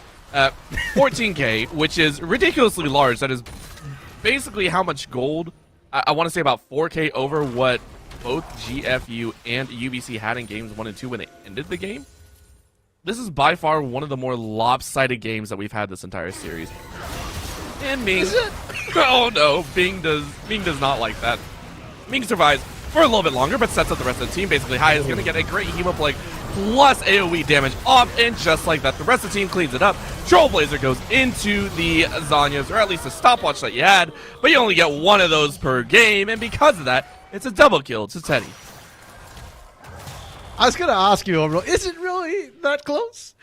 Because for a while there, it looked like Trailblazer was keeping the game pretty much even. Yes, there's a massive gold lead, but it doesn't matter when you're so squishy that it's just a question of who pulls trigger first. And then we had that fight. And then yes, the gold lead matters a lot. Because when Teddy can do that to Little, you got problems. There's one threat on GFU right now, and it's not somebody who can just sit at the back and pew-pew from safety. Trailblazer has to put his life in danger to try and kill people. And props to Trailblazer, but 1v5 isn't quite working here. And UBC Amber, they've taken out their big fat wallets, and they are smacking down the base doors with them. It's one of the most frustrating things when Teddy, the ADC, is like, here you go, have at it. Little, you're dead. And Little has gotten the same treatment, right? There does come a point in some series where a hard shift puts into perspective what you've been doing for the rest of the games, right? And I think Little has had the most unfortunate example, has been the most unfortunate example of that. 0, 6, and 3, 1.5 items max, even detoured for a cloth armor. He's been in a rough part of the game. It's blind pick war, man. It just don't. Yeah. Like, I feel like it's so bad because before this, it was literally the League of Little, right? Like he was just dominating that top side, win or lose the series, and then you pick the board, which you dominated before, and it just doesn't work. It's coming back to bite him a little bit, and I hate that this is the way that last game is going to go. And unfortunately for Little, like I said earlier, there's no way to come back in. You don't have a safe lane to farm. Everybody's stealing your farm. They're donating it to King Kai. They're donating it to Trailblazer. And there's like, Little, you're on utility duty. You're support. That's all you're going to do. And because of that, Orbital, blame Horizon at 29 minutes. It's very nice to have, and I think that is going to eclipse the point that Heart of Africa is currently full build right now. Blame Horizon just for the sake of it, right? Heart of Africa is already fed. Heart of Africa is ready to go, and that is going to be a nice chunk out of Wrath's pocket. Right now, though, we see one of the first 5-man pushes that we've seen out of UBC Amber across all 3 games. Trailblazer only catches the front line. Because of this, the fight's going to explode out. Little is able to grab Teddy. And because of that, it's a huge piece of damage gone. But the Cannon Barrage is going to find the back line. And because of that, that'll be UBC Amber diving into the base. An immaculate collapse of death and pain means Wrath is the last one to fall. That will be UBC Amber riding high after yet another 3-game series. They have done it to GFU 3 times now in the regular season, paying back that preseason game loss, and they will move on to the bracket stage of the Nationals. Orbital, 2 things in life are unavoidable: death and taxes. But we can add a third one for NECC, and that is UBC Amber 2-1ing GFU Varsity right now. And it's such a rough way to go. I want to highlight, too, that game was not fast. It looked incredibly lopsided. 30 minutes it took UBC Amber to close that one out. I think that shows the caliber of GFU Varsity, that they did not give up. Even when they were down 10,000 gold, they were still finding picks. Even that last fight, Trailblazer almost killed multiple members. Wrath almost managed to clean up, and if they had, maybe they could have held on one more fight. But huge props to GFU Varsity, and as much props as I'm giving GFU Varsity, UBC Amber still won, so they punched their tickets to the bracket stage. Huge congrats to them, and huge props especially to Basically High, because Basically High wasn't their starter, right? It was Devin who started the night, but it was Basically High who ended it. It was such a phenomenal game to be had, and again, this does not mean that GFU are completely out. Keep in mind, I believe there is a chance for these two teams to play against each other one more time. True. If GFU Varsity, they are not out. If GFU Varsity are able to win one more game or one more series, they will move on to the bracket stage as well. And there's a possibility that these two teams are either seeded in the semifinals against other teams or against each other. And no matter what, there's a possibility of them meeting in the finals. So this storyline will continue for I don't know how long.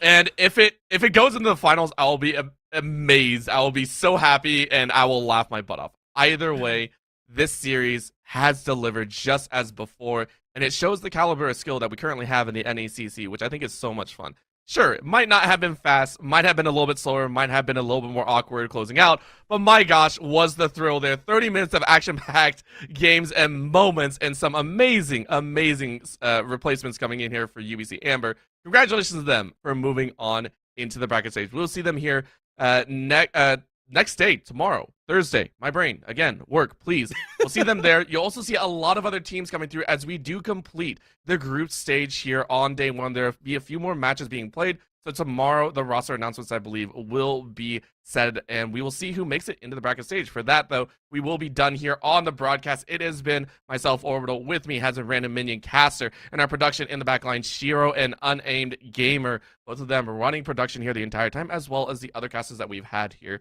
I believe we had Rude Dude on earlier, as well as Rome and a few others throughout the rest of this broadcast. Thank you so much for tuning in, and have a fantastic evening.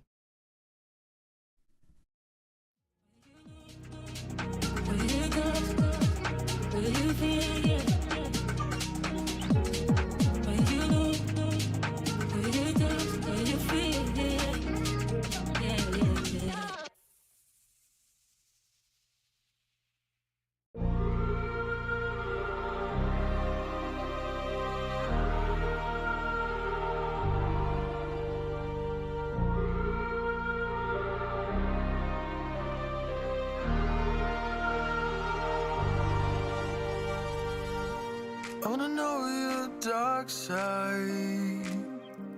I wanna know your secrets. I wanna be your lifeline. So I wait for you, wait for me. Wait for you, wait for me. Tell me you're more than just a highlight. Pretty pictures on the outside. I hate to stare at you through these lights. So I wait for you, wait for me. Wait for you, wait for me. Click and scroll, I can't let you go. They say I'm addicted to you. Click and scroll, I can't let you go. They say I'm addicted to you. Oh, oh, this ain't love, no, no. This ain't love, no, no. This is artificial. This ain't love, no, no. This ain't love, no, no. This is artificial.